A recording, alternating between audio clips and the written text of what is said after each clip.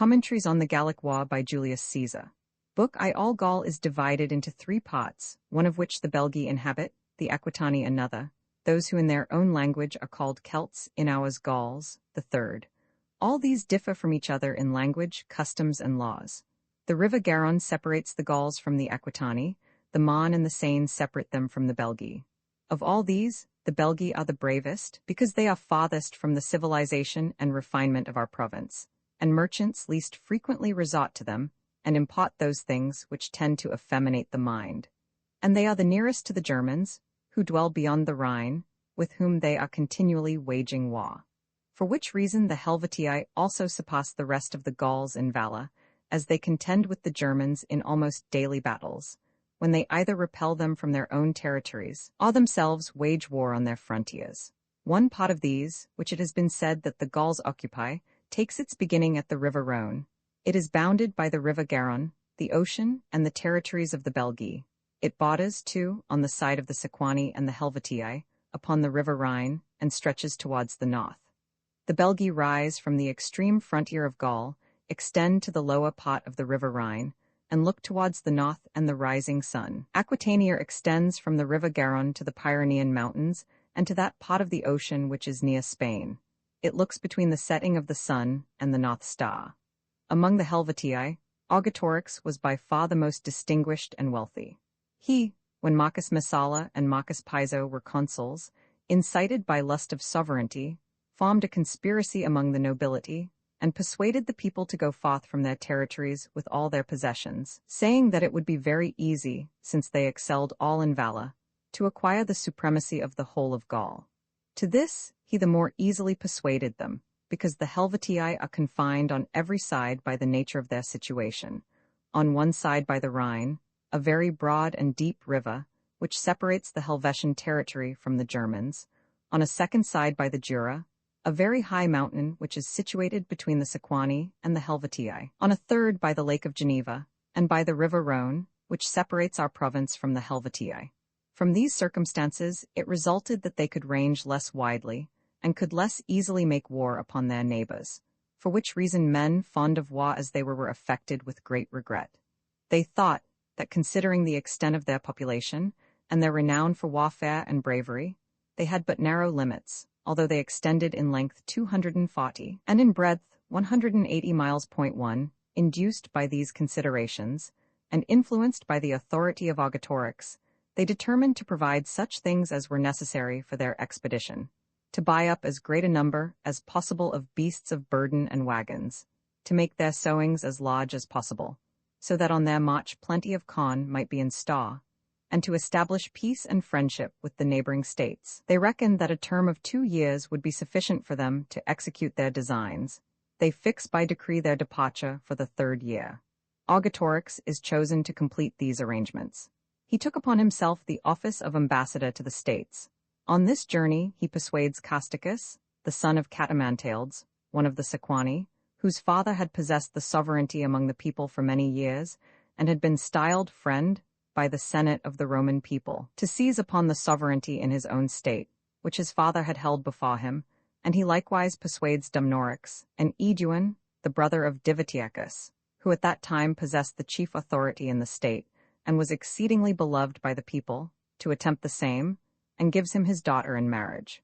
He proves to them that to accomplish their attempts was a thing very easy to be done, because he himself would obtain the government of his own state, that there was no doubt that the Helvetii were the most powerful of the whole of Gaul.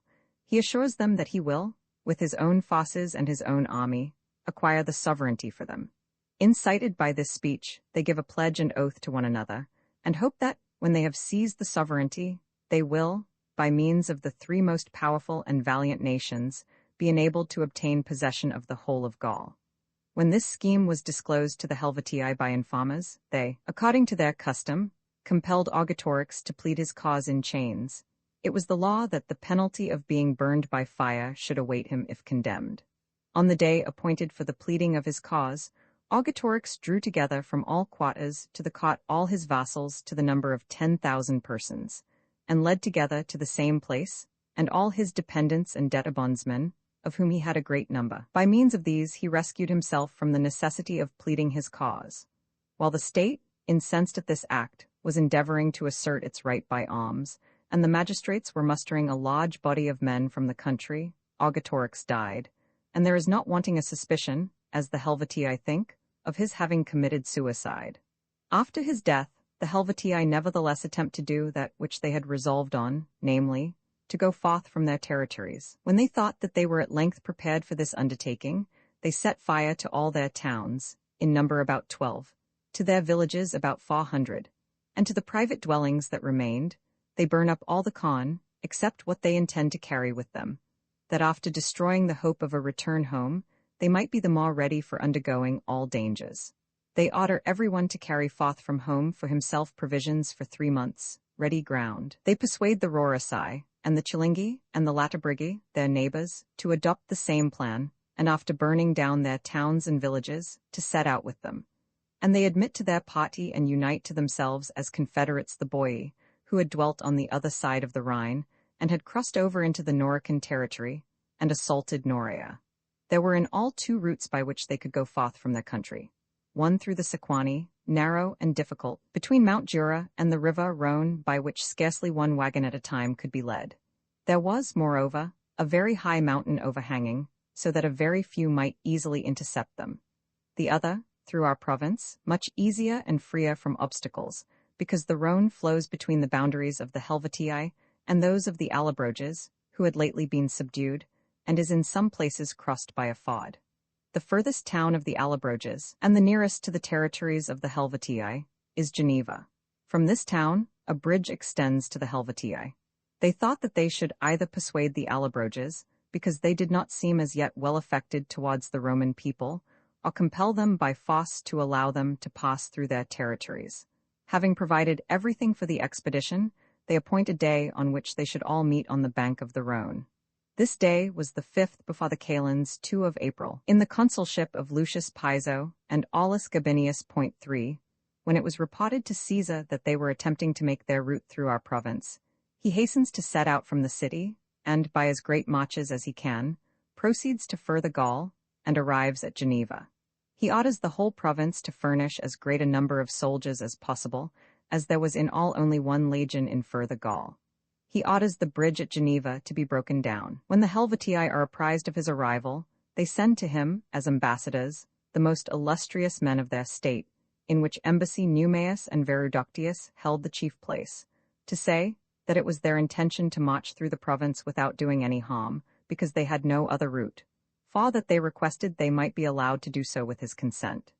Caesar, inasmuch as he kept in remembrance that Lucius Cassius, the consul, had been slain, and his army routed and made to pass under the yoke by the Helvetii, did not think that their request ought to be granted. Nor was he of opinion that men of hostile disposition, if an opportunity of marching through the province were given them, would abstain from outrage and mischief. Yet, in order that a period might intervene, until the soldiers whom he had ordered to be furnished should assemble, he replied to the ambassadors that he would take time to deliberate. If they wanted anything, they might return on the day before the Ides of April. 5 Meanwhile, with the legion which he had with him, and the soldiers who had assembled from the province, he carries along for 19 miles 6 a wall, to the height of 16 feet, and a trench from the lake of Geneva, which flows into the river Rhone, to Mount Jura, which separates the territories of the Sequani from those of the Helvetii. When that work was finished, he distributes garrisons, and closely fortifies redoubts, in order that he may the more easily intercept them, if they should attempt to cross over against his will.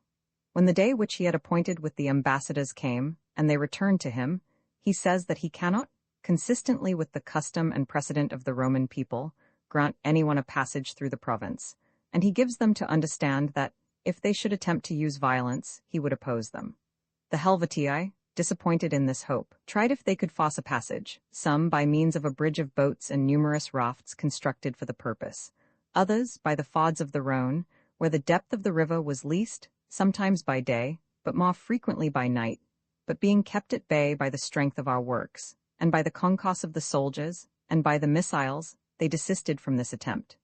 There was left one way, namely through the Sequani, by which, on account of its narrowness, they could not pass without the consent of the Sequani. As they could not of themselves prevail on them, they send ambassadors to Dumnorix the Aeduan, that through his intercession they might obtain their request from the Sequani. Dumnorix, by his popularity and liberality, had great influence among the Sequani, and was friendly to the Helvetii, because out of that state he had married the daughter of Augetorix, and, incited by lust of sovereignty, was anxious for a revolution, and wished to have as many states as possible attached to him by his kindness towards them. He, therefore, undertakes the affair, and prevails upon the Sequani to allow the Helvetii to march through their territories, and arranges that they should give hostages to each other, the Sequani not to obstruct the Helvetii in their march, the Helvetii to pass without mischief and outrage. It is again told Caesar that the Helvetii intend to march through the country of the Sequani and the Aedui into the territories of the Santones, which are not far distant from those boundaries of the Tolosates, which is a state in the province. 7. If this took place, he saw that it would be attended with great danger to the province to have warlike men, enemies of the Roman people, bordering upon an open and very fertile tract of country. For these reasons he appointed Titus Labienus, his lieutenant, to the command of the fortification which he had made. He himself proceeds to Italy by fast marches, and there levies 2 legions, and leads out from winter quarters 3 which were wintering around Aquileia, and with these 5 legions marches rapidly by the nearest route across the Alps into further Gaul. Here the Centrones and the Graeosli and the Caturiges, having taken possession of the higher parts, attempt to obstruct the army in their march. After having routed these in several battles, he arrives in the territories of the Vocontii in the further province on the 7th day from Oslam, which is the most remote town of the hither province. Thence he leads his army into the country of the Allobroges, and from the Allobroges to the Segusiani. These people are the first beyond the province on the opposite side of the Rhone. The Helvetii had by this time led their forces over through the narrow defile and the territories of the Sequani, and had arrived at the territories of the Aedui, and were ravaging their lands. The Aedui, as they could not defend themselves and their possessions against them, send ambassadors to Caesar to ask assistance, pleading that they had at all times so well deserved of the Roman people that their fields ought not to have been laid waste, their children carried off into slavery, their towns stormed, almost within sight of our army. At the same time the Ambari, the friends and kinsmen of the Aedui, apprised Caesar that it was not easy for them, now that their fields had been devastated, to ward off the violence of the enemy from their towns. The Allobroges likewise, who had villages and possessions on the other side of the Rhone, betake themselves in flight to Caesar and assure him that they had nothing remaining, except the soil of their land. Caesar, induced by these circumstances, decides that he ought not to wait until the Helvetii, after destroying all the property of his allies, should arrive among the Santones. There is a river called the Saon, which flows through the territories of the Aedui and Sequani into the Rhone with such incredible slowness that it cannot be determined by the eye in which direction it flows. This the Helvetii were crossing by rafts and boats joined together, when Caesar was informed by spies that the Helvetii had already conveyed 3 parts of their forces across that river, but that the 4th part was left behind on this side of the Saon. He set out from the camp with 3 legions during the 3rd watch, and came up with that division which had not yet crossed the river. Attacking them, encumbered with baggage, and not expecting him, he cut to pieces a great part of them. The rest betook themselves to flight, and concealed themselves in the nearest woods. That canton which was cut down was called the Tigurine, for the whole Helvetian state is divided into 4 cantons. This single canton having left their country, within the recollection of our fathers, had slain Lucius Cassius the consul, and had made his army pass under the yoke. 8 Thus, whether by chance, or by the design of the immortal gods, that part of the Helvetian state which had brought a signal calamity upon the Roman people was the first to pay the penalty. In this Caesar avenged not only the public, but also his own personal wrongs, because the Tigurini had slain Lucius Piso, the lieutenant of Cassius, the grandfather of Lucius Calpurnius Piso, his Caesar's father-in-law, in the same battle as Cassius himself. This battle ended that he might be able to come up with the remaining forces of the Helvetii. He procures a bridge to be made across the Saon, and thus leads his army over. The Helvetii, confused by his sudden arrival, when they found that he had effected in one day what they themselves had with the utmost difficulty accomplished in 20, namely, the crossing of the river, send ambassadors to him, at the head of which embassy was Divico, who had been commander of the Helvetii in the war against Cassius.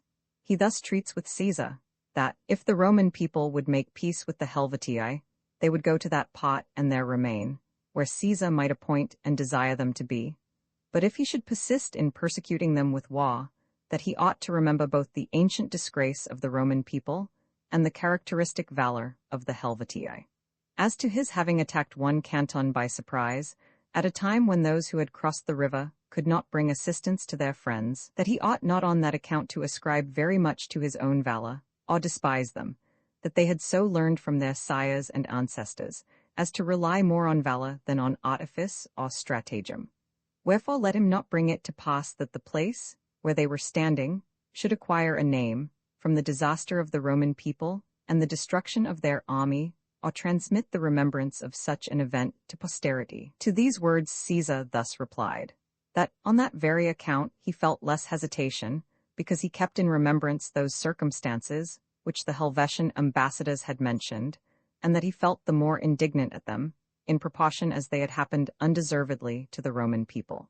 For if they had been conscious of having done any wrong, it would not have been difficult to be on their guard, but for that very reason had they been deceived, because neither were they aware that any offense had been given by them, on account of which they should be afraid, nor did they think that they ought to be afraid without cause. But even if he were willing to forget their former outrage, could he also lay aside the remembrance of the late wrongs, in that they had against his will attempted a route through the province by force, in that they had molested the Aedui, the Ambari, and the Allobroges? That as to their so insolently boasting of their victory, and as to their being astonished that they had so long committed their outrages with impunity, both these things tended to the same point.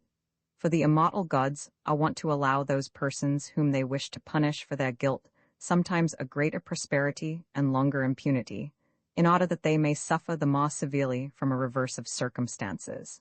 Although these things are so, yet, if hostages were to be given him by them, in order that he may be assured they will do what they promise, and provided they will give satisfaction to the Aedui for the outrages which they had committed against them and their allies, and likewise to the Allobroges, he Caesar will make peace with them. Divico replied that the Helvetii had been so trained by their ancestors that they were accustomed to receive, not to give, hostages. Of that fact the Roman people were witness. Having given this reply, he withdrew. On the following day they moved their camp from that place. Caesar does the same, and sends forward all his cavalry, to the number of 4,000, which he had drawn together from all parts of the province and from the Aedui and their allies, to observe towards what parts the enemy are directing their march. These, having too eagerly pursued the enemy's rear, come to a battle with the cavalry of the Helvetii in a disadvantageous place, and a few of our men fall. The Helvetii, elated with this battle, because they had with 500 horse repulsed so large a body of horse, began to face us more boldly, sometimes too from their rear to provoke our men by an attack. Caesar, however, restrained his men from battle, deeming it sufficient for the present to prevent the enemy from rapine, forage, and depredation. They marched for about 15 days in such a manner that there was not more than 5 or 6 miles between the enemy's rear and our van. Meanwhile, Caesar kept daily importuning the Aedui for the corn which they had promised in the name of their state. For, in consequence of the coldness, Gaul being, as before said, situated towards the north, not only was the corn in the fields not ripe, but there was not in store a sufficiently large quantity, even of fodder. Besides, he was unable to use the corn which he had conveyed in ships up the river Saone, because the Helvetii, from whom he was unwilling to retire, had diverted their march from the Saone. The Aedui kept deferring from day to day, and saying that it was being collected, brought in on the road. When he saw that he was put off too long, and that the day was close at hand on which he ought to serve out the corn to his soldiers, having called together their chiefs, of whom he had a great number in his camp, among them Divitiacus, and Liscus, who was invested with the chief magistracy, whom the Aedui style the Vergobretus, and who is elected annually, and has power of life and death over his countrymen. He severely reprimands them, because he is not assisted by them on so urgent an occasion, when the enemy were so close at hand, and when corn could neither be bought nor taken from the fields, particularly as, in a great measure urged by their prayers, he had undertaken the war. Much more bitterly, therefore, does he complain of his being forsaken. Then at length Liscus, moved by Caesar's speech, discloses what he had hitherto kept secret, that there are some whose influence with the people is very great, who, though private men, have more power than the magistrates themselves, that these by seditious and violent language are deterring the populace from contributing the corn which they ought to supply, by telling them that, if they cannot any longer retain the supremacy of Gaul, it were better to submit to the government of Gauls than of Romans, nor ought they to doubt that, if the Romans should overpower the Helvetii, they would wrest their freedom from the Aedui together with the remainder of Gaul. By these very men said he are our plans, and whatever is done in the camp disclosed to the enemy, that they could not be restrained by him. Nay more, he was well aware that, though compelled by necessity, he had disclosed the matter to Caesar, at how great a risk he had done it. And for that reason he had been silent as long as he could. Caesar perceived that, by this speech of Lycus, Dumnorix, the brother of Divitiacus, was indicated. But, as he was unwilling that these matters should be discussed while so many were present, he speedily dismisses the council, but detains Lycus. He inquires from him when alone, about those things which he had said in the meeting. Lycus speaks more unreservedly and boldly. Caesar makes inquiries on the same points privately of others, and discovers that it is all true, that Dumnorix is the person, a man of the highest daring, in great favor with the people on account of his liberality, a man eager for a revolution, that for a great many years he has been in the habit of contracting for the customs and all the other taxes of the Aedui at a small cost, because when he bids, no one dares to bid against him. By these means he has both increased his own private property and amassed great means for giving largesses, that he maintains constantly at his own expense, and keeps about his own person a great number of cavalry, and that not only at home, but even among the neighboring states, he has great influence, and for the sake of strengthening this influence, has given his mother in marriage among the Bituriges to a man the most noble and most influential there, that he has himself taken a wife from among the Helvetii, and has given his sister by the mother's side and his female relations in marriage into other states, that he favors and wishes well to the Helvetii on account of this connection, and that he hates Caesar and the Romans on his own account, because by their arrival his power was weakened, and his brother, Divitiacus, restored to his former position of influence and dignity, that if anything should happen to the Romans, he entertains the highest hope of gaining the sovereignty by means of the Helvetii, but that, under the government of the Roman people, he despairs not only of royalty, but even of that influence which he already has. Caesar discovered, too, on inquiring into the unsuccessful cavalry engagement which had taken place a few days before, that the commencement of that flight had been made by Dumnorix and his cavalry, for Dumnorix was in command of the cavalry which the Aedui had sent for aid to Caesar, that by their flight the rest of the cavalry was dismayed. After learning these circumstances, since to these suspicions the most unequivocal facts were added, viz., that he had led the Helvetii through the territories of the Sequani, that he had provided that hostages should be mutually given, that he had done all these things, not only without any orders of his Caesars and of his own states, but even without the Aedui knowing anything of it themselves, that he Dumnorix was reprimanded by the chief magistrate of the Aedui. Caesar considered that there was sufficient reason why he should either punish him himself, or order the state to do so. One thing, however, stood in the way of all this, that he had learned by experience his brother Divitiacus's very high regard for the Roman people, his great affection towards him, his distinguished faithfulness, justice, and moderation, for he was afraid lest by the punishment of this man he should hurt the feelings of Divitiacus. Therefore, before he attempted anything, he orders Divitiacus to be summoned to him, and when the ordinary interpreters had been withdrawn, converses with him through Caius Valerius Procillus, chief of the province of Gaul, an intimate friend of his, in whom he reposed the highest confidence in everything. At the same time, he reminds him of what was said about Dumnorix in the council of the Gauls, when he himself was present, and shows what each had said of him privately in his Caesar's own presence. He begs and exhorts him that, without offense to his feelings, he may either himself pass judgment on him Dumnorix after trying the case, or else order the Aeduan state to do so. Divitiacus, embracing Caesar, begins to implore him, with many tears, that he would not pass any very severe sentence upon his brother, saying that he knows that those charges are true, and that nobody suffered more pain on that account than he himself did.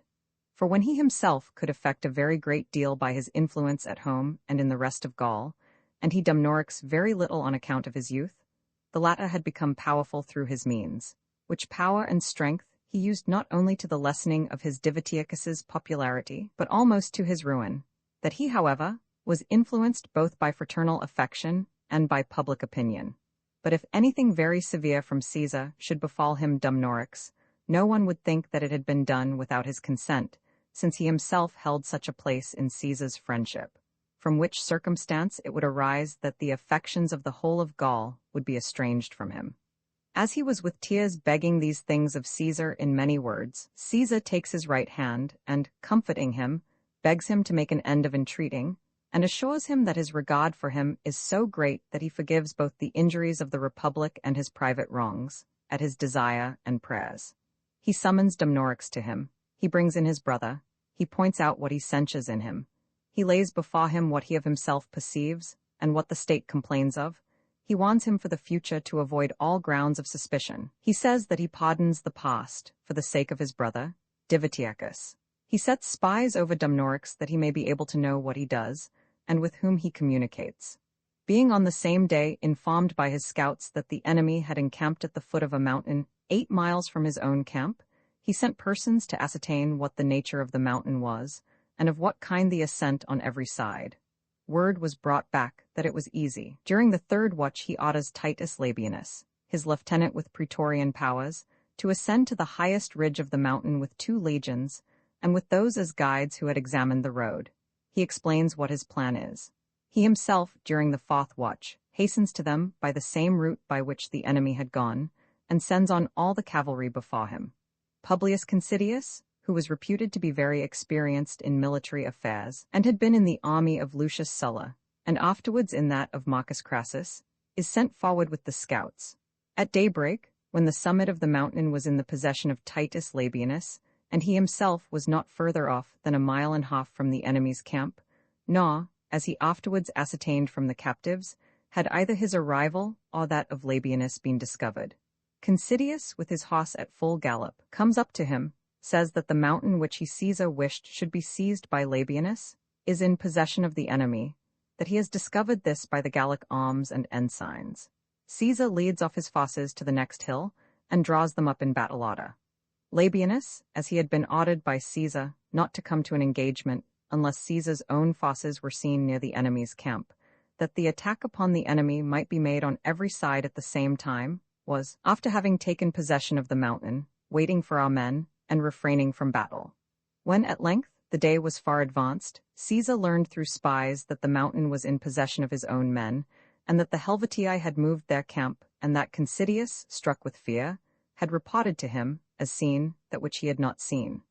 On that day he follows the enemy at his usual distance, and pitches his camp 3 miles from theirs. The next day, as there remained in all only 2 days' space to the time when he must serve out the con to his army, and as he was not more than 18 miles from Bibracte, by far the largest and best-stored town of the Aedui, he thought that he ought to provide for a supply of corn, and diverted his march from the Helvetii, and advanced rapidly to Bibracte.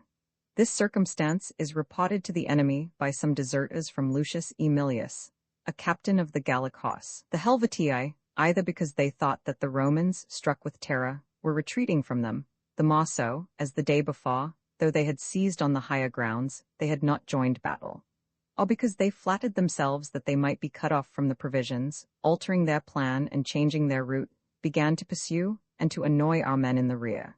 Caesar, when he observes this, draws off his forces to the next hill, and sent the cavalry to sustain the attack of the enemy. He himself, meanwhile, drew up on the middle of the hill a triple line of his 4 veteran legions in such a manner that he placed above him, on the very summit, the 2 legions which he had lately levied in Hither Gaul, and all the auxiliaries. And he ordered that the whole mountain should be covered with men, and that meanwhile the baggage should be brought together into one place, and the position be protected by those who were posted in the upper line. The Helvetii, having followed with all their wagons, collected their baggage into one place. They themselves, after having repulsed our cavalry and formed a phalanx, advanced up to our front line in very close order. Caesar, having removed out of sight first his own horse, then those of all, that he might make the danger of all equal, and do away with the hope of flight, after encouraging his men, joined battle. His soldiers, hurling their javelins from the higher ground, easily broke the enemy's phalanx. That being dispersed, they made a charge on them with drawn swords. It was a great hindrance to the Gauls in fighting that, when several of their bucklers had been by one stroke of the Roman javelins pierced through and pinned fast together, as the point of the iron had bent itself, they could neither pluck it out, nor, with their left hand entangled, fight with sufficient ease, so that many, after having long tossed their arm about, chose rather to cast away the buckler from their hand, and to fight with their person unprotected. At length, worn out with wounds, they began to give way, and as there was in the neighborhood a mountain about a mile off, to betake themselves thither. When the mountain had been gained, and our men were advancing up, the Boii and Chilingi, who with about 15,000 men closed the enemy's line of march and served as a guard to their rear, having assailed our men on the exposed flank as they advanced prepared to surround them. Upon seeing which, the Helvetii, who had betaken themselves to the mountain, began to press on again and renew the battle. The Romans, having faced about, advanced to the attack in 2 divisions, the first and second line to withstand those who had been defeated and driven off the field, the third to receive those who were just arriving. Thus was the contest long and vigorously carried on with doubtful success. When they could no longer withstand the attacks of our men, the one division, as they had begun to do, betook themselves to the mountain, the other repaired to their baggage and wagons. For during the whole of this battle, although the fight lasted from 7th hour 9 to eventide, no one could see an enemy with his back turned. The fight was carried on also at the baggage till late in the night, for they had set wagons in the way as a rampart, and from the higher ground kept throwing weapons upon our men, as they came on, and some from between the wagons and the wheels kept darting their lances and javelins from beneath, and wounding our men. After the fight had lasted some time, our men gained possession of their baggage and camp. There the daughter and one of the sons of Augetorix were taken. After that battle, about 130,000 men of the enemy remained alive, who marched incessantly during the whole of that night, and after a march discontinued for no part of the night, arrived in the territories of the Lingons on the 4th day, whilst our men, having stopped for 3 days, both on account of the wounds of the soldiers and the burial of the slain, had not been able to follow them. Caesar sent letters and messengers to the Lingons with orders that they should not assist them with corn or with anything else, for that if they should assist them, he would regard them in the same light as the Helvetii. After the 3 days' interval, he began to follow them himself with all his forces. The Helvetii, compelled by the want of everything, sent ambassadors to him about a surrender. When these had met him in the way and had thrown themselves at his feet, and speaking in suppliant tone had with tears sued for peace, and when he had ordered them to await his arrival, in the place where they then were, they obeyed his commands. When Caesar arrived at that place, he demanded hostages, their arms, and the slaves who had deserted to them. Whilst those things are being sought for and got together, after a night's interval, about 6,000 men of that canton, which is called the Verbigene, whether terrified by fear, lest, after delivering up their arms, they should suffer punishment, or else induced by the hope of safety, because they supposed that, amid so vast a multitude of those who had surrendered themselves, their flight might either be concealed or entirely overlooked, having at nightfall departed out of the camp of the Helvetii, hastened to the Rhine and the territories of the Germans. But when Caesar discovered this, he commanded those through whose territories they had gone to seek them out and to bring them back again, if they meant to be acquitted before him, and considered them, when brought back, in the light of enemies. He admitted all the rest to a surrender, upon their delivering up the hostages, arms, and deserters. He ordered the Helvetii, the Chilingi, and the Latabrigi to return to their territories from which they had come, and as there was at home nothing whereby they might support their hunger, all the productions of the earth having been destroyed, he commanded the Allobroges to let them have a plentiful supply of corn, and ordered them to rebuild the towns and villages which they had burnt. This he did, chiefly on this account, because he was unwilling that the country, from which the Helvetii had departed, should be untenanted, lest the Germans, who dwell on the other side of the Rhine, should, on account of the excellence of the lands, cross over from their own territories into those of the Helvetii, and become borderers upon the province of Gaul and the Allobroges. He granted the petition of the Aedui that they might settle the Boii in their own, i.e., in the Aeduan territories, as these were known to be of distinguished valor to whom they gave lands, and whom they afterwards admitted to the same state of rights and freedom as themselves. In the camp of the Helvetii, lists were found, drawn up in Greek characters, and were brought to Caesar, in which an estimate had been drawn up, name by name, of the number which had gone forth from their country of those who were able to bear arms, and likewise the boys, the old men, and the women, separately. Of all which items the total was, out of these, such as could bear arms amounted to about 92,000.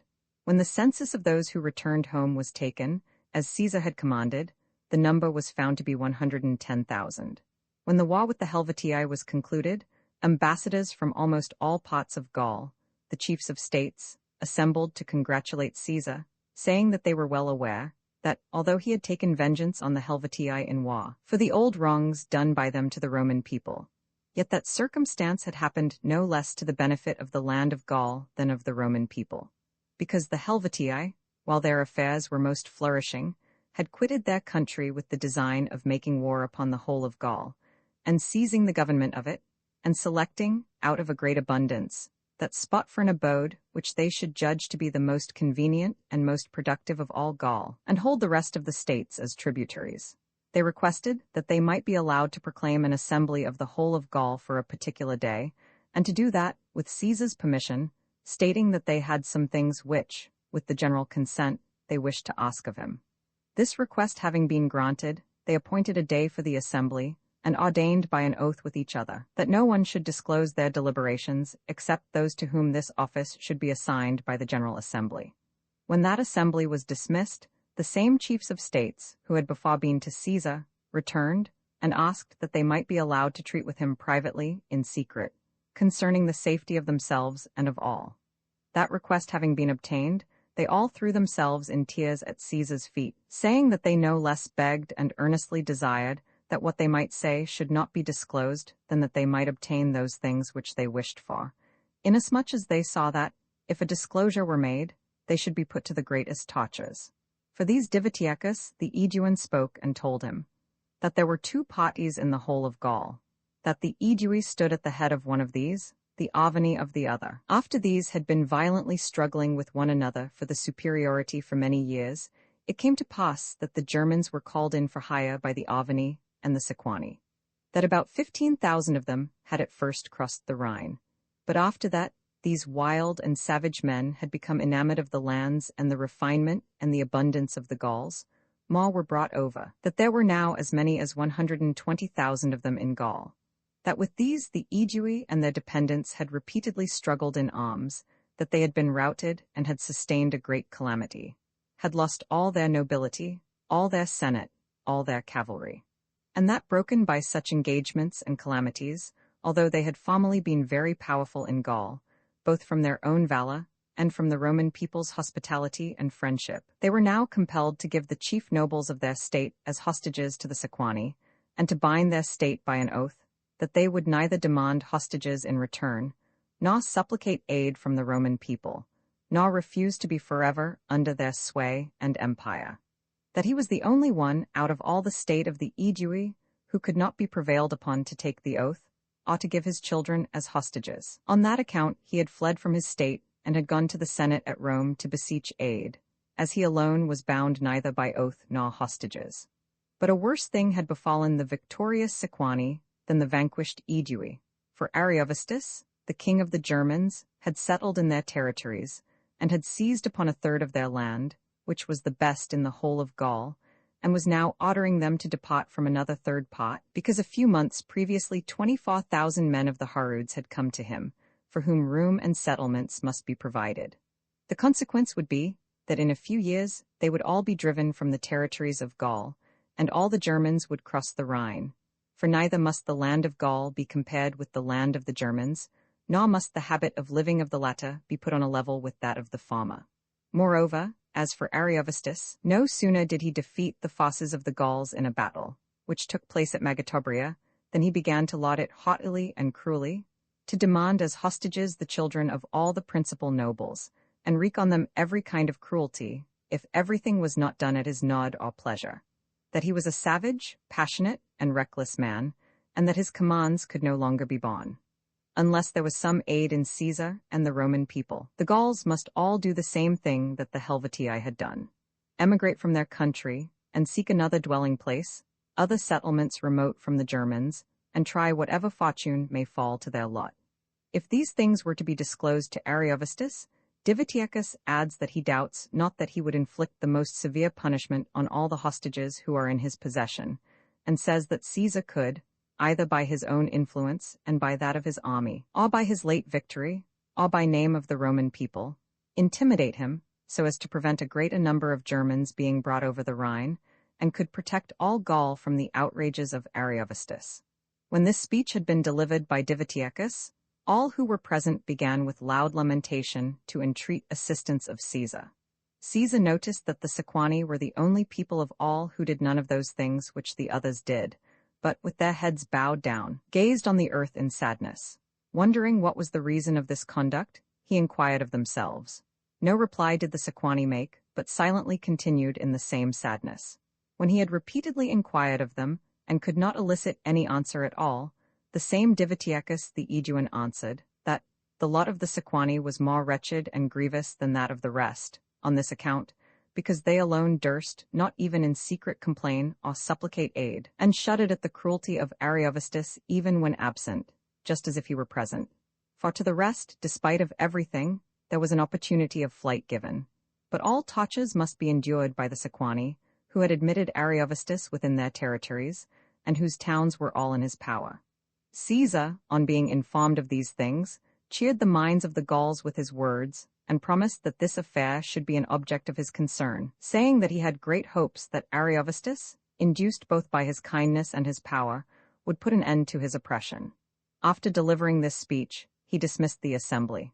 And besides those statements, many circumstances induced him to think that this affair ought to be considered and taken up by him, especially as he saw that the Aedui, styled as they had been repeatedly by the Senate, brethren, and kinsmen, were held in the thraldom and dominion of the Germans, and understood that their hostages were with Ariovistus and the Sequani, which in so mighty an empire as that of the Roman people, he considered very disgraceful to himself and the Republic. That, moreover, the Germans should by degrees become accustomed to cross the Rhine, and that a great body of them should come into Gaul, he saw would be dangerous to the Roman people, and judged that wild and savage men would not be likely to restrain themselves, after they had possessed themselves of all Gaul, from going forth into the province, and thence marching into Italy, as the Cimbri and Teutones had done before them, particularly as the Rhone was the sole barrier that separated the Sequani from our province, against which events he thought he ought to provide as speedily as possible.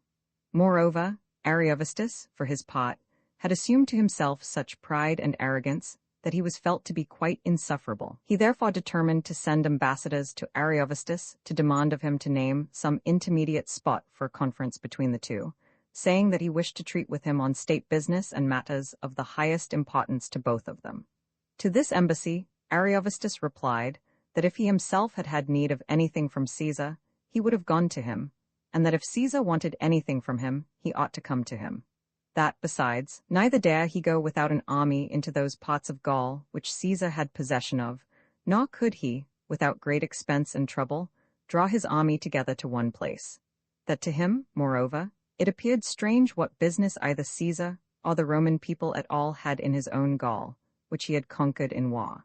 When these answers were reported to Caesar, he sends ambassadors to him a second time with this message, since, after having been treated with so much kindness by himself and the Roman people, as he had in his consulship 11 been styled king and friend by the Senate, he makes this recompense to Caesar himself and the Roman people, that when invited to a conference he demurs, and does not think that it concerns him to advise and inform himself about an object of mutual interest. These are the things which he requires of him. First, that he do not any more bring over any body of men across the Rhine into Gaul. In the next place, that he restore the hostages which he has from the Aedui, and grant the Sequani permission to restore to them, with his consent, those hostages which they have, and that he neither provoke the Aedui by outrage, nor make war upon them or their allies.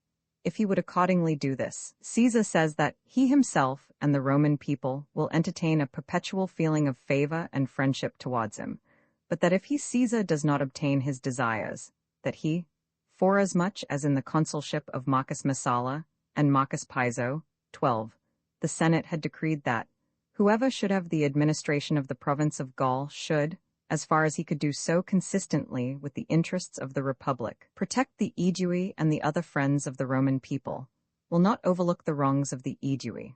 To this Ariovistus replied that the right of war was, that they who had conquered should govern those whom they had conquered, in what manner they pleased, that in that way the Roman people were wont to govern the nations which they had conquered, not according to the dictation of any other, but according to their own discretion. If he for his part did not dictate to the Roman people as to the manner in which they were to exercise their right, he ought not to be obstructed by the Roman people in his right.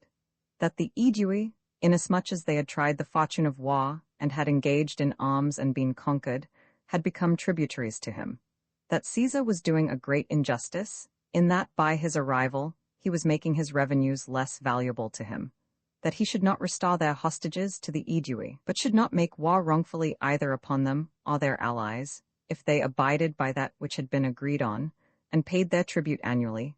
If they did not continue to do that, the Roman people's name of brothers would avail them not. As to Caesar's threatening him that he would not overlook the wrongs of the Aedui, he said that no one had ever entered into a contest with him without utter ruin to himself. That Caesar might enter the lists when he chose. He would feel what the invincible Germans, well trained as they were beyond all others to arms, who for 14 years had not been beneath a roof, could achieve by their valor. At the same time that this message was delivered to Caesar, ambassadors came from the Aedui and the Treveri. From the Aedui to complain that the Harudes, who had lately been brought over into Gaul, were ravaging their territories, that they had not been able to purchase peace from Ariovistus, even by giving hostages, and from the Treveri to state that 100 cantons of the Suevi had encamped on the banks of the Rhine, and were attempting to cross it, that the brothers, Nasuas and Symbirius, headed them.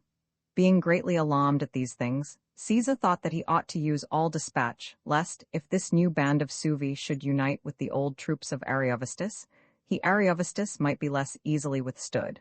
Having, therefore, as quickly as he could, provided a supply of corn, he hastened to Ariovistus by fast marches. When he had proceeded 3 days' journey, word was brought to him that Ariovistus was hastening with all his forces to seize on Vesontio, which is the largest town of the Sequani, and had advanced 3 days' journey from his territories. Caesar thought that he ought to take the greatest precautions lest this should happen, for there was in that town a most ample supply of everything which was serviceable for war, and so fortified was it by the nature of the ground as to afford a great facility for protracting the war, inasmuch as the river Doubs almost surrounds the whole town, as though it were traced round it with a pair of compasses. A mountain of great height shuts in the remaining space, which is not more than 600 feet, where the river leaves a gap, in such a manner that the roots of that mountain extend to the river's bank on either side. A wall thrown around it makes a citadel of this mountain, and connects it with the town. Hither Caesar hastens by fast marches by night and day, and after having seized the town, stations a garrison there, whilst he is tarrying a few days at Vesontio, on account of corn and provisions. From the inquiries of our men and the reports of the Gauls and traders, who asserted that the Germans were men of huge stature, of incredible valor and practice in arms, that oft-times they, on encountering them, could not bear even their countenance and the fierceness of their eyes. So great a panic on a sudden seized the whole army, as to discompose the minds and spirits of all in no slight degree.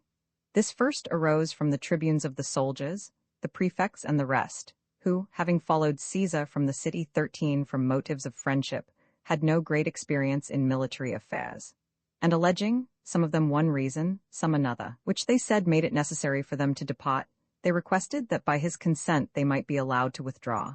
Some, influenced by shame, stayed behind in order that they might avoid the suspicion of cowardice.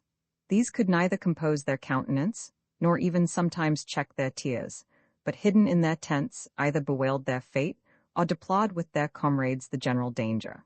Wills were sealed universally throughout the whole camp by the expressions and cowardice of these men, even those who possessed great experience in the camp, both soldiers and centurions, and those who were in command of the cavalry. 14 were gradually disconcerted. Such of them as wished to be considered less alarmed said that they did not dread the enemy, but feared the narrowness of the roads and the vastness of the forests which lay between them and Ariovistus, or else that the supplies could not be brought up readily enough. Some even declared to Caesar that when he gave orders for the camp to be moved and the troops to advance, the soldiers would not be obedient to the command, nor advance in consequence of their fear. When Caesar observed these things, having called a council, and summoned to it the centurions of all the companies, he severely reprimanded them, particularly for supposing that it belonged to them to inquire or conjecture, either in what direction they were marching, or with what object. That Ariovistus, during his Caesar's consulship, had most anxiously sought after the friendship of the Roman people. Why should anyone judge that he would so rashly depart from his duty? He for his part was persuaded that, when his demands were known and the fairness of the terms considered, he would reject neither his nor the Roman people's favor. But even if, driven on by rage and madness, he should make war upon them, what after all were they afraid of? Or why should they despair either of their own valor or of his zeal? Of that enemy, a trial had been made within our father's recollection, when, on the defeat of the Cimbri and Teutones by Caius Marius, the army was regarded as having deserved no less praise than their commander himself. It had been made lately, too, in Italy, during the rebellion of the slaves, whom, however, the experience and training which they had received from us assisted in some respect, from which a judgment might be formed of the advantages which resolution carries with it. Inasmuch as those whom for some time they had groundlessly dreaded when unarmed, they had afterwards vanquished, when well armed and flushed with success. In short, that these were the same men whom the Helvetii, in frequent encounters, not only in their own territories, but also in theirs the German, have generally vanquished, and yet cannot have been a match for our army. If the unsuccessful battle and flight of the Gauls disquieted any, these, if they made inquiries, might discover that, when the Gauls had been tired out by the long duration of the war, Ariovistus, after he had many months kept himself in his camp and in the marshes, and had given no opportunity for an engagement, fell suddenly upon them, by this time despairing of a battle and scattered in all directions, and was victorious more through stratagem and cunning than valor. But though there had been room for such stratagem against savage and unskilled men, not even Ariovistus himself expected that thereby our armies could be entrapped. That those who ascribed their fear to a pretense about the deficiency of supplies and the narrowness of the roads acted presumptuously, as they seemed either to distrust their general's discharge of his duty or to dictate to him. That these things were his concern, that the Sequani, the Luci, and the Lingons were to furnish the corn, and that it was already ripe in the fields, that as to the road they would soon be able to judge for themselves. As to its being reported that the soldiers would not be obedient to command, or advance, he was not at all disturbed at that, for he knew that in the case of all those whose army had not been obedient to command, either upon some mismanagement of an affair, fortune had deserted them, or that upon some crime being discovered, covetousness had been clearly proved against them. His integrity had been seen throughout his whole life, his good fortune in the war with the Helvetii. That he would therefore instantly set about what he had intended to put off till a more distant day, and would break up his camp the next night, in the 4th watch, that he might ascertain, as soon as possible, whether a sense of honor and duty, or whether fear had more influence with them. But that, if no one else should follow, yet he would go with only the 10th legion, of which he had no misgivings, and it should be his praetorian cohort. This legion Caesar had both greatly favored, and in it, on account of its valor, placed the greatest confidence. Upon the delivery of this speech, the minds of all were changed in a surprising manner, and the highest ardor and eagerness for prosecuting the war were engendered. And the 10th legion was the first to return thanks to him, through their military tribunes, for his having expressed this most favorable opinion of them, and assured him that they were quite ready to prosecute the war. Then the other legions endeavored, through their military tribunes and the centurions of the principal companies, to excuse themselves to Caesar, saying that they had never either doubted or feared, or supposed that the determination of the conduct of the war was theirs and not their general's. Having accepted their excuse, and having had the road carefully reconnoitred by Divitiacus, because in him of all others he had the greatest faith, he found that by a circuitous route of more than 50 miles he might lead his army through open parts. He then set out in the 4th watch, as he had said he would. On the 7th day, as he did not discontinue his march, he was informed by scouts that the forces of Ariovistus were only 24 miles distant from ours. Upon being apprised of Caesar's arrival, Ariovistus sends ambassadors to him, saying that what he had before requested as to a conference might now, as far as his permission went, take place, since Caesar had approached nearer, and he considered that he might now do it without danger. Caesar did not reject the proposal, and began to think that he was now returning to a rational state of mind, as he spontaneously proffered that which he had previously refused to him when requesting it, and was in great hopes that, in consideration of his own and the Roman people's great favors towards him, the issue would be that he would desist from his obstinacy upon his demands being made known. The 5th day after that was appointed as the day of conference. Meanwhile, as ambassadors were being often sent to and fro between them, Ariovistus demanded that Caesar should not bring any foot soldier with him to the conference, saying that he was afraid of being ensnared by him through treachery, that both should come accompanied by cavalry, that he would not come on any other condition. Caesar, as he neither wished that the conference should, by an excuse thrown in the way, be set aside, nor durst trust his life to the cavalry of the Gauls, decided that it would be most expedient to take away from the Gallic cavalry all their horses, and thereon to mount the legionary soldiers of the 10th legion, in which he placed the greatest confidence, in order that he might have a bodyguard as trustworthy as possible, should there be any need for action. And when this was done, one of the soldiers of the 10th legion said, not without a touch of humor, that Caesar did more for them than he had promised. He had promised to have the 10th legion in place of his praetorian cohort, but he now converted them into horse. There was a large plain, and in it a mound of earth of considerable size. This spot was at nearly an equal distance from both camps. Thither, as had been appointed, they came for the conference. Caesar stationed the legion, which he had brought with him on horseback, 200 paces from this mound.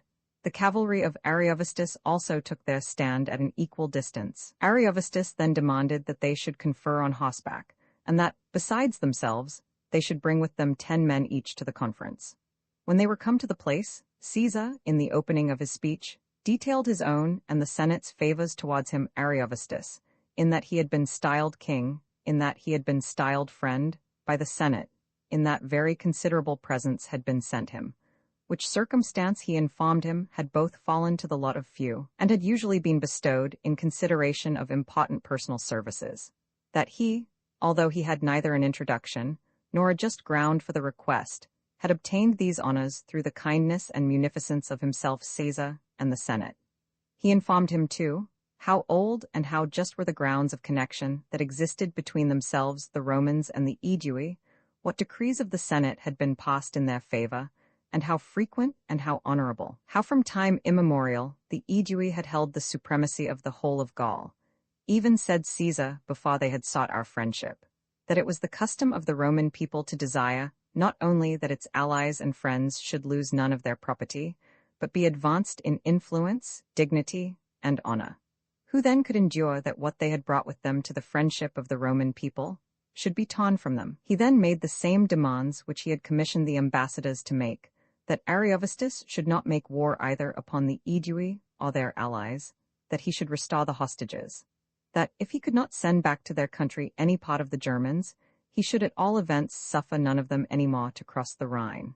Ariovistus replied briefly to the demands of Caesar, but expatiated largely on his own virtues, that he had crossed the Rhine not of his own accord, but on being invited and sent for by the Gauls, that he had not left home and kindred without great expectations and great rewards, that he had settlements in Gaul, granted by the Gauls themselves, that the hostages had been given by their own goodwill, that he took by right of war the tribute which conquerors are accustomed to impose on the conquered, that he had not made war upon the Gauls, but the Gauls upon him, that all the states of Gaul came to attack him and had encamped against him, that all their forces had been routed and beaten by him in a single battle, that if they chose to make a second trial, he was ready to encounter them again, but if they chose to enjoy peace, it was unfair to refuse the tribute, which of their own free will they had paid up to that time, that the friendship of the Roman people ought to prove to him an ornament and a safeguard, not a detriment, and that he sought it with that expectation. But if through the Roman people the tribute was to be discontinued, and those who surrendered to be seduced from him, he would renounce the friendship of the Roman people no less haughtily than he had sought it. As to his lading over a host of Germans into Gaul, that he was doing this with a view of securing himself, not of assaulting Gaul, that there was evidence of this in that he did not come without being invited, and in that he did not make war, but merely warded it off, that he had come into Gaul before the Roman people, that never before this time did a Roman army go beyond the frontiers of the province of Gaul. What said he does Caesar desire? Why come into his Ariovistus's domains? That this was his province of Gaul, just as that is ours. As it ought not to be pardoned in him, if he were to make an attack upon our territories, so, likewise, that we were unjust to obstruct him in his prerogative. As for Caesar's saying that the Aedui had been styled brethren by the Senate, he was not so uncivilized nor so ignorant of affairs, as not to know that the Aedui in the very last war with the Allobroges had neither rendered assistance to the Romans, nor received any from the Roman people in the struggles which the Aedui had been maintaining with him and with the Sequani. He must feel suspicious that Caesar, though feigning friendship as the reason for his keeping an army in Gaul, was keeping it with the view of crushing him, and that unless he depart and withdraw his army from these parts, he shall regard him not as a friend, but as a foe, and that, even if he should put him to death, he should do what would please many of the nobles and leading men of the Roman people. He had assurance of that from themselves through their messengers, and could purchase the favor and the friendship of them all by his Caesar's death. But if he would depart and resign to him the free possession of Gaul, he would recompense him with a great reward, and would bring to a close whatever wars he wished to be carried on, without any trouble or risk to him. Many things were stated by Caesar to the effect to show why he could not waive the business, and that neither his nor the Roman people's practice would suffer him to abandon most meritorious allies. Nor did he deem that Gaul belonged to Ariovistus rather than to the Roman people, that the Arvani and the Ruteni had been subdued in war by Quintus Fabius Maximus, and that the Roman people had pardoned them and had not reduced them into a province or imposed a tribute upon them. And if the most ancient period was to be regarded, then was the sovereignty of the Roman people in Gaul most just. If the decree of the Senate was to be observed, then ought Gaul to be free, which they the Romans had conquered in war, and had permitted to enjoy its own laws. While these things are being transacted in the conference, it was announced to Caesar that the cavalry of Ariovistus were approaching near the mound, and were riding up to our men, and casting stones and weapons at them.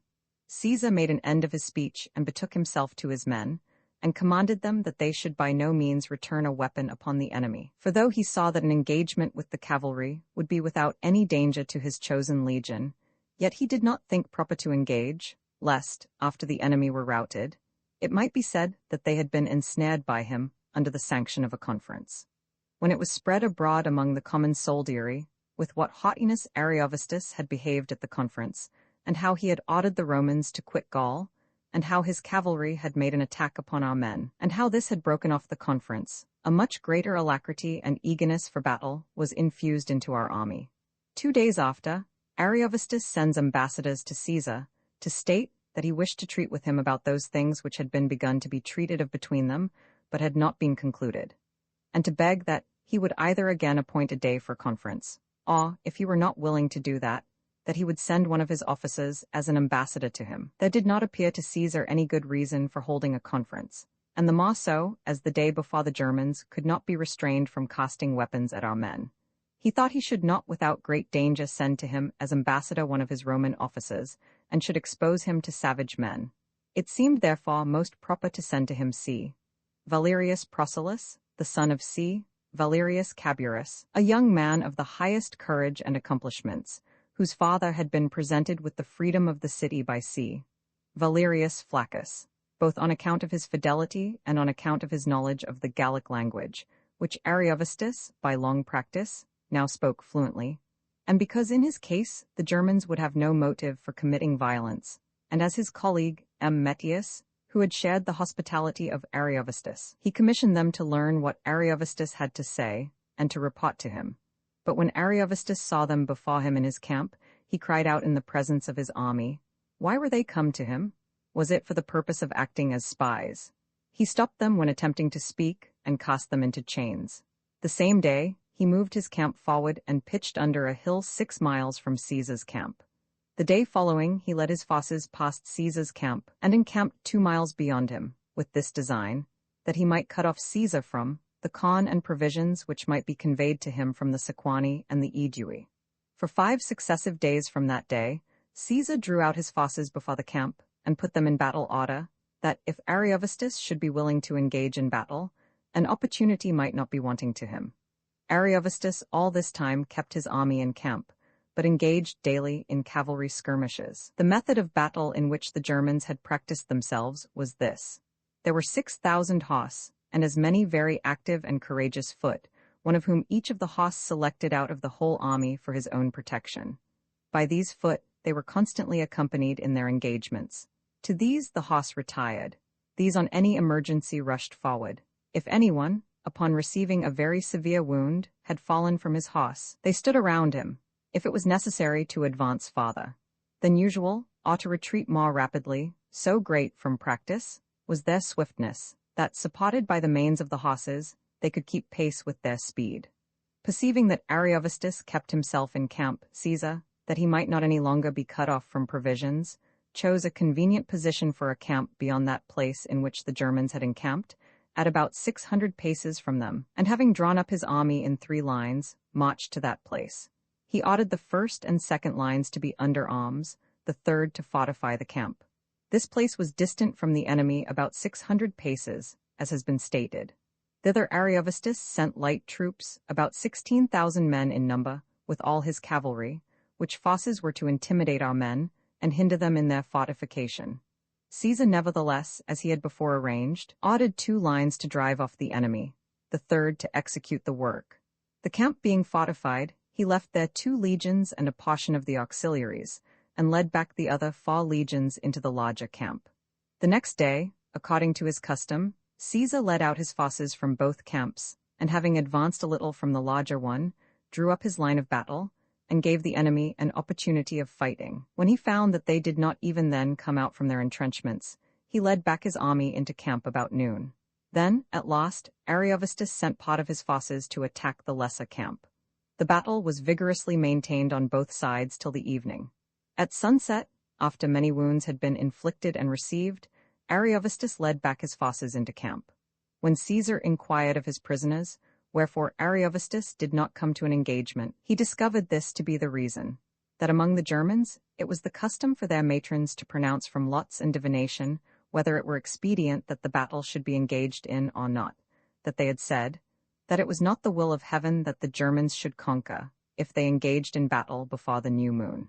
The day following, Caesar left what seemed sufficient as a guard for both camps, and then drew up all the auxiliaries in sight of the enemy, before the lesser camp, because he was not very powerful in the number of legionary soldiers, considering the number of the enemy, that thereby he might make use of his auxiliaries for appearance.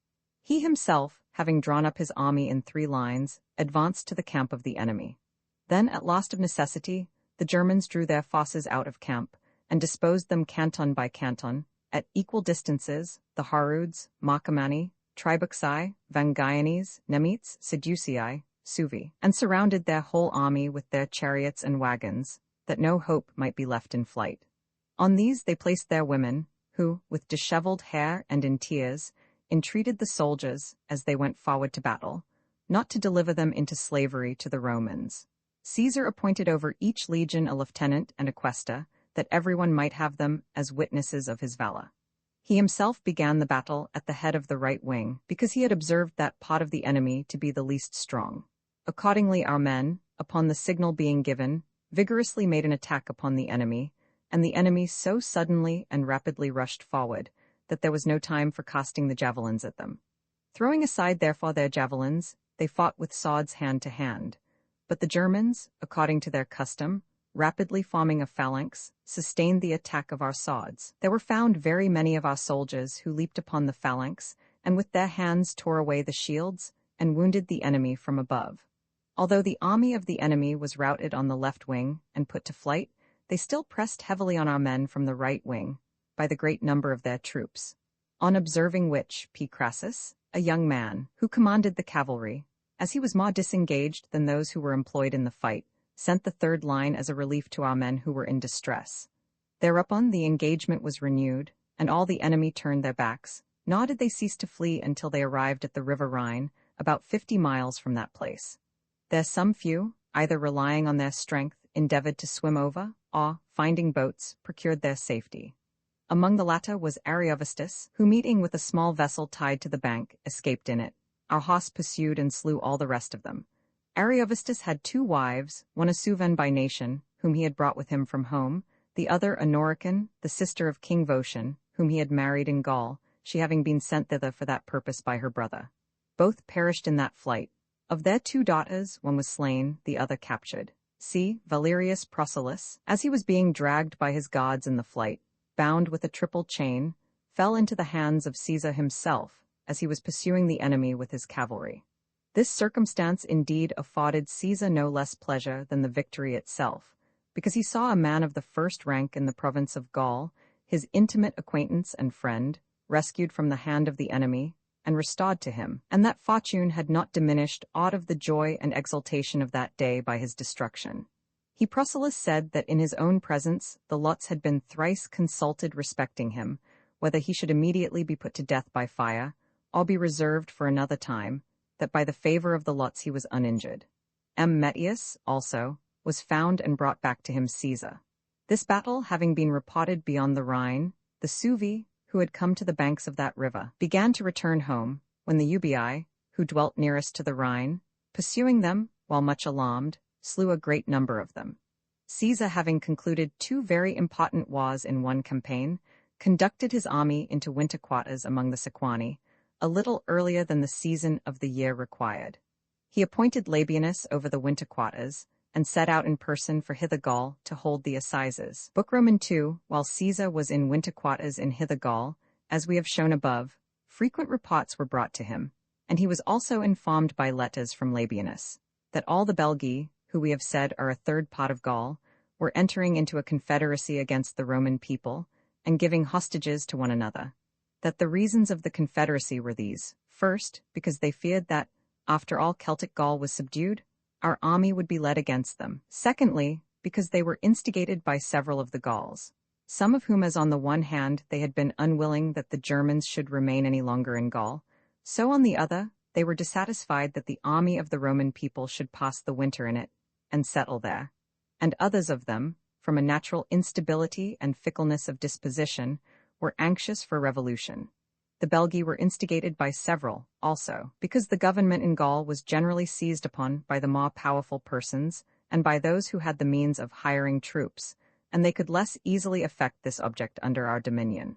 Alarmed by these tidings and letters, Caesar levied 2 new legions in Hither Gaul, and at the beginning of summer sent Q. Pedius, his lieutenant, to conduct them further into Gaul. He himself, as soon as there began to be plenty of forage, came to the army. He gives a commission to the Senons and the other Gauls who were neighbors of the Belgae, to learn what is going on amongst them, i.e. the Belgae, and inform him of these matters. These all uniformly reported that troops were being raised, and that an army was being collected in one place. Then, indeed, he thought that he ought not to hesitate about proceeding towards them, and having provided supplies, moves his camp, and in about 15 days arrives at the territories of the Belgae. As he arrived there unexpectedly and sooner than anyone anticipated, the Remi, who are the nearest of the Belgae to Celtic Gaul, sent to him Ixius and Antibrogius, 2 of the principal persons of the state, as their ambassadors, to tell him that they surrendered themselves and all their possessions to the protection and disposal of the Roman people, and that they had neither combined with the rest of the Belgae, nor entered into any confederacy against the Roman people, and were prepared to give hostages, to obey his commands, to receive him into their towns, and to aid him with corn and other things, that all the rest of the Belgae were in arms, and that the Germans, who dwell on this side the Rhine, had joined themselves to them, and that so great was the infatuation of them all that they could not restrain even the Susians, their own brethren and kinsmen, who enjoy the same rights and the same laws, and who have one government and one magistracy in common with themselves, from uniting with them. When Caesar inquired of them what states were in arms, how powerful they were, and what they could do in war, he received the following information: that the greater part of the Belgae were sprung from the Germans, and that, having crossed the Rhine at an early period, they had settled there on account of the fertility of the country, and had driven out the Gauls who inhabited those regions, and that they were the only people who, in the memory of our fathers, when all Gaul was overrun, had prevented the Teutones and the Cimbri from entering their territories. The effect of which was that, from the recollection of those events, they assumed to themselves great authority, and haughtiness in military matters. The Remi said that they had known accurately everything respecting their number because, being united to them by neighborhood and by alliances, they had learnt what number each state had in the General Council of the Belgi promised for that war. That the Bellevassai were the most powerful amongst them in valor, influence, and number of men, that these could muster 100,000 armed men, and had promised 60,000 picked men out of that number, and demanded for themselves the command of the whole war, that the Susians were their nearest neighbors and possessed a very extensive and fertile country, that among them, even in our own memory, Divitiacus, the most powerful man of all Gaul, had been king, who had held the government of a great part of these regions as well as of Britain, that their king at present was Galba, that the direction of the whole war was conferred by the consent of all upon him on account of his integrity and prudence, that they had 12 towns, that they had promised 50,000 armed men, and that the Nervii, who are reckoned the most warlike among them, and are situated at a very great distance, had promised as many, the Atrebates 15,000, the Ambiani 10,000, the Morini 25,000, the Menapii 9,000, the Coleti 10,000, the Volucases and the Veromandui as many, the Aduatusai 19,000, that the Condrusi, the Eburones, the Carisi, the Pimani, who are called by the common name of Germans, had promised, they thought, to the number of 40,000. Caesar, having encouraged the Remi and addressed them courteously, ordered the whole Senate to assemble before him, and the children of their chief men to be brought to him as hostages, all which commands they punctually performed by the day appointed. He, addressing himself to Divitiacus the Aeduan, with great earnestness, points out how much it concerns the Republic and their common security, that the forces of the enemy should be divided, so that it might not be necessary to engage with so large a number at one time. He asserts that this might be effected if the Aedui would lead their forces into the territories of the Bellevassai and begin to lay waste their country. With these instructions, he dismissed him from his presence. After he perceived that all the forces of the Belgi, which had been collected in one place, were approaching towards him, and learnt from the scouts whom he had sent out, and also from the Remi, that they were not then far distant, he hastened to lead his army over the Aisne, which is on the borders of the Remi, and there pitched his camp. This position fortified one side of his camp by the banks of the river, rendered the country which lay in his rear secure from the enemy, and furthermore ensured that provisions might without danger be brought to him by the Remi and the rest of the states. Over that river was a bridge. There he places a guard, and on the other side of the river he leaves Q. Tityrus Sabinus, his lieutenant, with 6 cohorts. He orders him to fortify a camp with a rampart 12 feet in height and a trench 18 feet in breadth. There was a town of the Remi, by name Bibrax, 8 miles distant from this camp. This the Belgi on their march began to attack with great vigor. The assault was with difficulty sustained for that day. The Gauls' mode of besieging is the same as that of the Belgi.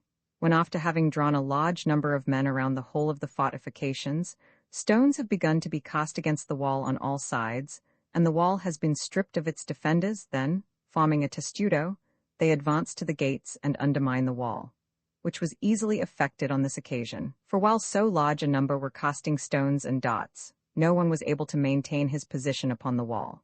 When night had put an end to the assault, Ixius, who was then in command of the town, one of the Remi, a man of the highest rank and influence amongst his people, and one of those who had come to Caesar as ambassador to sue for a peace, sends messengers to him, to report that, unless assistance were sent to him, he could not hold out any longer. Thither immediately after midnight, Caesar, using as guides the same persons who had come to him as messengers from Ixius, sends some Numidian and Cretan archers, and some Balerian slingers as a relief to the townspeople, by whose arrival both a desire to resist together with the hope of making good their defense was infused into the Remi, and, for the same reason, the hope of gaining the town abandoned the enemy.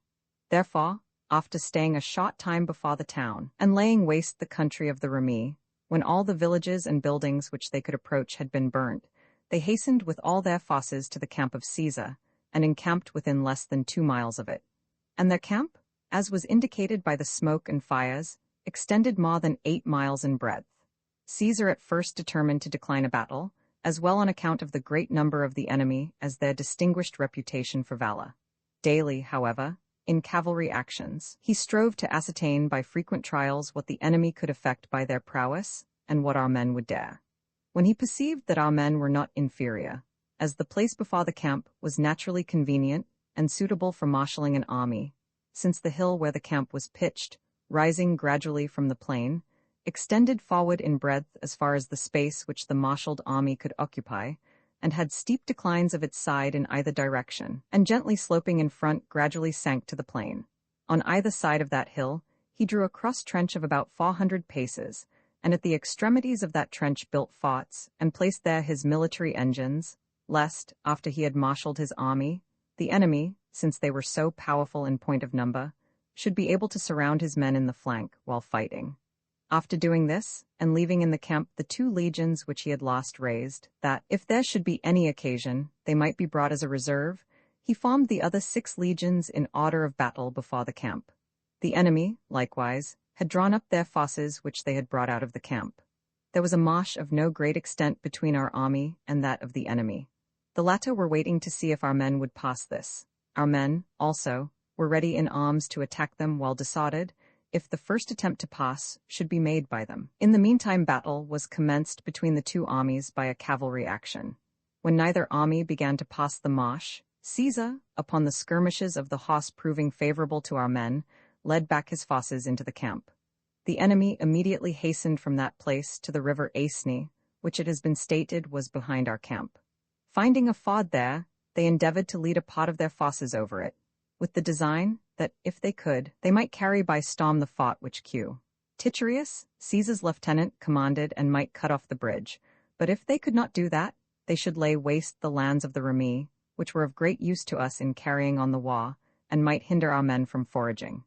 Caesar, being apprised of this by Titurius, leads all his cavalry and light-armed Numidians, slingers and archers, over the bridge, and hastens towards them. There was a severe struggle in that place. Our men, attacking in the river the disordered enemy, slew a great part of them.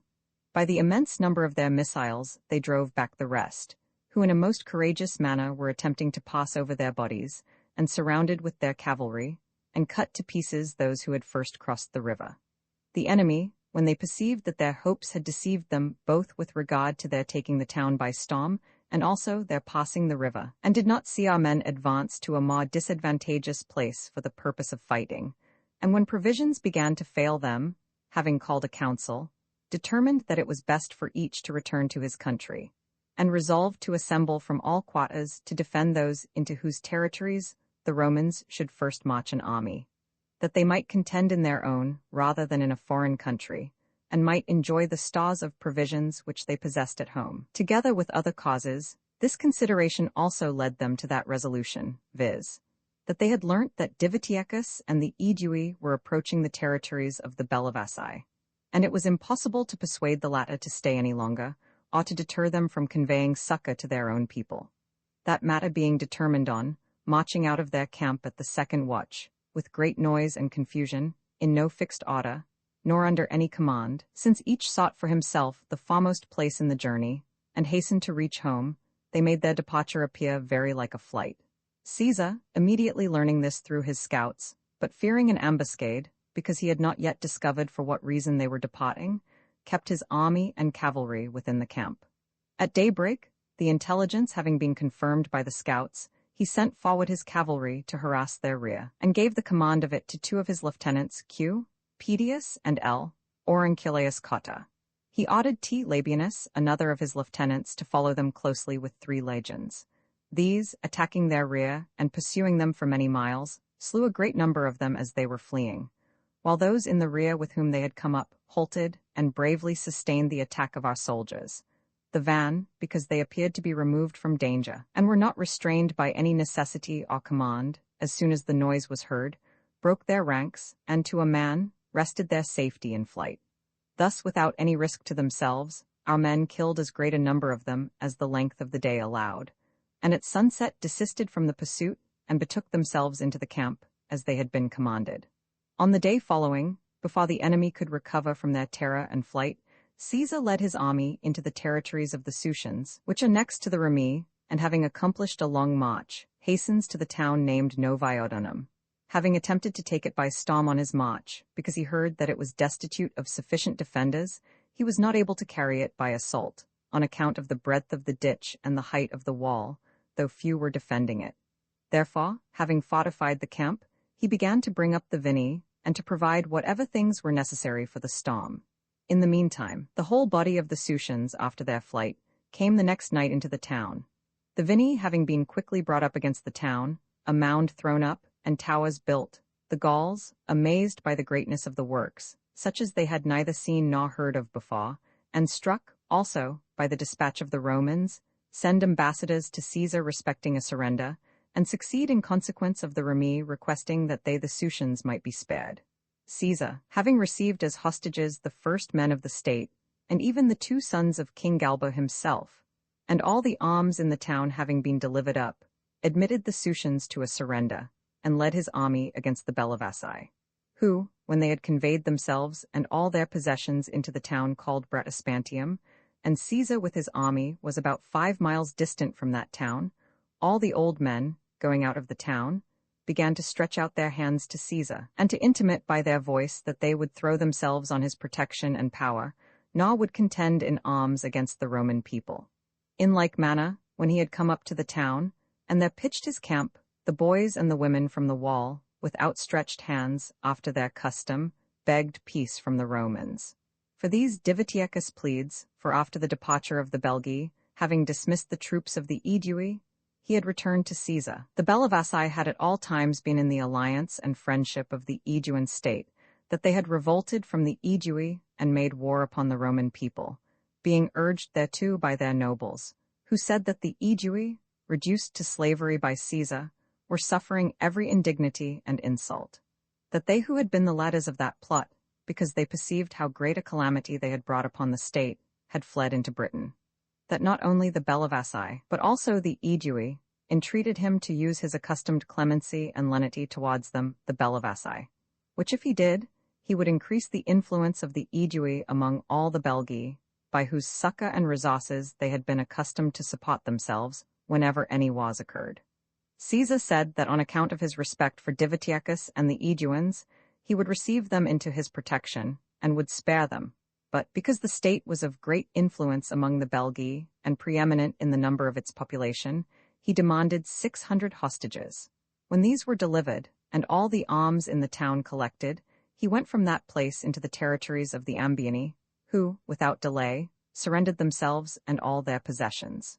Upon their territories bordered the Nervii, concerning whose character and customs when Caesar inquired, he received the following information, that there was no access for merchants to them, that they suffered no wine and other things tending to luxury to be imported, because they thought that by their use the mind is enervated and the courage impaired, that they were a savage people and of great bravery, that they upbraided and condemned the rest of the Belgae who had surrendered themselves to the Roman people and thrown aside their national courage, that they openly declared they would neither send ambassadors nor accept any condition of peace. After he had made 3 days' march through their territories, he discovered from some prisoners that the river Samba was not more than 10 miles from his camp, that all the Nervii had stationed themselves on the other side of that river, and together with the Atrebates and the Veromandui, their neighbors, were there awaiting the arrival of the Romans, for they had persuaded both these nations to try the same fortune of war as themselves, that the fosses of the Aduatuci were also expected by them, and were on their march, that they had put their women, and those who through age appeared useless for war, in a place to which there was no approach for an army, on account of the marshes. Having learnt these things, he sends forward scouts and centurions to choose a convenient place for the camp. And as a great many of the surrounding Belgae and other Gauls, following Caesar, marched with him. Some of these, as was afterwards learnt from the prisoners, having accurately observed, during those days, the army's method of marching, went by night to the Nervii, and informed them that a great number of baggage trains passed between the several legions, and that there would be no difficulty, when the first legion had come into the camp, and the other legions were at a great distance, to attack that legion while under baggage, which being routed, and the baggage train seized, it would come to pass that the other legions would not dare to stand their ground. It added weight also to the advice of those who reported that circumstance, that the Nervii, from early times, because they were weak in cavalry, for not even at this time do they attend to it, but accomplish by their infantry whatever they can, in order that they might the more easily obstruct the cavalry of their neighbors if they came upon them for the purpose of plundering, having cut young trees and bent them, by means of their numerous branches extending onto the sides, and the quick briars and thorns springing up between them, had made these hedges present a fortification like a wall, through which it was not only impossible to enter, but even to penetrate with the eye. Since therefore the march of our army would be obstructed by these things, the Nervii thought that the advice ought not to be neglected by them. The nature of the ground which our men had chosen for the camp was this: a hill, declining evenly from the top, extended to the river Samba, which we have mentioned above. From this river there arose a second hill of like ascent, on the other side and opposite to the former, and open from about 200 paces at the lowest part, but in the upper part woody, so much so that it was not easy to see through it into the interior. Within those woods the enemy kept themselves in concealment. A few troops of horse soldiers appeared on the open ground along the river. The depth of the river was about 3 feet. Caesar, having sent his cavalry on before, followed close after them with all his forces, but the plan and order of the march was different from that which the Belgae had reported to the Nervii. For as he was approaching the enemy, Caesar, according to his custom, led on as the van's 6 legions unencumbered by baggage. Behind them he had placed the baggage trains of the whole army. Then the 2 legions which had been lost raised closed the rear, and were a guard for the baggage train. Our horse, with the slingers and archers, having passed the river, commenced action with the cavalry of the enemy, while they from time to time betook themselves into the woods to their companions, and again made an assault out of the wood upon our men, who did not dare to follow them in their retreat further than the limit to which the plain and open parts extended.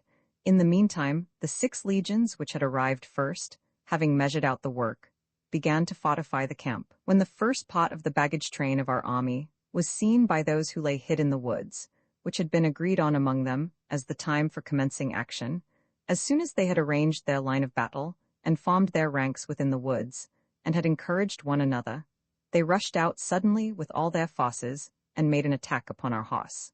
The latter being easily routed and thrown into confusion, the Nervii ran down to the river with such incredible speed that they seemed to be in the woods, the river, and close upon us almost at the same time.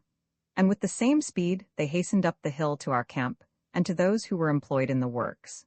Caesar had everything to do at one time: the standard to be displayed, which was the sign when it was necessary to run to arms, the signal to be given by the trumpet, the soldiers to be called off from the works, those who had proceeded some distance for the purpose of seeking materials for the rampart, to be summoned, the order of battle to be formed, the soldiers to be encouraged, the watchword to be given. A great part of these arrangements was prevented by the shortness of time and the sudden approach and charge of the enemy. Under these difficulties, 2 things proved of advantage. First, the skill and experience of the soldiers, because, having been trained by former engagements, they could suggest to themselves what ought to be done, as conveniently as receive information from others. And secondly, that Caesar had forbidden his several lieutenants to depart from the works and their respective legions before the camp was fortified. These, on account of the near approach and the speed of the enemy, did not then wait for any command from Caesar, but of themselves executed whatever appeared proper. Caesar, having given the necessary orders, hastened to and fro into whatever quarter fortune carried him to animate the troops, and came to the 10th legion. Having encouraged the soldiers with no further speech than that they should keep up the remembrance of their wonted valor, and not be confused in mind, but valiantly sustain the assault of the enemy. As the latter were not farther from them than the distance to which a dart could be cast, he gave the signal for commencing battle, and having gone to another quarter for the purpose of encouraging the soldiers, he finds them fighting. Such was the shortness of the time, and so determined was the mind of the enemy on fighting, that time was wanting not only for affixing the military insignia, but even for putting on the helmets and drawing off the covers from the shields. To whatever part anyone by chance came from the works in which he had been employed, and whatever standards he saw first, at these he stood, lest in seeking his own company he should lose the time for fighting. The army having been marshalled, rather as the nature of the ground and the declivity of the hill and the exigency of the time, than as the method and order of military matters required.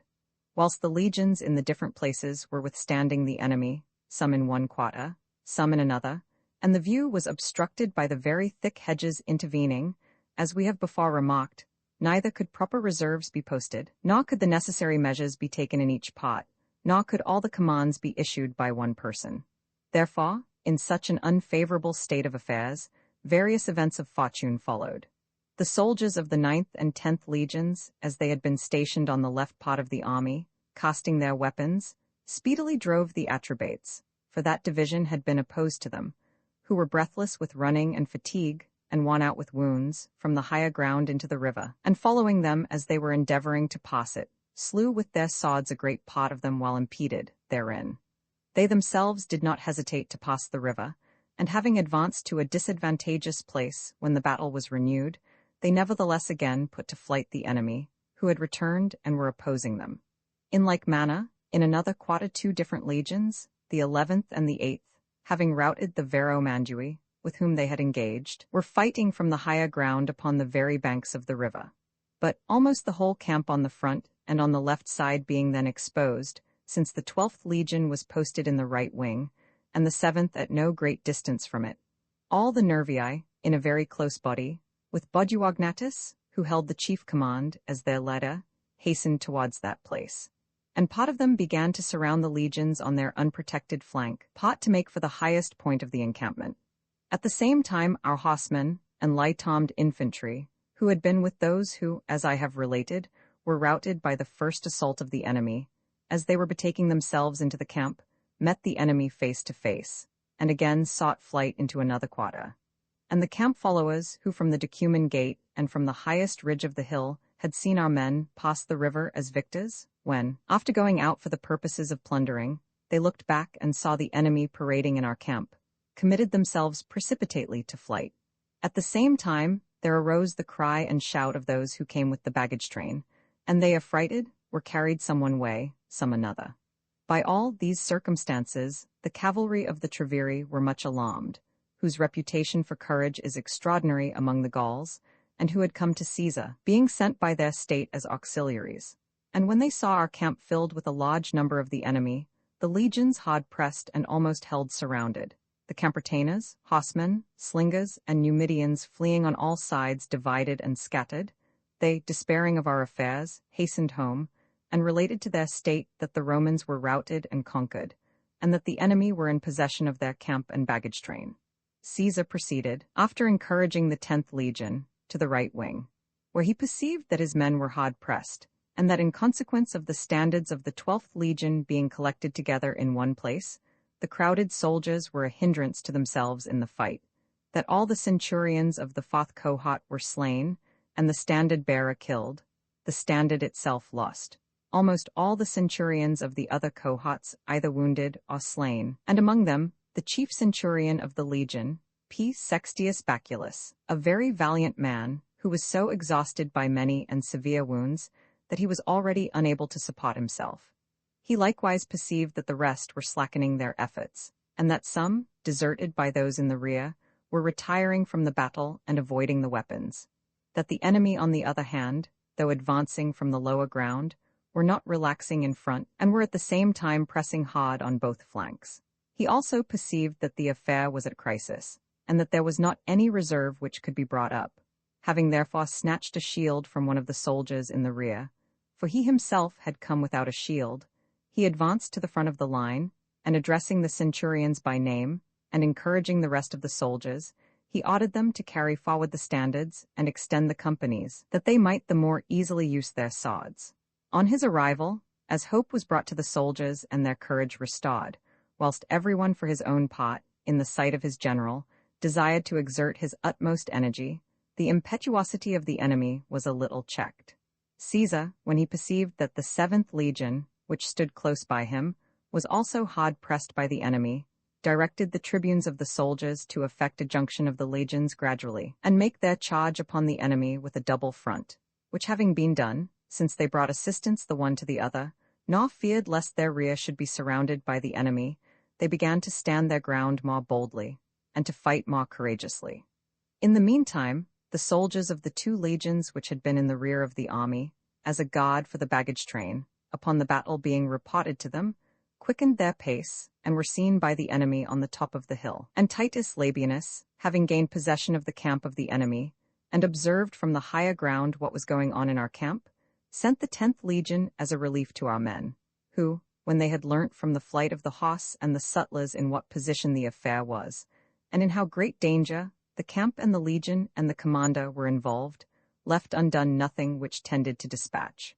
By their arrival, so great a change of matters was made, that our men, even those who had fallen down exhausted with wounds, leant on their shields and renewed the fight. Then the Campertainers, though unarmed, seeing the enemy completely dismayed, attacked them though armed. The horsemen too, that they might by their valor blot out the disgrace of their flight, thrust themselves before the legionary soldiers in all parts of the battle. But the enemy, even in the last hope of safety, displayed such great courage that when the foremost of them had fallen, the next stood upon them prostrate and fought from their bodies. When these were overthrown, and their corpses heaped up together, those who survived cast their weapons against our men thence, as from a mound, and returned our darts which had fallen between the armies. So that it ought not to be concluded that men of such great courage had injudiciously dared to pass a very broad river, ascend very high banks, and come up to a very disadvantageous place, since their greatness of spirit had rendered these actions easy, although in themselves very difficult. This battle being ended, and the nation and name of the Nervii being almost reduced to annihilation, their old men, whom together with the boys and women we have stated to have been collected together in the fenny places and marshes, on this battle having been reported to them, since they were convinced that nothing was an obstacle to the conquerors, and nothing safe to the conquered, sent ambassadors to Caesar by the consent of all who remained, and surrendered themselves to him, and in recounting the calamity of their state, said that their senators were reduced from 600 to 3, that from 60,000 men they were reduced to scarcely 500 who could bear arms, whom Caesar, that he might appear to use compassion towards the wretched and the suppliant, most carefully spared, and ordered them to enjoy their own territories and towns, and commanded their neighbors that they should restrain themselves and their dependents from offering injury or outrage to them. When the Audiobook, of whom we have written above, were coming with all their forces to the assistance of the Nervii, upon this battle being reported to them, they returned home after they were on the march. Deserting all their towns and forts, they conveyed together all their possessions into one town, eminently fortified by nature. While this town had on all sides around it very high rocks and precipices, there was left on one side a gently ascending approach, of not more than 200 feet in width, which place they had fortified with a very lofty double wall. Besides, they had placed stones of great weight and sharpened stakes upon the walls. They were descended from the Cimbri and Teutones, who, when they were marching into our province and Italy, having deposited on this side the river Rhine such of their baggage trains as they could not drive or convey with them, left 6,000 of their men as a guard and defense for them. These having, after the destruction of their countrymen, been harassed for many years by their neighbors, while one time they waged war offensively, and at another resisted it when waged against them, concluded a peace with the consent of all, and chose this place as their settlement. And on the first arrival of our army, they made frequent sallies from the town, and contended with our men in trifling skirmishes. Afterwards, when hemmed in by a rampart of 12 feet in height and 15 miles in circuit, they kept themselves within the town. When, Vinny having been brought up and a mound raised, they observed that a tower also was being built at a distance. They at first began to mock the Romans from their wall, and to taunt them with the following speeches. For what purpose was so vast a machine constructed at so great a distance? With what hands, or with what strength did they, especially as they were men of such very small stature? For our shortness of stature, in comparison with the great size of their bodies, is generally a subject of much contempt to the men of Gaul, trust to place against their walls a tower of such great weight.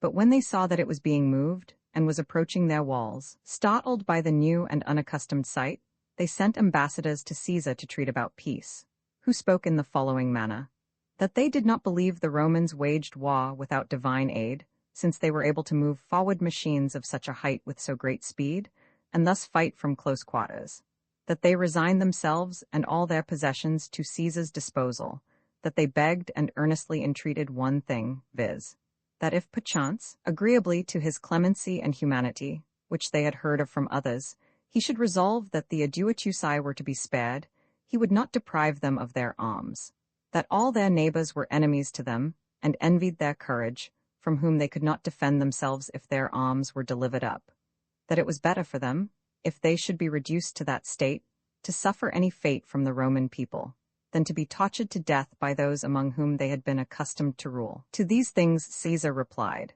that he, in accordance with his custom, rather than owing to their desert, should spare the state if they should surrender themselves before the battering ram should touch the wall, but that there was no condition of surrender, except upon their arms being delivered up, that he should do to them that which he had done in the case of the Nervii, and would command their neighbors not to offer any injury to those who had surrendered to the Roman people. The matter being reported to their countrymen, they said that they would execute his commands. Having cast a very large quantity of their arms from the wall into the trench which was before the town, so that the heaps of arms almost equaled the top of the wall and the rampart, and nevertheless having retained and concealed, as we afterwards discovered, about a third part in the town, the gates were opened, and they enjoyed peace for that day. Towards evening, Caesar ordered the gates to be shut, and the soldiers to go out of the town, lest the townspeople should receive any injury from them by night. They the adiuatusi, by a design before entered into, as we afterwards understood, because they believed that, as a surrender had been made, our men would dismiss their guards, or at least would keep watch less carefully, partly with those arms which they had retained and concealed, partly with shields made of bark or interwoven wickers, which they had hastily covered over with skins, as the shortness of time required, in the third watch, suddenly made a sally from the town with all their forces in that direction in which the ascent to our fortifications seemed the least difficult. The signal having been immediately given by fires, as Caesar had previously commanded, a rush was made thither, i.e., by the Roman soldiers from the nearest fort, and the battle was fought by the enemy as vigorously as it ought to be fought by brave men, in the last hope of safety, in a disadvantageous place, and against those who were throwing their weapons from a rampart and from towers, since all hope of safety depended on their courage alone. About 4,000 of the men having been slain, the rest were forced back into the town. The day after, Caesar, after breaking open the gates, which there was no one then to defend, and sending in our soldiers, sold the whole spoil of that town. The number of 53,000 persons was reported to him by those who had bought them. At the same time, he was informed by P. Crassus, whom he had sent with one legion against the Veneti, the Unelli, the Ossismii, the Curiosolati, the Sesuvii, the Aulisai, and the Redones, which are maritime states and touch upon the Atlantic Ocean, that all these nations were brought under the dominion and power of the Roman people. These things being achieved, and all Gaul being subdued, so high an opinion of this war was spread among the barbarians, that ambassadors were sent to Caesar by those nations who dwelt beyond the Rhine, to promise that they would give hostages and execute his commands, which embassies Caesar, because he was hastening into Italy and Illyricum, ordered to return to him at the beginning of the following summer. He himself, having led his legions into winter quarters among the Carnutes, the Andes, and the Turones, which states were close to those regions in which he had waged war, set out for Italy, and a thanksgiving of 15 days was decreed for those achievements, upon receiving Caesar's letter, an honor which before that time had been conferred on none. Book Roman 3, when Caesar was setting out for Italy, he sent Servius Galba with the 12th legion and part of the cavalry against the Nantuates, the Veragri, and Siduni, who extend from the territories of the Allobroges and the Lake of Geneva and the river Rhone to the top of the Alps. The reason for sending him was that he desired that the pass along the Alps, through which the Roman merchants had been accustomed to travel with great danger, and under great imposts, should be opened. He permitted him, if he thought it necessary, to station the legion in these places, for the purpose of wintering.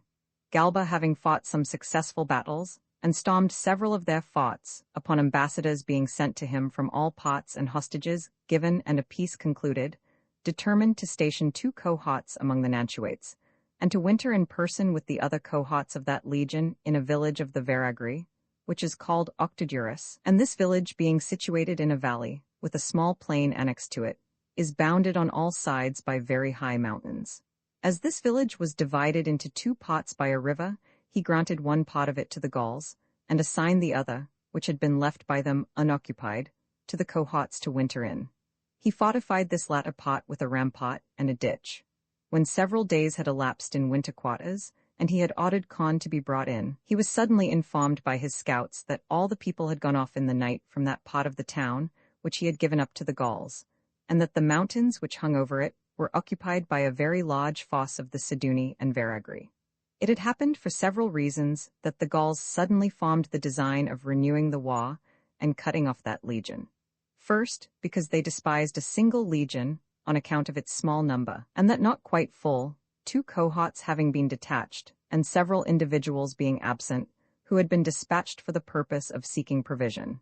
Then, likewise, because they thought that on account of the disadvantageous character of the situation, even their first attack could not be sustained by us when they would rush from the mountains into the valley and discharge their weapons upon us. To this was added that they were indignant that their children were torn from them under the title of hostages, and they were persuaded that the Romans designed to seize upon the summits of the Alps and unite those parts to the neighboring province of Gaul, not only to secure the passes, but also as a constant possession. Having received these tidings, Galba, since the works of the winter quarters and the fortifications were not fully completed, nor was sufficient preparation made with regard to corn and other provisions, since, as a surrender had been made, and hostages received, he had thought he need entertain no apprehension of a war, speedily summoning a council, began to anxiously inquire their opinions. In which council, since so much sudden danger had happened contrary to the general expectation, and almost all the higher places were seen already covered with a multitude of armed men, nor could either troops come to their relief, or provisions be brought in, as the passes were blocked up by the enemy, safety being now nearly despaired of, some opinions of this sort were delivered, that, leaving their baggage and making a sally, they should hasten away for safety by the same routes by which they had come thither. To the greater part, however, it seemed best, reserving that measure to the last, to await the issue of the matter, and to defend the camp. A short time only having elapsed, so that time was scarcely given for arranging and executing those things which they had determined on, the enemy, upon the signal being given, rushed down upon our men from all parts, and discharged stones and darts upon our rampart. Our men at first, while their strength was fresh, resisted bravely, nor did they cast any weapon ineffectually from their higher station. As soon as any part of the camp, being destitute of defenders, seemed to be hard pressed, thither they ran, and brought assistance. But they were overmatched in this, that the enemy, when wearied by the long continuance of the battle, went out of the action, and others with fresh strength came in their place. None of which things could be done by our men, owing to the smallness of their number. And not only was permission not given to the wearied Roman to retire from the fight, but not even to the wounded was liberty granted to quit the post where he had been stationed, and recover, when they had now been fighting for more than 6 hours, without cessation, and not only strength, but even weapons were failing our men, and the enemy were pressing on more rigorously, and had begun to demolish the rampart and to fill up the trench, while our men were becoming exhausted, and the matter was now brought to the last extremity. P. Sextius Baculus, a centurion of the first rank, whom we have related to have been disabled by severe wounds in the engagement with the Nervii, and also C. Volusenus, a tribune of the soldiers, a man of great skill and valor, hastened to Galba, and assure him that the only hope of safety lay in making a sally, and trying the last resource. Whereupon, assembling the centurions, he quickly gives orders to the soldiers to discontinue the fight a short time, and only collect the weapons flung at them, and recruit themselves after their fatigue, and afterwards, upon the signal being given, sally forth from the camp, and place in their valor all their hope of safety. They do what they were ordered, and making a sudden sally from all the gates of the camp, leave the enemy the means neither of knowing what was taking place, nor of collecting themselves. Fortune thus taking a turn, our men surround on every side, and slay those who had entertained the hope of gaining the camp, and having killed more than the third part of an army of more than 30,000 men, which number of the barbarians it appeared certain had come up to our camp, put to flight the rest when panic-stricken, and do not suffer them to halt even upon the higher grounds.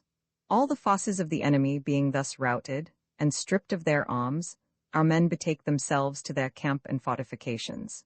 Which battle being finished, inasmuch as Galba was unwilling to tempt fortune again, and remembered that he had come into winter quarters with one design, and saw that he had met with a different state of affairs. Chiefly, however, urged by the want of corn and provision, having the next day burned all the buildings of that village, he hastens to return into the province. and as no enemy opposed or hindered his march, he brought the legions safe into the country of the Nantuates, thence into that of the Allobroges, and there wintered. These things being achieved, while Caesar had every reason to suppose that Gaul was reduced to a state of tranquillity, the Belgae being overcome, the Germans expelled, the Sidoni among the Alps defeated, and when he had, therefore, in the beginning of winter, set out for Illyricum, as he wished to visit those nations, and acquire a knowledge of their countries, a sudden war sprang up in Gaul. The occasion of that war was this. Crassus, a young man, had taken up his winter quarters with the 7th Legion among the Andes, who border upon the Atlantic Ocean. He, as there was a scarcity of corn in those parts, sent out some officers of cavalry and several military tribunes amongst the neighboring states, for the purpose of procuring corn and provision, in which number Terracidius was sent amongst the Esubai, Trebius Gallus amongst the Curiosolati, Valenius, with Silius, amongst the Veneti. The influence of this state is by far the most considerable of any of the countries on the whole sea coast, because the Veneti both have a very great number of ships, with which they have been accustomed to sail to Britain, and thus excel the rest in their knowledge and experience of nautical affairs. And as only a few ports lie scattered along that stormy and open sea, of which they are in possession, they hold as tributaries almost all those who are accustomed to traffic in that sea. With them arose the beginning of the revolt by their detaining Silius and Valenius, for they thought that they should recover by their means the hostages which they had given to Crassus. The neighboring people, led on by their influence, as the measures of the Gauls are sudden and hasty, detained Trebius and Terracidius for the same motive, and quickly sending ambassadors, by means of their leading men, they enter into a mutual compact to do nothing except by general consent, and abide the same issue of fortune, and they solicit the other states to choose rather to continue in that liberty which they had received from their ancestors, than endure slavery under the Romans. All the sea coast being quickly brought over to their sentiments, they send a common embassy to Crassus to say, if he wished to receive back his officers, let him send back to them their hostages. Caesar, being informed of these things by Crassus, since he was so far distant himself, orders ships of war to be built in the meantime on the river Loire, which flows into the ocean, rowers to be raised from the province, sailors and pilots to be provided. These matters being quickly executed, he himself, as soon as the season of the year permits, hastens to the army. The Veneti and the other states also, being informed of Caesar's arrival, when they reflected how great a crime they had committed, in that the ambassadors, a character which had amongst all nations ever been sacred and inviolable, had by them been detained and thrown into prison, resolved to prepare for a war in proportion to the greatness of their danger, and especially to provide those things which appertain to the service of a navy, with the greater confidence, inasmuch as they greatly relied on the nature of their situation. They knew that the passes by land were cut off by estuaries, that the approach by sea was most difficult, by reason of our ignorance of the localities, and the small number of the harbors, and they trusted that our army would not be able to stay very long among them, on account of the insufficiency of corn. And again, even if all these things should turn out contrary to their expectation, yet they were very powerful in their navy. They well understood that the Romans neither had any number of ships, nor were acquainted with the shallows, the harbors, or the islands of those parts where they would have to carry on the war, and that navigation was very different in a narrow sea from what it was in the vast and open ocean. Having come to this resolution, they fortify their towns, convey corn into them from the country parts, bring together as many ships as possible to Venetia, where it appeared Caesar would at first carry on the war. They unite to themselves as allies for that war, the Ossismii, the Lexovii, the Nanites, the Ambiliati, the Morini, the Diablants, and the Menapii, and send for auxiliaries from Britain, which is situated over against those regions. There were these difficulties which we have mentioned above, in carrying on the war, but many things, nevertheless, urged Caesar to that war. The open insult offered to the state in the detention of the Roman knights, the rebellion raised after surrendering, the revolt after hostages were given, the confederacy of so many states, but principally, lest if the conduct of this part was overlooked, the other nations should think that the same thing was permitted them. Wherefore, since he reflected that almost all the Gauls were fond of revolution, and easily and quickly excited to war, that all men likewise, by nature, love liberty and hate the condition of slavery, He thought he ought to divide and more widely distribute his army before more states should join the Confederation. He therefore sends T. Labienus, his lieutenant, with the cavalry to the Treveri, who are nearest to the river Rhine. He charges him to visit the Remi and the other Belgians, and to keep them in their allegiance and repel the Germans who were said to have been summoned by the Belgi to their aid, if they attempted to cross the river by force in their ships. He orders P. Crassus to proceed into Aquitania with 12 legionary cohorts and a great number of the cavalry, lest auxiliaries should be sent into Gaul by these states, and such great nations be united. He sends Q. Titurius Sabinus, his lieutenant, with 3 legions among the Unelli, the Curiosiliti, and the Lexovii, to take care that their forces should be kept separate from the rest. He appoints D. Brutus, a young man, over the fleet and those Gallic vessels which he had ordered to be furnished by the Pictones and the Santoni, and the other provinces which remained at peace, and commands him to proceed towards the Veneti as soon as he could. He himself hastens thither with the land forces. The sites of their towns were generally such that, being placed on extreme points of land and on promontories, they neither had an approach by land when the tide had rushed in from the main ocean, which always happens twice in the space of 12 hours, nor by ships, because, upon the tide ebbing again, the ships were likely to be dashed upon the shoals. Thus, by either circumstance, was the storming of their towns rendered difficult, and if at any time perchance the Veneti, overpowered by the greatness of our works, the sea having been excluded by a mound and large dams, and the latter being made almost equal in height to the walls of the town, had begun to despair of their fortunes, bringing up a large number of ships, of which they had a very great quantity, they carried off all their property, and betook themselves to the nearest towns. There they again defended themselves by the same advantages of situation.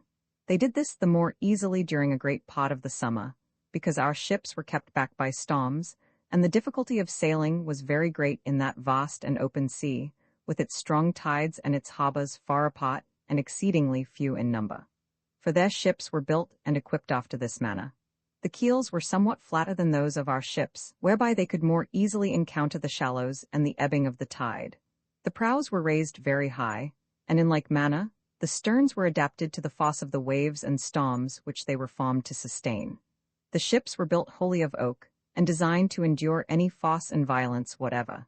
The benches, which were made of planks a foot in breadth, were fastened by iron spikes of the thickness of a man's thumb. The anchors were secured fast by iron chains instead of cables, and for sails they used skins and thin dressed leather. These were used either through their want of canvas and their ignorance of its application, or for this reason, which is more probable, that they thought that such storms of the ocean, and such violent gales of wind, could not be resisted by sails, nor ships of such great burden be conveniently enough managed by them. The encounter of our fleet with these ships was of such a nature that our fleet excelled in speed alone, and the plying of the oars, other things, considering the nature of the place and the violence of the storms, were more suitable and better adapted on their side, for neither could our ships injure theirs with their beaks, so great was their strength, nor on account of their height was a weapon easily cast up to them, and for the same reason they were less readily locked in by rocks. To this was added that whenever a storm began to rage and they ran before the wind, they both could weather the storm more easily and heave to securely in the shallows, and when left by the tide feared nothing from rocks and shelves. The risk of all which things was much to be dreaded by our ships. Caesar, after taking many of their towns, perceiving that so much labor was spent in vain, and that the flight of the enemy could not be prevented on the capture of their towns, and that injury could not be done them, he determined to wait for his fleet. As soon as it came up and was first seen by the enemy, about 220 of their ships, fully equipped and appointed with every kind of naval implement, sailed forth from the harbor, and drew up opposite to ours. Nor did it appear clear to Brutus, who commanded the fleet, or to the tribunes of the soldiers and the centurions, to whom the several ships were assigned, what to do, or what system of tactics to adopt. For they knew that damage could not be done by their beaks, and that, although turrets were built on their decks, yet the height of the stems of the barbarian ships exceeded these, so that weapons could not be cast up from our lower position with sufficient effect, and those cast by the Gauls fell the more forcibly upon us. One thing provided by our men was of great service, viz., shop hooks inserted into and fastened upon poles, of a form not unlike the hooks used in attacking town walls. When the ropes which fastened the sail yards to the masts were caught by them and pulled, and our vessel vigorously impelled with the oars, the ropes were severed. And when they were cut away, the yards necessarily fell down, so that as all the hope of the Gallic vessels depended on their sails and rigging, upon these being cut away, the entire management of the ships was taken from them at the same time. The rest of the contest depended on courage, in which our men decidedly had the advantage, and the more so because the whole action was carried on in the sight of Caesar and the entire army, so that no act, a little more valiant than ordinary, could pass unobserved, for all the hills and higher grounds, from which there was a near prospect of the sea, were occupied by our army. The sail yards of the enemy, as we have said, being brought down, although 2, and in some cases 3 ships of theirs surrounded each one of ours, the soldiers strove with the greatest energy to board the ships of the enemy. And after the barbarians observed this taking place, as a great many of their ships were beaten, and as no relief for that evil could be discovered, they hastened to seek safety in flight. And having now turned their vessels to that quarter in which the wind blew, so great a calm and lull suddenly arose that they could not move out of their place, which circumstance, truly, was exceedingly opportune for finishing the business, for our men gave chase and took them one by one, so that very few out of all the number, and those by the intervention of night, arrived at the land, after the battle had lasted almost from the 4th hour till sunset. By this battle, the war with the Veneti and the whole of the sea-coast was finished, for both all the youth, and all, too, of more advanced age, in whom there was any discretion or rank, had assembled in that battle, and they had collected in that one place whatever naval forces they had anywhere. And when these were lost, the survivors had no place to retreat to, nor means of defending their towns. They accordingly surrendered themselves and all their possessions to Caesar, on whom Caesar thought that punishment should be inflicted the more severely, in order that for the future the rights of ambassadors might be more carefully respected by barbarians. Having, therefore, put to death all their senate, he sold the rest for slaves. While these things are going on amongst the Veneti, Titurius Sabinus, with those troops which he had received from Caesar, arrives in the territories of the Unelli. Over these people Viridovix ruled, and held the chief command of all those states which had revolted, from which he had collected a large and powerful army. And in those few days, the Aulusii and the Sexovii, having slain their senate because they would not consent to be promoters of the war, shut their gates against us and united themselves to Viridovix. A great multitude besides of desperate men and robbers assembled out of Gaul from all quarters, whom the hope of plundering and the love of fighting had called away from husbandry and their daily labor. Sabinus kept himself within his camp, which was in a position convenient for everything, while Viridovix encamped over against him at a distance of 2 miles, and daily bringing out his forces, gave him an opportunity of fighting, so that Sabinus had now not only come into contempt with the enemy, but also was somewhat taunted by the speeches of our soldiers, and furnished so great a suspicion of his cowardice that the enemy presumed to approach even to the very rampart of our camp. He adopted this conduct for the following reason, because he did not think that a lieutenant ought to engage in battle with so great a force, especially while he who held the chief command was absent, except on advantageous ground or some favorable circumstance presented itself. After having established this suspicion of his cowardice, he selected a certain suitable and crafty Gaul, who was one of those whom he had with him as auxiliaries. He induces him by great gifts and promises to go over to the enemy, and informs him of what he wished to be done, who, when he arrives amongst them as a deserter, lays before them the fears of the Romans, and informs them by what difficulties Caesar himself was harassed, and that the matter was not far removed from this, that Sabinus would the next night privately draw off his army out of the camp and set forth to Caesar, for the purpose of carrying him assistance, which, when they heard, they all cry out together that an opportunity of successfully conducting their enterprise ought not to be thrown away, that they ought to go to the Roman camp. Many things persuaded the Gauls to this measure: the delay of Sabinus during the previous days, the positive assertion of the pretended deserter, want of provisions, for a supply of which they had not taken the requisite precautions, the hope springing from the Venetic war, and also because in most cases men willingly believe what they wish. Influenced by these things, they do not discharge Viridovix and the other leaders from the council before they gain permission from them to take up arms and hasten to our camp, which being granted, Rejoicing as if victory were fully certain, they collected faggots and brushwood, with which to fill up the Roman trenches, and hastened to the camp. The situation of the camp was a rising ground, gently sloping from the bottom for about a mile. Thither they proceeded with great speed, in order that as little time as possible might be given to the Romans to collect and arm themselves, and arrived quite out of breath. Sabinus, having encouraged his men, gives them the signal, which they earnestly desired. While the enemy were encumbered by reason of the burdens which they were carrying, he orders a sally to be suddenly made from 2 gates of the camp.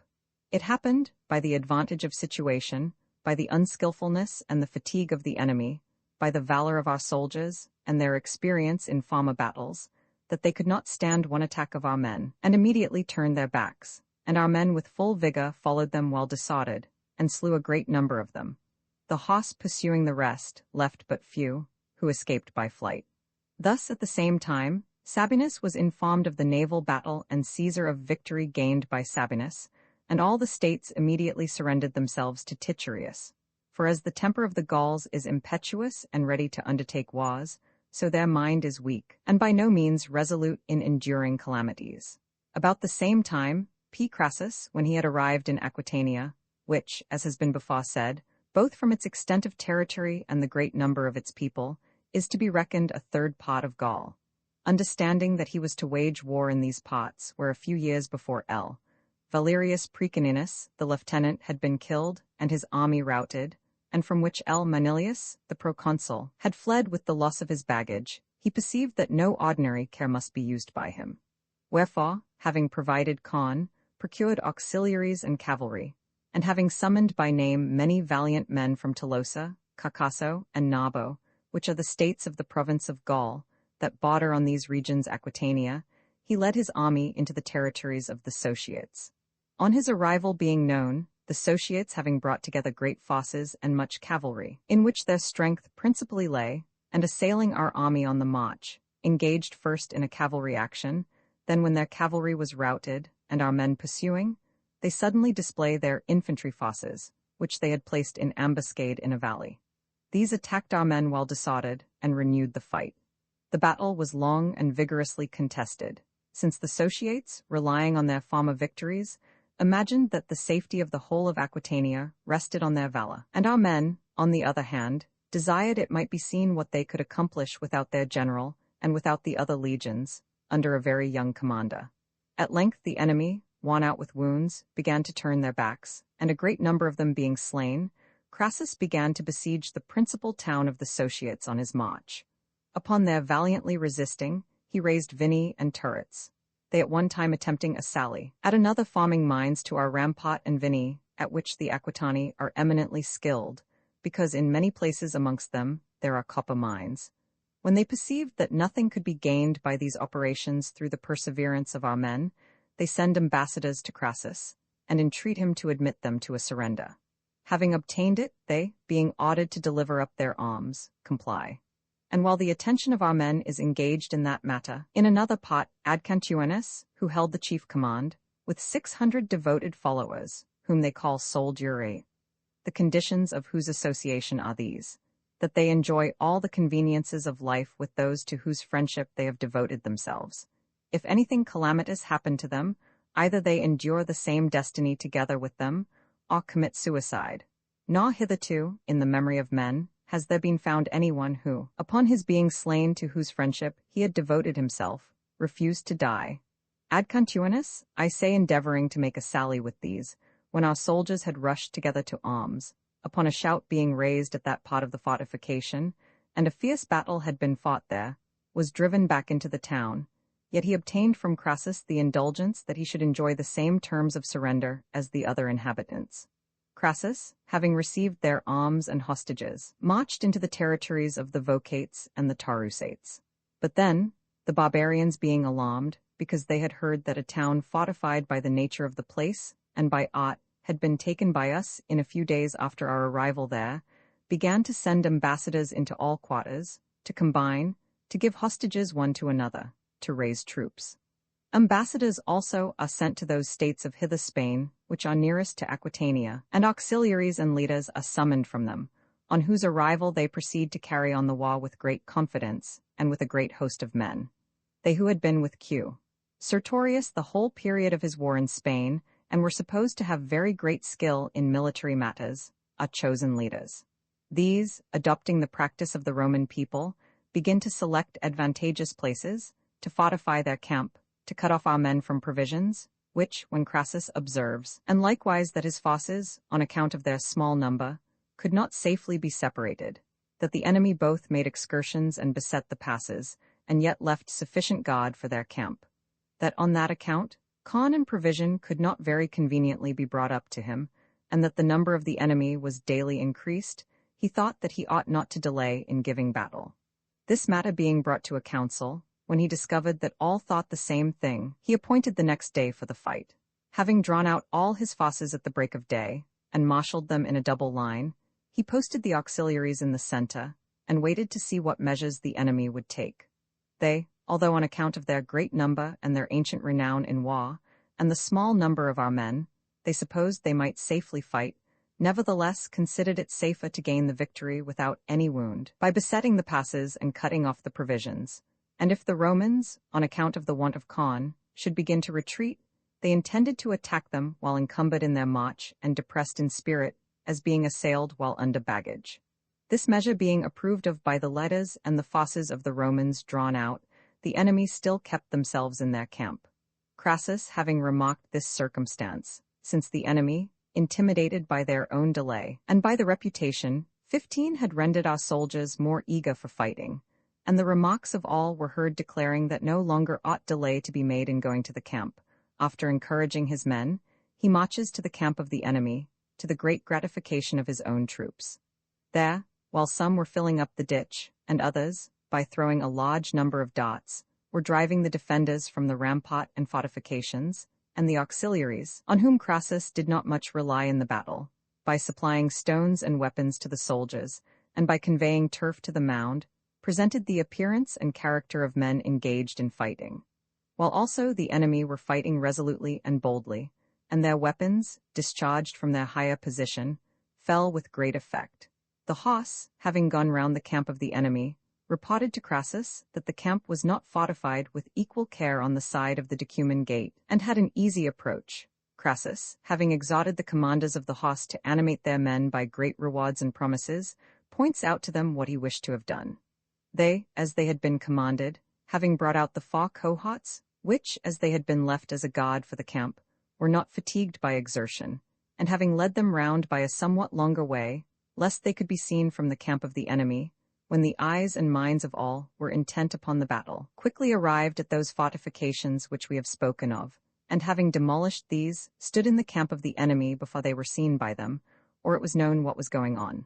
And then, a shout being heard in that quarter, our men, their strength having been recruited, which usually occurs on the hope of victory, began to fight more vigorously. The enemy, surrounded on all sides and all their affairs being despaired of, made great attempts to cast themselves down over the ramparts, and to seek safety in flight. These the cavalry pursued over the very open plains, and after leaving scarcely a 4th part out of the number of 50,000, which it was certain had assembled out of Aquitania, and from the Cantabri, returned late at night to the camp. Having heard of this battle, the greatest part of Aquitania surrendered itself to Crassus, and of its own accord sent hostages, in which number were the Tabelli, the Bajarians, the Prisciani, the Vocasates, the Tarusates, the Illurates, the Garites, the Osci, the Garamni, the Sibusates, the Caucasates. A few in those most remote nations, relying on the time of the year, because winter was at hand, neglected to do this. About the same time Caesar, although the summer was nearly past, yet since, all Gaul being reduced, the Morini and the Menapii alone remained in arms, and had never sent ambassadors to him to make a treaty of peace, speedily led his army thither, thinking that that war might soon be terminated. They resolved to conduct the war on a very different method from the rest of the Gauls, for as they perceived that the greatest nations of Gaul who had engaged in war had been routed and overcome, and as they possessed continuous ranges of forests and morasses, they removed themselves and all their property thither. When Caesar had arrived at the opening of these forests, and had begun to fortify his camp, and no enemy was in the meantime seen, while our men were dispersed on their respective duties, they suddenly rushed out from all parts of the forest, and made an attack on our men. The latter quickly took up arms and drove them back again to their forests, and having killed a great many, lost a few of their own men while pursuing them too far through those intricate places. During the remaining days after this, Caesar began to cut down the forests, and that no attack might be made on the flank of the soldiers, while unarmed and not foreseeing it, he placed together, opposite to the enemy, all that timber which was cut down, and piled it up as a rampart on either flank. When a great space had been, with incredible speed, cleared in a few days, when the cattle of the enemy and the rear of their baggage train were already seized by our men, and they themselves were seeking for the thickest parts of the forests, storms of such a kind came on that the work was necessarily suspended, and, through the continuance of the rains, the soldiers could not any longer remain in their tents. Therefore, having laid waste all their country, and having burnt their villages and houses, Caesar led back his army and stationed them in winter quarters among the Aulici and Lexovii, and the other states which had made war upon him last. Book Roman for the following winter. This was the year in which CN, Pompey and M. Crassus were consuls. Those Germans called the Usipetes, and likewise the Tenchthuri, with a great number of men, crossed the Rhine, not far from the place at which that river discharges itself into the sea. The motive for crossing that river was that, having been for several years harassed by the Suevi, they were constantly engaged in war, and hindered from the pursuits of agriculture. The nation of the Suevi is by far the largest and the most warlike nation of all the Germans. They are said to possess 100 cantons, from each of which they yearly send from their territories for the purpose of war 1,000 armed men. The others who remain at home maintain both themselves and those engaged in the expedition. The latter again, in their turn, are in arms the year after. The former remain at home. Thus neither husbandry nor the art and practice of war are neglected. But among them there exists no private and separate land, nor are they permitted to remain more than 1 year in one place for the purpose of residence. They do not live much on corn, but subsist for the most part on milk and flesh, and are much engaged in hunting, which circumstance must, by the nature of their food, and by their daily exercise and the freedom of their life, for having from boyhood been accustomed to no employment or discipline, they do nothing at all contrary to their inclination, both promote their strength and render them men of vast stature of body. And to such a habit have they brought themselves, that even in the coldest parts they wear no clothing whatever except skins, by reason of the scantiness of which a great portion of their body is bare, and besides they bathe in open rivers. Merchants have access to them, rather that they may have persons to whom they may sell those things which they have taken in war, than because they need any commodity to be imparted to them. Moreover, even as to laboring cattle, in which the Gauls take the greatest pleasure, and which they procure at a great price, the Germans do not employ such as are imparted, but those poor and ill-shaped animals which belong to their country. These, however, they render capable of the greatest labor by daily exercise. In cavalry actions, they frequently leap from their horses and fight on foot, and train their horses to stand still in the very spot on which they leave them, to which they retreat with great activity when there is occasion. Nor, according to their practice, is anything regarded as more unseemly, or more unmanly, than to use housings. Accordingly, they have the courage, though they be themselves but few, to advance against any number whatever of horse mounted with housings. They on no account permit wine to be imparted to them, because they consider that men degenerate in their powers of enduring fatigue, and are rendered effeminate by that commodity. They esteem it their greatest praise as a nation that the lands about their territories lie unoccupied to a very great extent, inasmuch as they think that by this circumstance is indicated that a great number of nations cannot withstand their power. And thus on one side of the Suevi the lands are said to lie desolate for about 600 miles. On the other side they border on the Ubii, whose state was large and flourishing, considering the condition of the Germans, and who are somewhat more refined than those of the same race and the rest of the Germans, and that because they border on the Rhine, and are much resorted to by merchants, and are accustomed to the manners of the Gauls, by reason of their proximity to them. Though the Suevi, after making the attempt frequently and in several wars, could not expel this nation from their territories, on account of the extent and population of their state, yet they made them tributaries, and rendered them less distinguished and powerful than they had ever been. In the same condition were the Usipetes and the Tenchthuri, whom we have mentioned above, who for many years resisted the power of the Suevi, but being at last driven from their possessions, and having wandered through many parts of Germany, came to the Rhine, to districts which the Menapii inhabited, and where they had lands, houses, and villages on either side of the river. The latter people, alarmed by the arrival of so great a multitude, removed from those houses which they had on the other side of the river, and having placed guards on this side the Rhine, proceeded to hinder the Germans from crossing. They, finding themselves, after they had tried all means, unable either to force a passage on account of their deficiency in shipping, or cross by stealth on account of the guards of the Menapii, pretended to return to their own settlements and districts, and after having proceeded 3 days' march, returned, and their cavalry having performed the whole of this journey in one night, cut off the Menapii, who were ignorant of, and did not expect their approach, and who, having moreover been informed of the departure of the Germans by their scouts, had without apprehension returned to their villages beyond the Rhine. Having slain these, and seized their ships, they crossed the river before that part of the Menapii, who were at peace in their settlements over the Rhine, were apprised of their intention, and seizing all their houses, maintained themselves upon their provisions during the rest of the winter.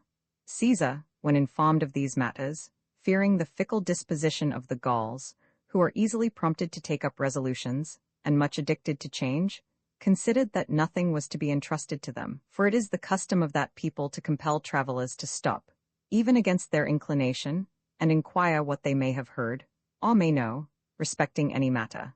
And in towns the common people throng around merchants and force them to state from what countries they come, and what affairs they know of there.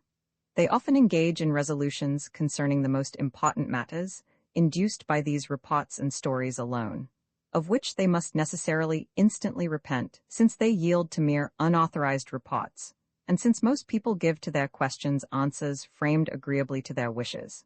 Caesar, being aware of their custom, in order that he might not encounter a more formidable war, sets forward to the army earlier in the year than he was accustomed to do.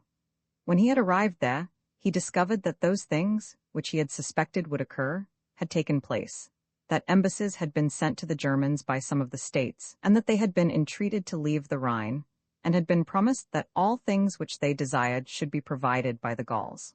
Allured by this hope, the Germans were then making excursions to greater distances, and had advanced to the territories of the Eburones and the Condrusi, who were under the protection of the Treveri. After summoning the chiefs of Gaul, Caesar thought proper to pretend ignorance of the things which he had discovered, and having conciliated and confirmed their minds, and ordered some cavalry to be raised, resolved to make war against the Germans. Having provided Con and selected his cavalry, he began to direct his march towards those parts in which he heard the Germans were. When he was distant from them only a few days' march, ambassadors come to him from their state, whose speech was as follows: that the Germans neither make war upon the Roman people first, nor do they decline, if they are provoked, to engage with them in arms, for that this was the custom of the Germans handed down to them from their forefathers, to resist whatsoever people make war upon them, and not to avert it by entreaty. This, however, they confessed, that they had come hither reluctantly, having been expelled from their country.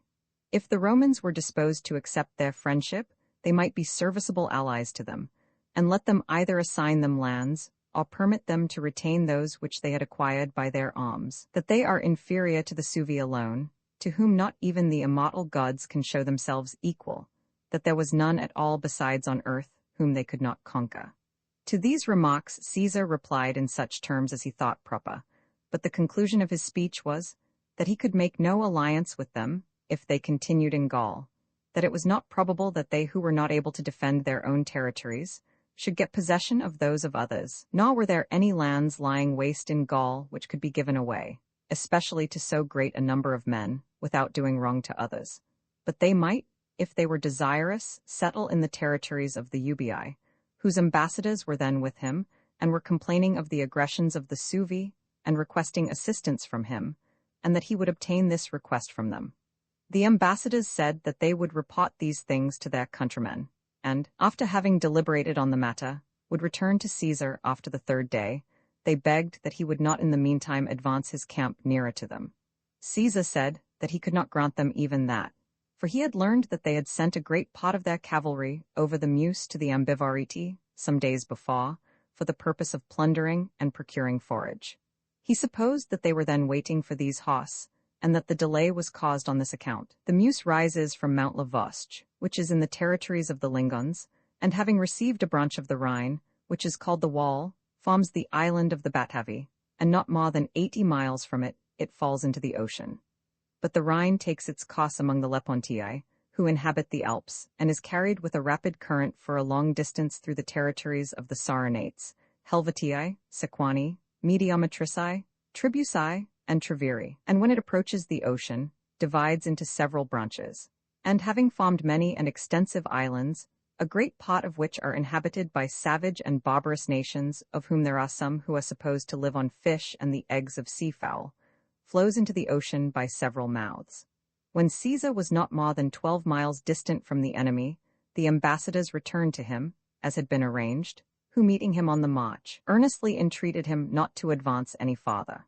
When they could not obtain this, they begged him to send on a dispatch to those who had marched in advance of the main army, and forbid them to engage, and grant them permission to send ambassadors to the Ubii, and if the princes and senate of the latter would give them security by oath, they assured Caesar that they would accept such conditions as might be proposed by him, and requested that he would give them the space of 3 days for negotiating these affairs. Caesar thought that these things tended to the self-same point as their other proposal, namely that, in consequence of a delay of 3 days intervening, their hosts which were at a distance might return. However, he said that he would not that day advance farther than 4 miles for the purpose of procuring water. He ordered that they should assemble at that place in as large a number as possible the following day, that he might inquire into their demands. In the meantime, he sends messengers to the officers who had marched in advance with all the cavalry to order them not to provoke the enemy to an engagement, and if they themselves were assailed, to sustain the attack until he came up with the army.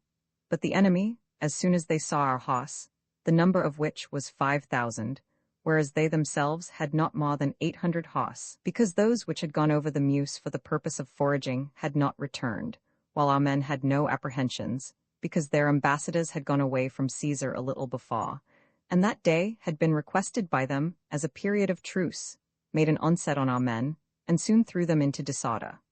When our men, in their turn, made a stand, they, according to their practice, leaped from their horses to their feet, and stabbing our horses in the belly, and overthrowing a great many of our men, put the rest to flight, and drove them forward so much alarmed that they did not desist from their retreat till they had come in sight of our army. In that encounter 74 of our horse were slain, among them Piso, an Aquitanian, a most valiant man, and descended from a very illustrious family, whose grandfather had held the sovereignty of his state and had been styled friend by our Senate.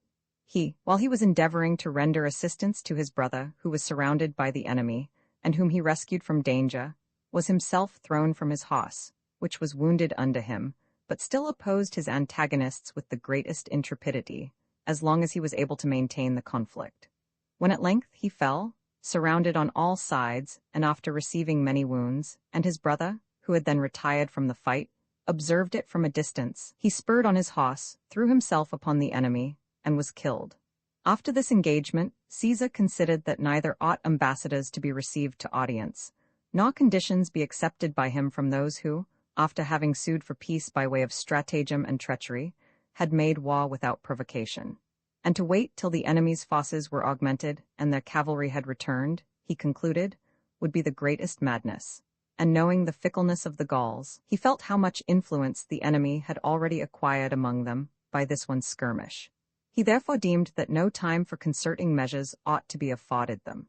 After having resolved on these things, and communicated his plans to his lieutenants and quaestor, in order that he might not suffer any opportunity for engaging to escape him, a very seasonable event occurred, namely, that on the morning of the next day, a large body of Germans, consisting of their princes and old men, came to the camp to him to practice the same treachery and dissimulation. But, as they asserted, for the purpose of acquitting themselves for having engaged in a skirmish the day before, contrary to what had been agreed and to what, indeed, they themselves had requested, and also, if they could by any means obtain a truce by deceiving him. Caesar, rejoicing that they had fallen into his power, ordered them to be detained. He then drew all his forces out of the camp, and commanded the cavalry, because he thought they were intimidated by the late skirmish, to follow in the rear.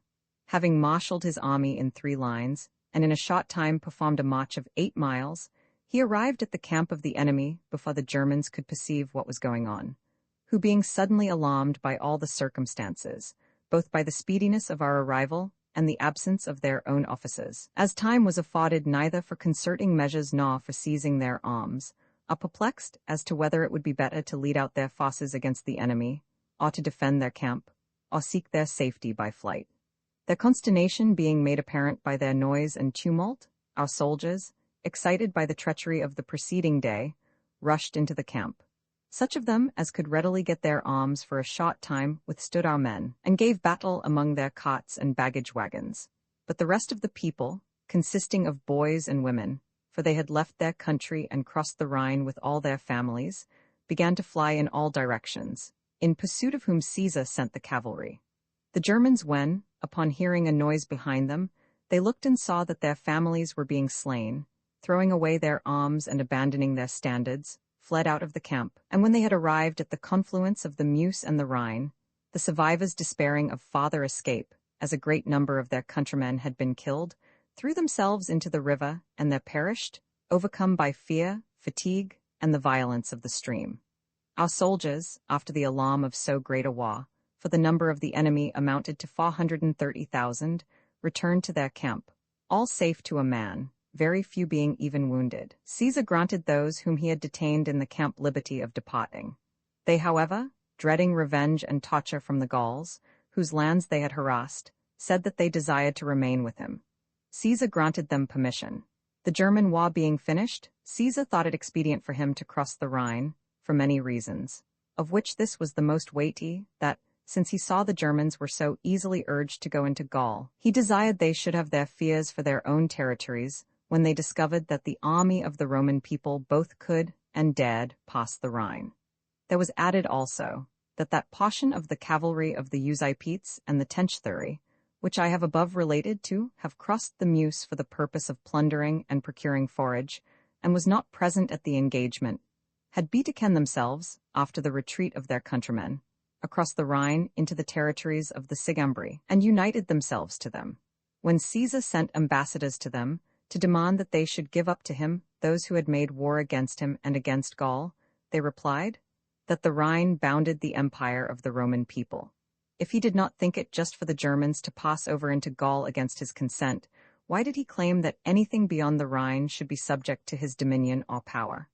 The Ubii also, who alone, out of all the nations lying beyond the Rhine, had sent ambassadors to Caesar, and formed an alliance and given hostages, earnestly entreated that he would bring them assistance, because they were grievously oppressed by the Suevi.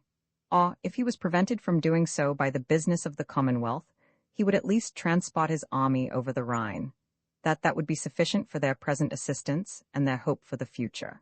That so great was the name and the reputation of his army, even among the most remote nations of the Germans, arising from the defeat of Ariovistus and this last battle which was fought, that they might be safe under the fame and friendship of the Roman people. They promised a large number of ships for transporting the army. Caesar, for those reasons which I have mentioned, had resolved to cross the Rhine, but to cross by ships he neither deemed to be sufficiently safe, nor considered consistent with his own dignity or that of the Roman people. Therefore, although the greatest difficulty in forming a bridge was presented to him, on account of the breadth, rapidity, and depth of the river, he nevertheless considered that it ought to be attempted by him, or that his army ought not otherwise to be led over. He devised this plan of a bridge. He joined together at the distance of 2 feet 2 piles, each 1.5 feet thick, sharpened a little at the lower end, and proportioned in length to the depth of the river. After he had, by means of engines, sunk these into the river, and fixed them at the bottom, and then driven them in with rammers, not quite perpendicularly, like a stake, but bending forward and sloping, so as to incline in the direction of the current of the river. He also placed 2 other piles opposite to these, at the distance of 40 feet lower down, fastened together in the same manner, but directed against the force and current of the river. Both these, moreover, were kept firmly apart by beams 2 feet thick. The space which the binding of the piles occupied, laid in at their extremities between 2 braces on each side, and in consequence of these being in different directions and fastened on sides, the one opposite to the other, So great was the strength of the work, and such the arrangement of the materials, that in proportion as the greater body of water dashed against the bridge, so much the closer were its pots held fastened together. These beams were bound together by timber laid over them in the direction of the length of the bridge, and were then covered over with laths and hurdles. And in addition to this, piles were driven into the water obliquely, at the lower side of the bridge, and these serving as buttresses, and being connected with every portion of the work, sustained the force of the stream. And there were others also above the bridge, at a moderate distance, that if trunks of trees or vessels were floated down the river by the barbarians for the purpose of destroying the work, the violence of such things might be diminished by these defenses, and might not injure the bridge. Within 10 days after the timber began to be collected, the whole work was completed, and the whole army led over. Caesar, leaving a strong guard at each end of the bridge, hastens into the territories of the Sigambri. In the meantime, ambassadors from several nations come to him, whom, on their suing for peace and alliance, he answers in a courteous manner, and orders hostages to be brought to him. But the Sigambri, at the very time the bridge was begun to be built, made preparations for a flight by the advice of such of the Tenchthuri and Usipetes as they had amongst them, and quitted their territories, and conveyed away all their possessions, and concealed themselves in deserts and woods. Caesar, having remained in their territories a few days, and burnt all their villages and houses, and cut down their corn, proceeded into the territories of the Ubii, and having promised them his assistance, if they were ever harassed by the Suevi, he learned from them these particulars: that the Suevi, after they had by means of their scouts found that the bridge was being built, had called a council, according to their custom, and sent orders to all parts of their state to remove from the towns and convey their children, wives, and all their possessions into the woods, and that all who could bear arms should assemble in one place, that the place thus chosen was nearly the center of those regions which the Suevi possessed, that in this spot they had resolved to await the arrival of the Romans, and give them battle there. When Caesar discovered this, having already accomplished all those things on account of which he had resolved to lead his army over, namely, to strike fear into the Germans, take vengeance on the Sigambri, and free the Ubii from the invasion of the Suevi, having spent altogether 18 days beyond the Rhine, and thinking he had advanced far enough to serve both honor and interest, he returned into Gaul, and cut down the bridge.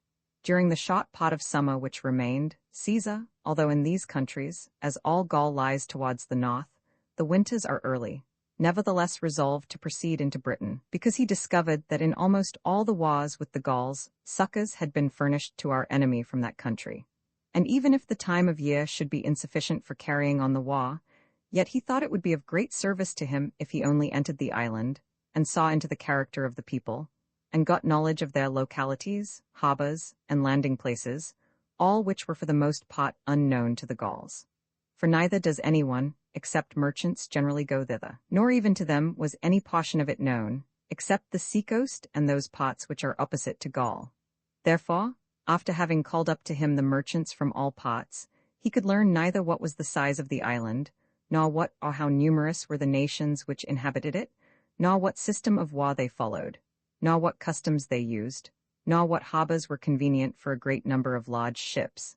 He sends before him Caius Volusenus with a ship of war, to acquire a knowledge of these particulars before he in person should make a descent into the island, as he was convinced that this was a judicious measure. He commissioned him to thoroughly examine into all matters, and then return to him as soon as possible. He himself proceeds to the Morini with all his forces. He orders ships from all parts of the neighboring countries, and the fleet which the preceding summer he had built for the war with the Veneti, to assemble in this place. In the meantime, his purpose having been discovered and reported to the Britons by merchants, ambassadors come to him from several states of the island to promise that they will give hostages and submit to the government of the Roman people. Having given them an audience, he, after promising liberally and exhorting them to continue in that purpose, sends them back to their own country and dispatches with them Camillus, whom, upon subduing the Atrebates, he had created king there, a man whose courage and conduct he esteemed, and who he thought would be faithful to him, and whose influence ranked highly in those countries. He orders him to visit as many states as he could, and persuade them to embrace the protection of the Roman people, and apprise them that he would shortly come thither. Volusenus, having viewed the localities as far as means could be afforded, one who dared not leave his ship and trust himself to barbarians, returns to Caesar on the 5th day, and reports what he had there observed. While Caesar remains in these parts for the purpose of procuring ships, ambassadors come to him from a great portion of the Morini, to plead their excuse respecting their conduct on the late occasion, alleging that it was as men uncivilized, and as those who were unacquainted with our custom, that they had made war upon the Roman people, and promising to perform what he should command. Caesar, thinking that this had happened fortunately enough for him, because he neither wished to leave an enemy behind him, nor had an opportunity for carrying on a war, by reason of the time of year, nor considered that employment in such trifling matters was to be preferred to his enterprise on Britain, imposes a large number of hostages. And when these were brought, he received them to his protection. Having collected together, and provided about 80 transport ships, as many as he thought necessary, for conveying over 2 legions, he assigned such ships of war as he had besides to the quaestor, his lieutenants and officers of cavalry. There were in addition to these 18 ships of burden which were prevented, 8 miles from that place, by winds, from being able to reach the same port. These he distributed amongst the horse, the rest of the army he delivered to Q. Titurius Sabinus and L. Aurunculeius Cotta, his lieutenants, to lead into the territories of the Menapii and those cantons of the Morini from which ambassadors had not come to him. He ordered P. Sulpicius Rufus, his lieutenant, to hold possession of the harbour, with such a garrison as he thought sufficient. These matters being arranged, finding the weather favourable for his voyage, he set sail about the 3rd watch, and ordered the horse to march forward to the farther port, and there embark and follow him. As this was performed rather tardily by them, he himself reached Britain with the 1st squadron of ships, about the 4th hour of the day, and there saw the forces of the enemy drawn up in arms on all the hills. The nature of the place was this. The sea was confined by mountains so close to it that a dart could be thrown from their summit upon the shore. Considering this by no means a fit place for disembarking, he remained at anchor till the 9th hour, for the other ships to arrive there. Having in the meantime assembled the lieutenants and military tribunes, he told them both what he had learnt from Volusenus, and what he wished to be done, and enjoined them, as the principle of military matters, and especially as maritime affairs, which have a precipitate and uncertain action, required, that all things should be performed by them at a nod and at the instant. Having dismissed them, meeting both with wind and tide favourable at the same time, the signal being given and the anchor weighed, he advanced about 7 miles from that place, and stationed his fleet over against an open and level shore. But the barbarians, upon perceiving the design of the Romans, sent forward their cavalry and charioteers, a class of warriors of whom it is their practice to make great use in their battles, and following with the rest of their forces, endeavoured to prevent our men landing. In this was the greatest difficulty, for the following reasons, namely, because our ships, on account of their great size, could be stationed only in deep water, and our soldiers, in places unknown to them, with their hands embarrassed, oppressed with a large and heavy weight of armour, had at the same time to leap from the ships, stand amidst the waves, and encounter the enemy.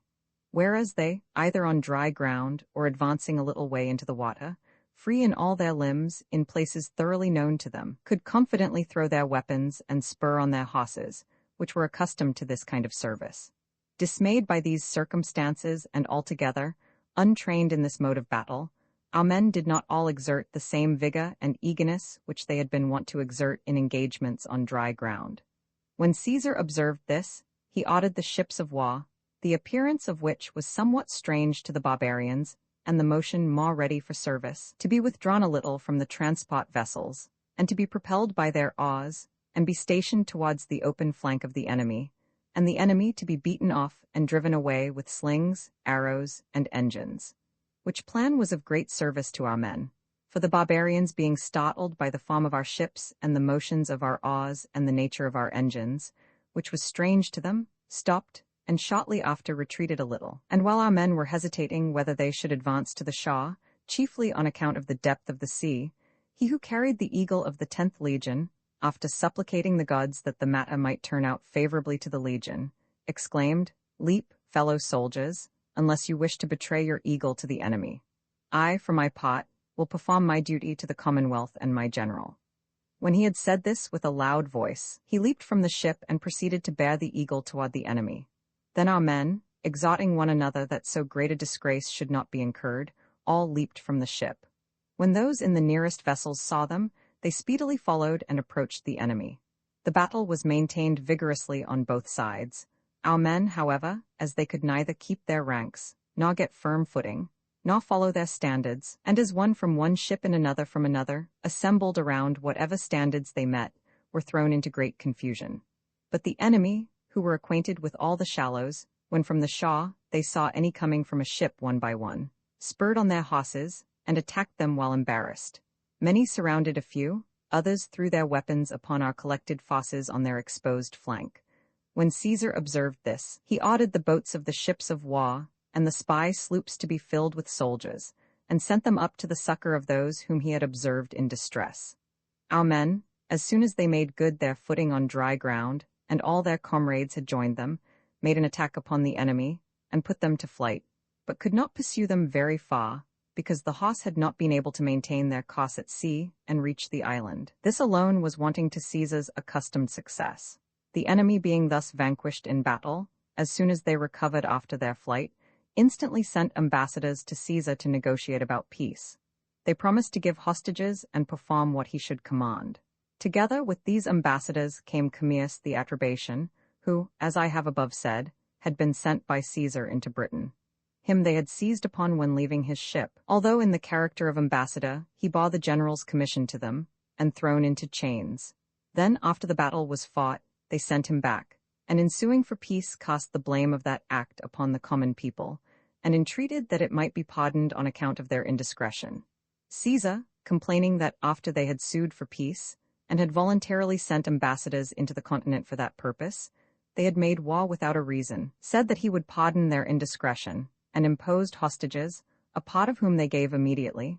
The rest they said they would give in a few days, since they were sent for from remote places. In the meantime, they ordered their people to return to the country parts, and the chiefs assembled from all quarters, and proceeded to surrender themselves and their states to Caesar. A peace being established by these proceedings 4 days after we had come into Britain, the 18 ships, to which reference has been made above, and which conveyed the cavalry, set sail from the upper part with a gentle gale. When, however, they were approaching Britain and were seen from the camp, so great a storm suddenly arose that none of them could maintain their course at sea, and some were taken back to the same part from which they had started. Others, to their great danger, were driven to the lower part of the island, nearer to the west, which, however, after having cast anchor, as they were getting filled with water, put out to sea through necessity in a stormy night, and made for the continent. It happened that night to be full moon, which usually occasions very high tides in that ocean, and that circumstance was unknown to our men. Thus, at the same time, the tide began to fill the ships of war which Caesar had provided to convey over his army, and which he had drawn up on the strand, and the storm began to dash the ships of burden which were riding at anchor against each other. Nor was any means afforded our men of either managing them or of rendering any service. A great many ships having been wrecked, inasmuch as the rest, having lost their cables, anchors, and other tackling, were unfit for sailing, a great confusion, as would necessarily happen, arose throughout the army, for there were no other ships in which they could be conveyed back, and all things which are of service in repairing vessels were wanting, and corn for the winter had not been provided in those places, because it was understood by all that they would certainly winter in Gaul. On discovering these things, the chiefs of Britain, who had come up after the battle was fought to perform those conditions which Caesar had imposed, held a conference, when they perceived that cavalry, and ships, and corn were wanting to the Romans, and discovered the small number of our soldiers from the small extent of the camp, which, too, was on this account more limited than ordinary, because Caesar had conveyed over his legions without baggage, and thought that the best plan was to renew the war, and cut off our men from corn and provisions, and protract the affair till winter, because they felt confident that, if they were vanquished or cut off from a return, no one would afterwards pass over into Britain for the purpose of making war. Therefore, again entering into a conspiracy, they began to depart from the camp by degrees, and secretly bring up their people from the country parts. But Caesar, although he had not as yet discovered their measures, yet, both from what had occurred to his ships, and from the circumstance that they had neglected to give the promised hostages, suspected that the thing would come to pass which really did happen.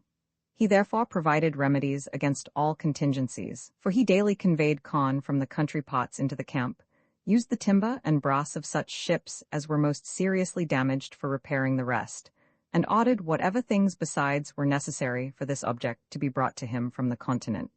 And thus, since that business was executed by the soldiers with the greatest energy, he effected that, after the loss of 12 ships, a voyage could be made well enough in the rest. While these things are being transacted, 1 legion had been sent to forage, according to custom, and no suspicion of war had arisen as yet, and some of the people remained in the country pots, others went backwards and forwards to the camp. They who were on duty at the gates of the camp reported to Caesar that a greater dust than was usual was seen in that direction in which the legion had marched. Caesar, suspecting that which was really the case, that some new enterprise was undertaken by the barbarians, ordered the 2 cohorts which were on duty to march into that quarter with him, and 2 other cohorts to relieve them on duty, the rest to be armed and follow him immediately.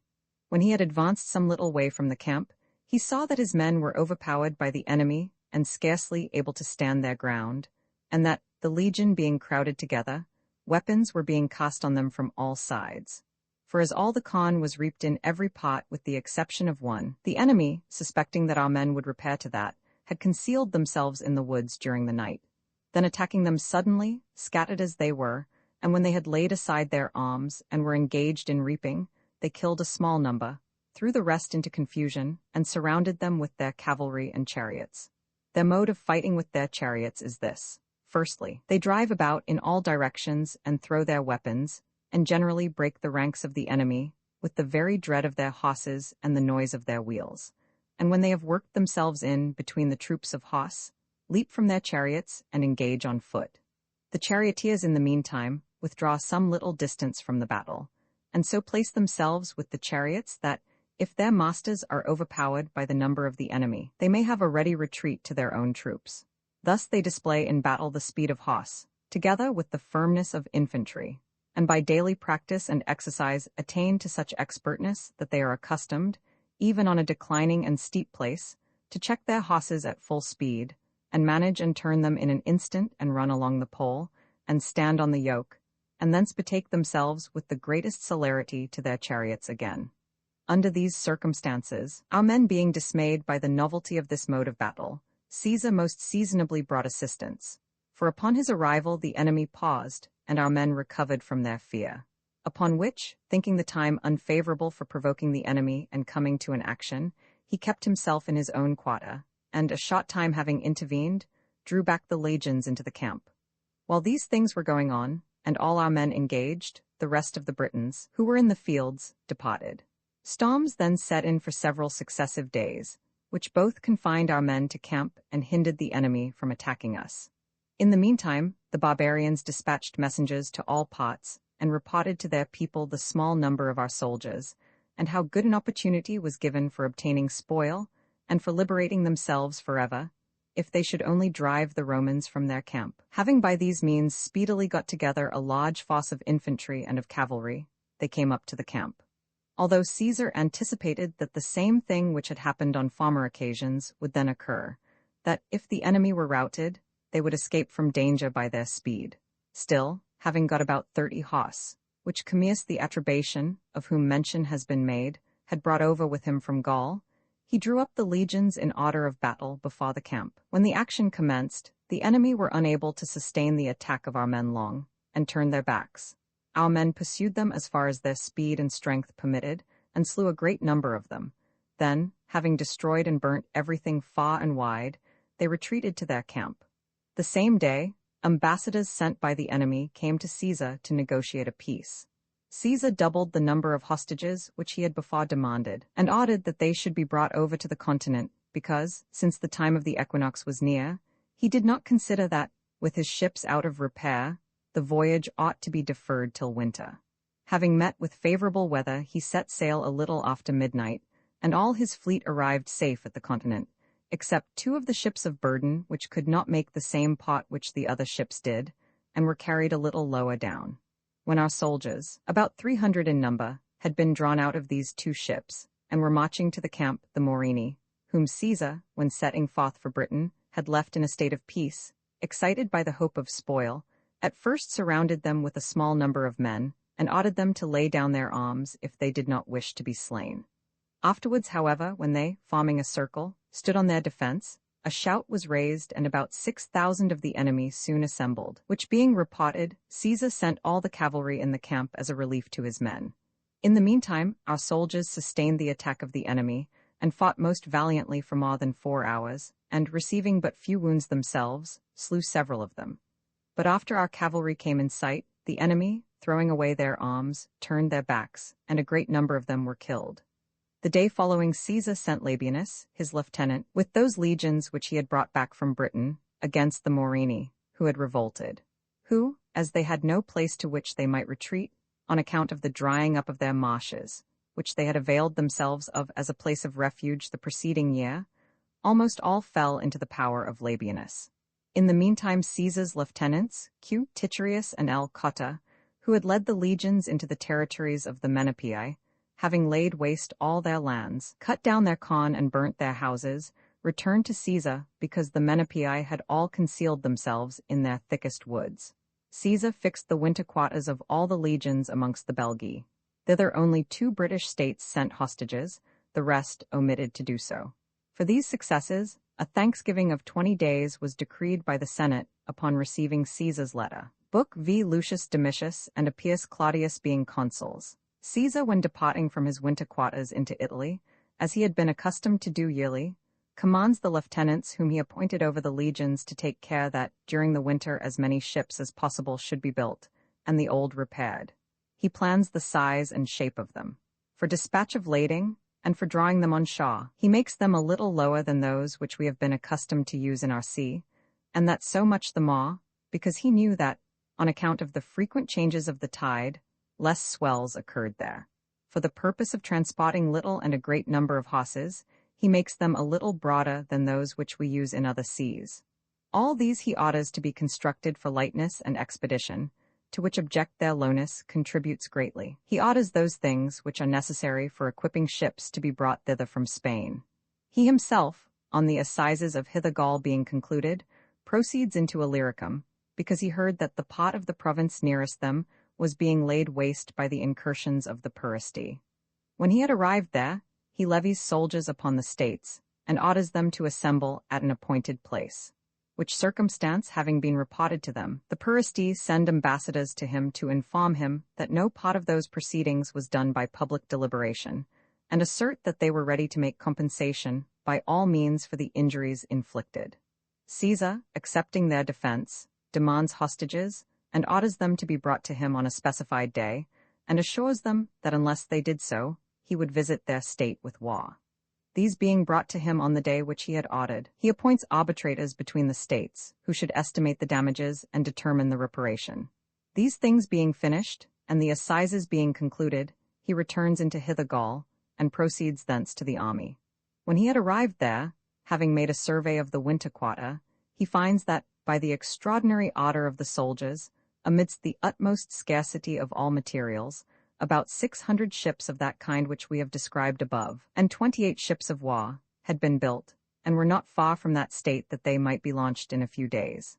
Having commended the soldiers and those who had presided over the work, he informs them what he wishes to be done, and orders all the ships to assemble at Port Itius, from which port he had learned that the passage into Britain was shortest, being only about 30 miles from the continent.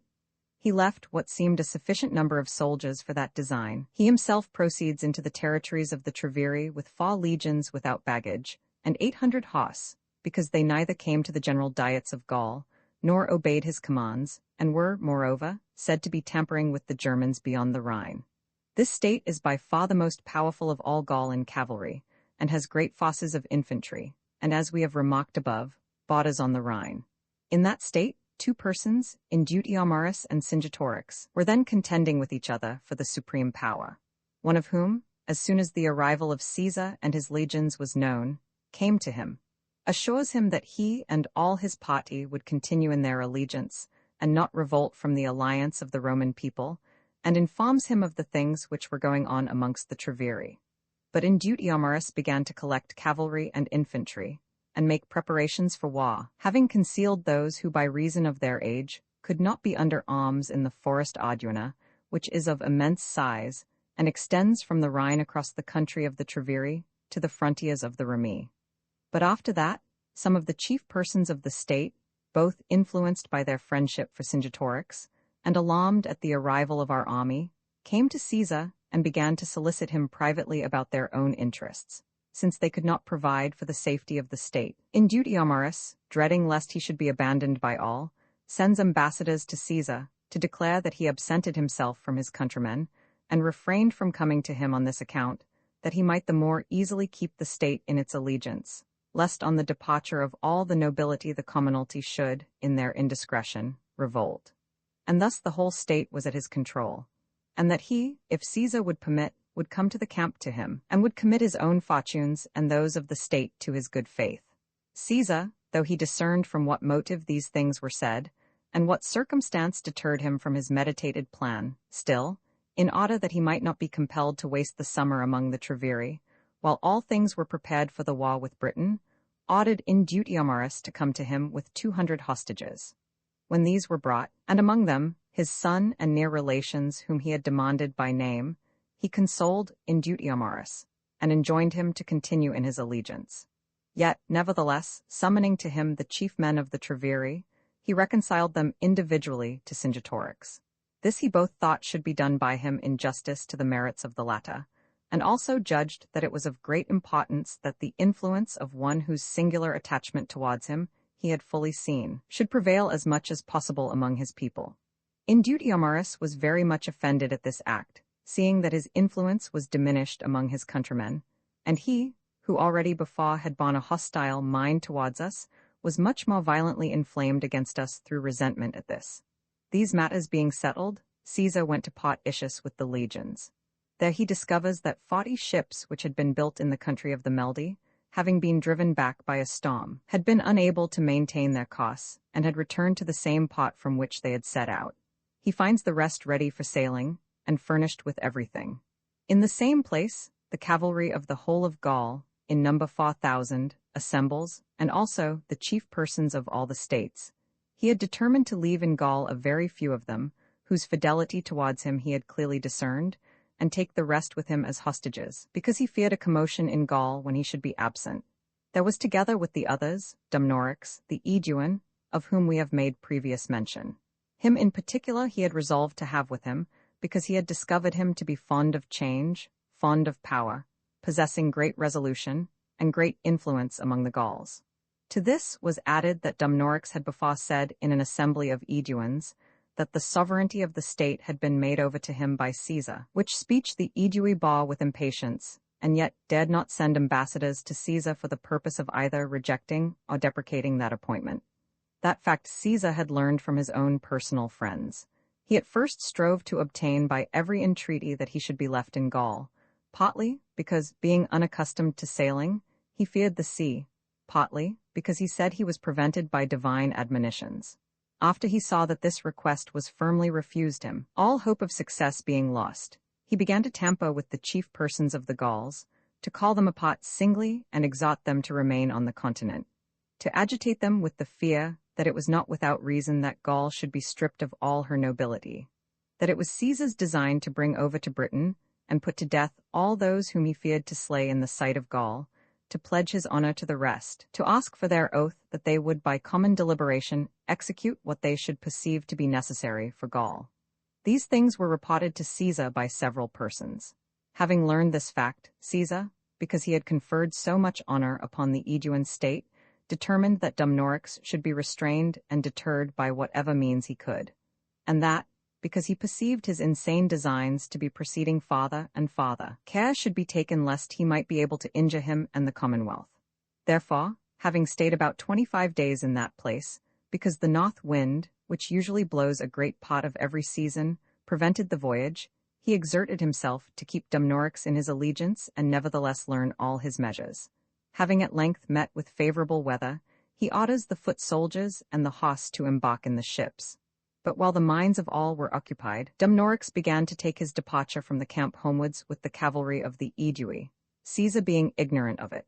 Caesar, on this matter being reported to him, ceasing from his expedition and deferring all other affairs, sends a great part of the cavalry to pursue him, and commands that he be brought back. He orders that if he use violence and do not submit, that he be slain. Considering that Dumnorix would do nothing as a rational man while he himself was absent, since he had disregarded his command even when present. He, however, when recalled, began to resist and defend himself with his hand, and implore the support of his people, often exclaiming that he was free and the subject of a free state. They surround and kill the man as they had been commanded, but the Aeduan horsemen all returned to Caesar. When these things were done, and Labienus, left on the continent with 3 legions and 2,000 horse, to defend the harbors and provide corn, and discover what was going on in Gaul, and take measures according to the occasion and according to the circumstance. He himself, with 5 legions and a number of horse, equal to that which he was leaving on the continent, set sail at sunset, and though for a time borne forward by a gentle southwest wind, he did not maintain his course, in consequence of the wind dying away about midnight, and being carried on too far by the tide. When the sun rose, espied Britain passed on his left. Then, again, following the change of tide, he urged on with the oars that he might make that part of the island in which he had discovered the preceding summer that there was the best landing place. And in this affair, the spirit of our soldiers was very much to be extolled.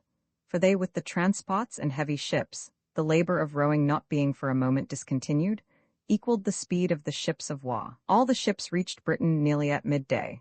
Nor was there seen a single enemy in that place, but, as Caesar afterwards found from some prisoners, though large bodies of troops had assembled there, yet being alarmed by the great number of our ships, more than 800 of which, including the ships of the preceding year, and those private vessels which each had built for his own convenience, had appeared at one time, they had quitted the coast and concealed themselves among the higher points. Caesar, having disembarked his army and chosen a convenient place for the camp, when he discovered from the prisoners in what part the forces of the enemy had lodged themselves, having left 10 cohorts and 300 horse at the sea, to be a guard to the ships, hastens to the enemy, at the 3rd watch, fearing the less for the ships for this reason, because he was leaving them fastened at anchor upon an even and open shore, and he placed Q. Atreus over the guard of the ships. He himself, having advanced by night about 12 miles, espied the forces of the enemy. They, advancing to the river with their cavalry and chariots from the higher ground, began to annoy our men and give battle. Being repulsed by our cavalry, they concealed themselves in woods, as they had secured a place admirably fortified by nature and by art, which, as it seemed, they had before prepared on account of a civil war. For all entrances to it were shut up by a great number of felled trees. They themselves rushed out of the woods to fight here and there, and prevented our men from entering their fortifications. But the soldiers of the 7th Legion, having formed a testudo, and thrown up a rampart against the fortification, took the place and drove them out of the woods, receiving only a few wounds. But Caesar forbade his men to pursue them in their flight any great distance, both because he was ignorant of the nature of the ground, and because, as a great part of the day was spent, he wished time to be left for the fortification of the camp.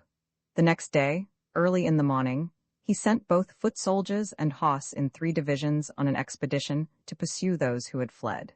These having advanced a little way, when already the rear of the enemy was in sight, some horse came to Caesar from Quintus Atreus, to report that the preceding night, a very great storm having arisen, almost all the ships were dashed to pieces and cast upon the shore, because neither the anchors and cables could resist, nor could the sailors and pilots sustain the violence of the storm, and thus great damage was received by that collision of the ships.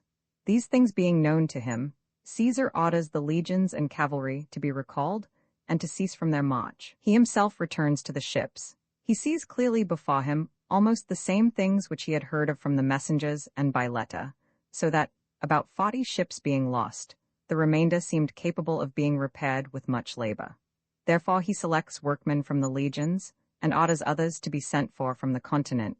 He writes to Labienus to build as many ships as he could with those legions which were with him. He himself, though the matter was one of great difficulty and labor, yet thought it to be most expedient for all the ships to be brought up on shore, and joined with the camp by one fortification. In these matters he employed about 10 days, the labor of the soldiers being unremitting even during the hours of night. The ships having been brought up on shore, and the camp strongly fortified, He left the same fosses which he did before as a guard for the ships. He sets out in person for the same place that he had returned from. When he had come thither, greater fosses of the Britons had already assembled at that place, the chief command and management of the war having been entrusted to Cassivellaunus, whose territories a river, which is called the Thames, separates from the maritime states at about 80 miles from the sea.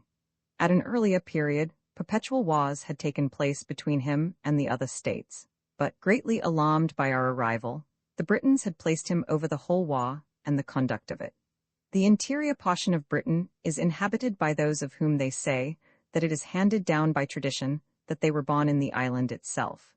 The maritime portion by those who had passed over from the country of the Belgae for the purpose of plunder and making war, almost all of whom are called by the names of those states from which being sprung they went thither, and having waged war, continued there and began to cultivate the lands. The number of the people is countless, and their buildings exceedingly numerous, for the most part very like those of the Gauls. The number of cattle is great. They use either brass or iron rings, determined at a certain weight as their money. Tin is produced in the Midland regions in the maritime iron, but the quantity of it is small. They employ brass, which is imported.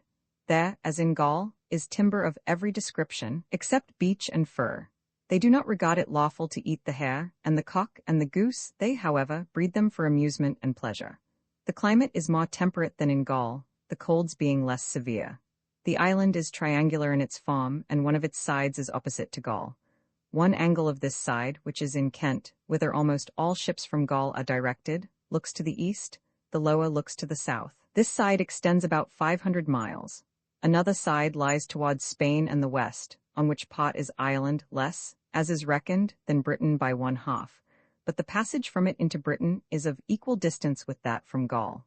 In the middle of this voyage is an island, which is called Mona. Many smaller islands besides are supposed to lie there, of which islands some have written that at the time of the winter solstice, it is night there for 30 consecutive days. We, in our inquiries about that matter, ascertained nothing, except that, by accurate measurements with water, we perceived the nights to be shorter there than on the continent. The length of this side, as their account states, is 700 miles. The third side is towards the north, to which portion of the island no land is opposite, but an angle of that side looks principally towards Germany. This side is considered to be 800 miles in length. Thus the whole island is about 2,000 miles in circumference. The most civilized of all these nations are they who inhabit Kent, which is entirely a maritime district, nor do they differ much from the Gallic customs. Most of the inland inhabitants do not sow corn, but live on milk and flesh, and are clad with skins. All the Britons, indeed, dye themselves with wood, which occasions a bluish color, and thereby have a more terrible appearance in fight. They wear their hair long, and have every part of their body shaved except their head and upper lip. 10, and even 12 have wives common to them, and particularly brothers among brothers, and parents among their children. But if there be any issue by these wives, they are reputed to be the children of those by whom respectively each was first espoused when a virgin. The horse and charioteers of the enemy contended vigorously in a skirmish with our cavalry on the march, yet so that our men were conquerors in all parts, and drove them to their woods and hills. But having slain a great many, they pursued too eagerly, and lost some of their men. But the enemy, after some time had elapsed when our men were off their guard, and occupied in the fortification of the camp, rushed out of the woods, and making an attack upon those who were placed on duty before the camp, fought in a determined manner, and 2 cohorts being sent by Caesar to their relief, and these severally the first of 2 legions, when these had taken up their position at a very small distance from each other, as our men were disconcerted by the unusual mode of battle, the enemy broke through the middle of them most courageously, and retreated thence in safety. That day, Laborius Julius, a tribune of the soldiers, was slain. The enemy, since more cohorts were sent against them, were repulsed. In the whole of this method of fighting, since the engagement took place under the eyes of all and before the camp, it was perceived that our men, on account of the weight of their arms, inasmuch as they could neither pursue the enemy when retreating, nor dare quit their standards, were little suited to this kind of enemy. That the horse also fought with great danger, because they the Britons generally retreated even designedly, and when they had drawn off our men a short distance from the legions, leaped from their chariots and fought on foot in unequal, and to them advantageous battle. But the system of cavalry engagement is wont to produce equal danger, and indeed the same, both to those who retreat and those who pursue. To this was added that they never fought in close order, but in small parties and at great distances, and had detachments placed in different parts, and then the one relieved the other, and the vigorous and fresh succeeded the wearied. The following day the enemy halted on the hills, a distance from our camp, and presented themselves in small parties, and began to challenge our host to battle with less spirit than the day before.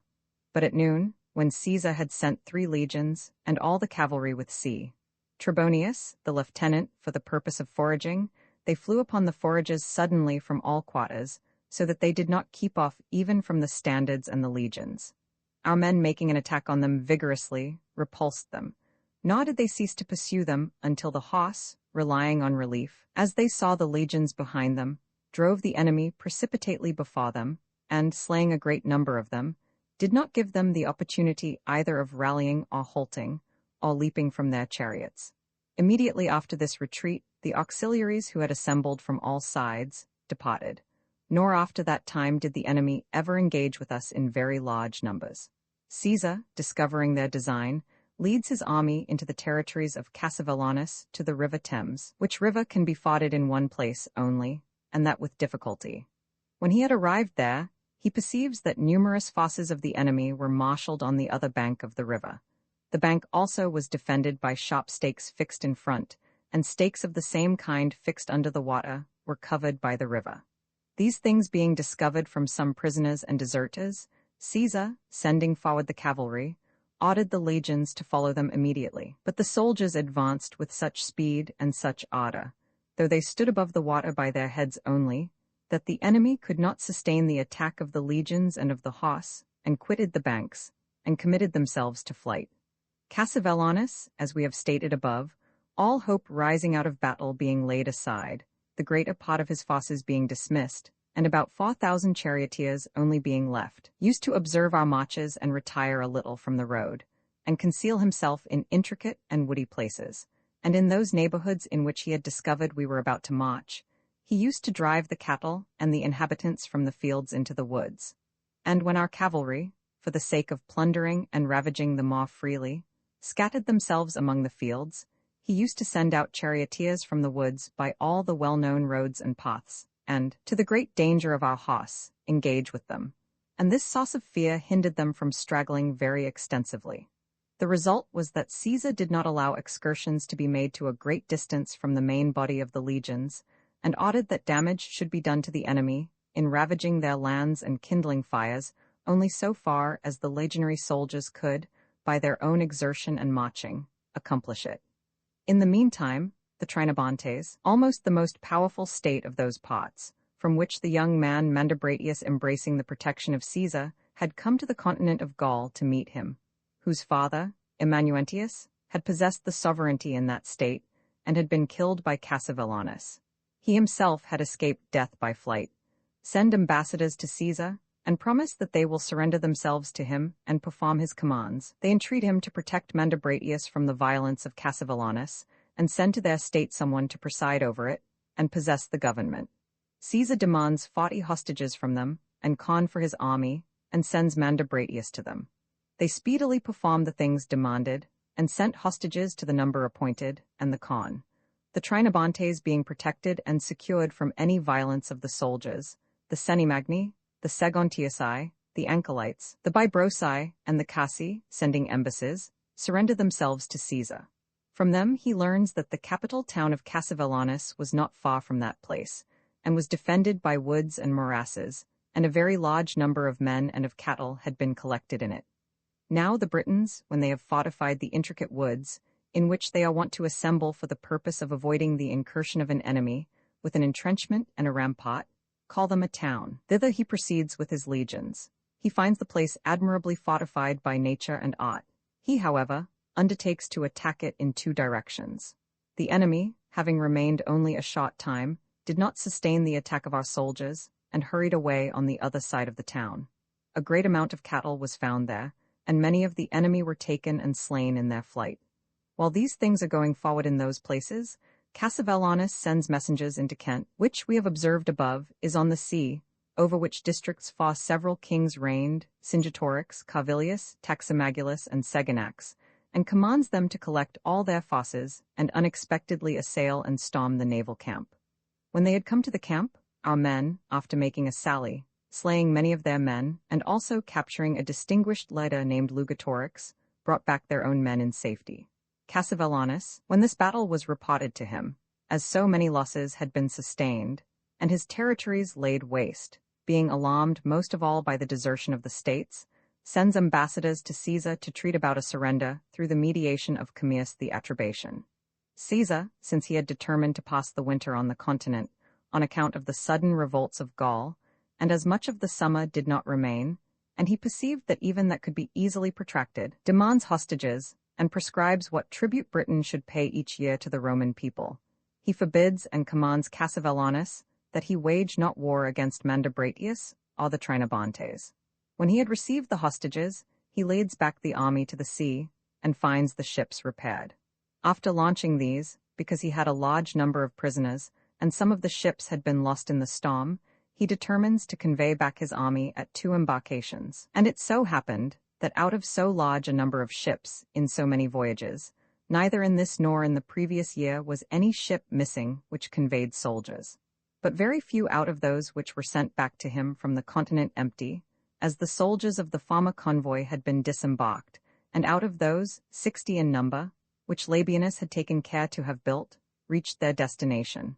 Almost all the rest were driven back, and when Caesar had waited for them for some time in vain, lest he should be debarred from a voyage by the season of the year, inasmuch as the equinox was at hand, he of necessity stowed his soldiers the more closely, and, a very great calm coming on, after he had weighed anchor at the beginning of the second watch, he reached land at break of day, and brought in all the ships in safety. The ships having been drawn up and a general assembly of the Gauls held at Samarabriva, because the Khan that year had not prospered in Gaul by reason of the droughts, he was compelled to station his army in its winter quarters, differently from the former years, and to distribute the legions among several states. One of them he gave to C.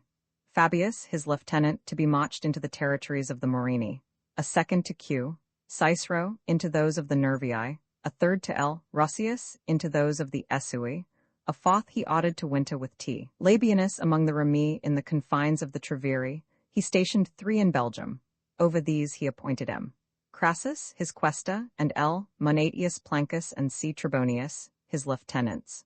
1 legion which he had raised lost on the other side of the Po, and 5 cohorts he sent amongst the Eburones, the greatest portion of whom lie between the Meuse and the Rhine, and who were under the government of Ambiorix and Catavolcus. He ordered Q. Titurius Sabinus and L. Aurunculeus Cotta, his lieutenants, to take the command of these soldiers. The legions being distributed in this manner, he thought he could most easily remedy the scarcity of corn, and yet the winter quarters of all these legions, except that which he had given to L. Roscius to be led into the most peaceful and tranquil neighborhood, were comprehended within about 100 miles. He himself, in the meanwhile, until he had stationed the legions and knew that the several winter quarters were fortified, determined to stay in Gaul. There was among the Carnutes a man named Tascetius, born of very high rank, whose ancestors had held the sovereignty in his state. To him, Caesar had restored the position of his ancestors, in consideration of his prowess and attachment towards him, because in all his wars he had availed himself of his valuable services. His personal enemies had killed him when in the 3rd year of his reign, many even of his own state being openly promoters of that act. This event is related to Caesar. He fearing, because several were involved in the act, that the state might revolt at their instigation, orders Lucius Plancus, with a legion, to proceed quickly from Belgium to the Carnutes, and winter there, and arrest and send to him the persons by whose instrumentality he should discover that Tascetius was slain. In the meantime, he was apprised by all the lieutenants and quaestors to whom he had assigned the legions that they had arrived in winter quarters, and that the place for the quarters was fortified. About 15 days after they had come into winter quarters, the beginning of a sudden insurrection and revolt arose from Ambiorix and Catavolcus, who, though they had met with Sabinus and Cotter at the borders of their kingdom, and had conveyed Con into our winter quarters, induced by the messages of Indutiomarus, one of the Treviri, excited their people, and after having suddenly assailed the soldiers, engaged in procuring wood, came with a large body to attack the camp. When our men had speedily taken up arms and had ascended the rampart, and sending out some Spanish horse on one side, had proved conquerors in a cavalry action, the enemy, despairing of success, drew off their troops from the assault.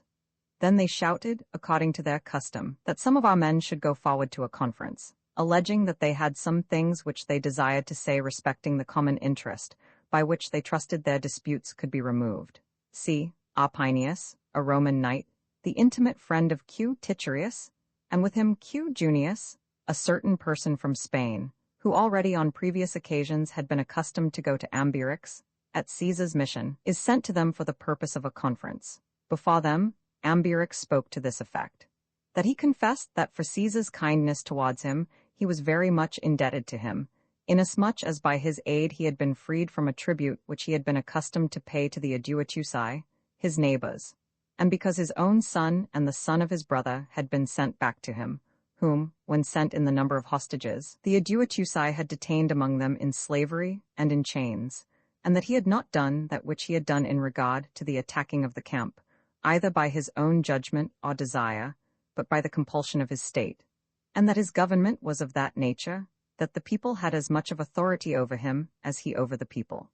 To the state, moreover, the occasion of the war was this, that it could not withstand the sudden combination of the Gauls, that he could easily prove this from his own weakness, since he was not so little versed in affairs as to presume that with his forces he could conquer the Roman people, but that it was the common resolution of Gaul, that day was appointed for the storming of all Caesar's winter quarters, in order that no legion should be able to come to the relief of another legion, that Gauls could not easily deny Gauls, especially when a measure seemed entered into for recovering their common freedom. Since he had performed his duty to them on the score of patriotism, he said, he has now regard to gratitude for the kindness of Caesar, that he warned, that he prayed Titurius by the claims of hospitality, to consult for his and his soldiers' safety, that a large force of the Germans had been hired and had passed the Rhine, that it would arrive in 2 days, that it was for them to consider whether they thought fit, before the nearest people perceived it, to lead off their soldiers when drawn out of winter quarters, either to Cicero or to Labienus, one of whom was about 50 miles distant from them, the other rather more, that this he promised and confirmed by oath, that he would give them a safe passage through his territories. And when he did that, he was both consulting for his own state, because it would be relieved from the winter quarters, and also making a requital to Caesar for his obligations. Arpinius and Junius relate to the lieutenants what they had heard. They, greatly alarmed by the unexpected affair, though those things were spoken by an enemy, still thought they were not to be disregarded, and they were especially influenced by this consideration, that it was scarcely credible that the obscure and humble state of the Eburones had dared to make war upon the Roman people of their own accord. Accordingly, they refer the matter to a council, and a great controversy arises among them. L. Aurunculeus and several tribunes of the soldiers and the centurions of the first rank were of opinion that nothing should be done hastily, and that they should not depart from the camp without Caesar's orders. They declared that any forces of the Germans, however great, might be encountered by fortified winter quarters, that this fact was a proof of it, that they had sustained the first assault of the Germans most valiantly, inflicting many wounds upon them, that they were not distressed for Con, that in the meantime relief would come both from the nearest winter quarters and from Caesar. Lastly, they put the query, what could be more undetermined, more undignified, than to adopt measures respecting the most important affairs on the authority of an enemy? In opposition to those things, Titurius exclaimed that they would do this too late, when greater forces of the enemy, after a junction with the Germans, should have assembled, or when some disaster had been received in the neighboring winter quarters, that the opportunity for deliberating was short, that he believed that Caesar had set forth into Italy, as the Carnutes would not otherwise have taken the measure of slaying Tascidius, nor would the Eburones, if he had been present, have come to the camp with so great defiance of us, that he did not regard the enemy, but the fact as the authority, that the Rhine was near, that the death of Ariovistus and our previous victories were subjects of great indignation to the Germans, that Gaul was inflamed, that after having received so many defeats, she was reduced under the sway of the Roman people, her pristine glory in military matters being extinguished. Lastly, who would persuade himself of this, that Ambiorix had resorted to a design of that nature without sure grounds, that his own opinion was safe on either side. If there be nothing very formidable, they would go without danger to the nearest legion. If all Gaul conspired with the Germans, their only safety lay in dispatch. What issue would the advice of Cotta, and of those who differed from him, have? From which, if immediate danger was not to be dreaded, yet certainly famine, by a protracted siege, was? This discussion having been held on the two sides, when opposition was offered strenuously by Cotta and the principal officers, prevail, said Sabinus, if so you wish it. And he said it with a louder voice, that a great portion of the soldiers might hear him. Nor am I the person among you, he said, who is most powerfully alarmed by the danger of death. These will be aware of it, and then, if anything disastrous shall have occurred, they will demand a reckoning at your hands. These who, if it were permitted by you, united 3 days hence with the nearest winter quarters, may encounter the common condition of war with the rest, and not, as if fast away and separated far from the rest, perish either by the sword or by famine. They rise from the council, detain both, and entreat, that they do not bring the matter into the greatest jeopardy by their dissension and obstinacy. The affair was an easy one, if only they all thought and approved of the same thing, whether they remain or depart. On the other hand, they saw no security in dissension. The matter is prolonged by debate till midnight. At last Cotta, being overruled, yields his assent. The opinion of Sabinus prevails. It is proclaimed that they will march at daybreak.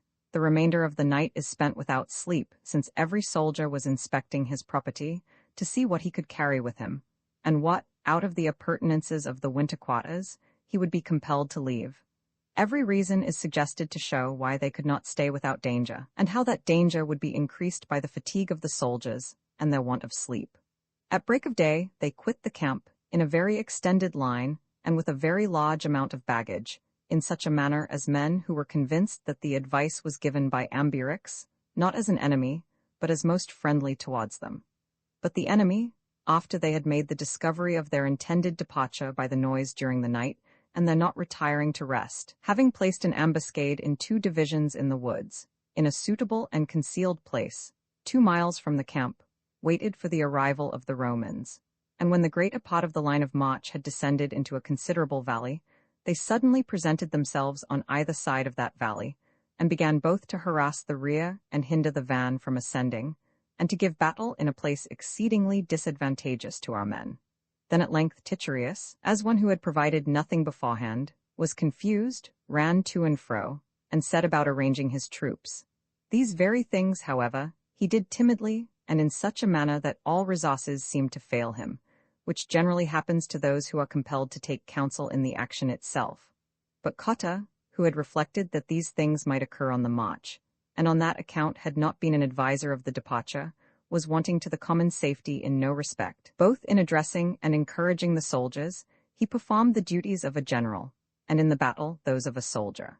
And since they, Titurius and Cotta, could less easily perform everything by themselves, and provide what was to be done in each place, by reason of the length of the line of march, they ordered the officers to give the command that they should leave the baggage and form themselves into an ob, which measure, though in a contingency of that nature it was not to be condemned, still turned out unfortunately, for it both diminished the hope of our soldiers and rendered the enemy more eager for the fight, because it appeared that this was not done without the greatest fear and despair.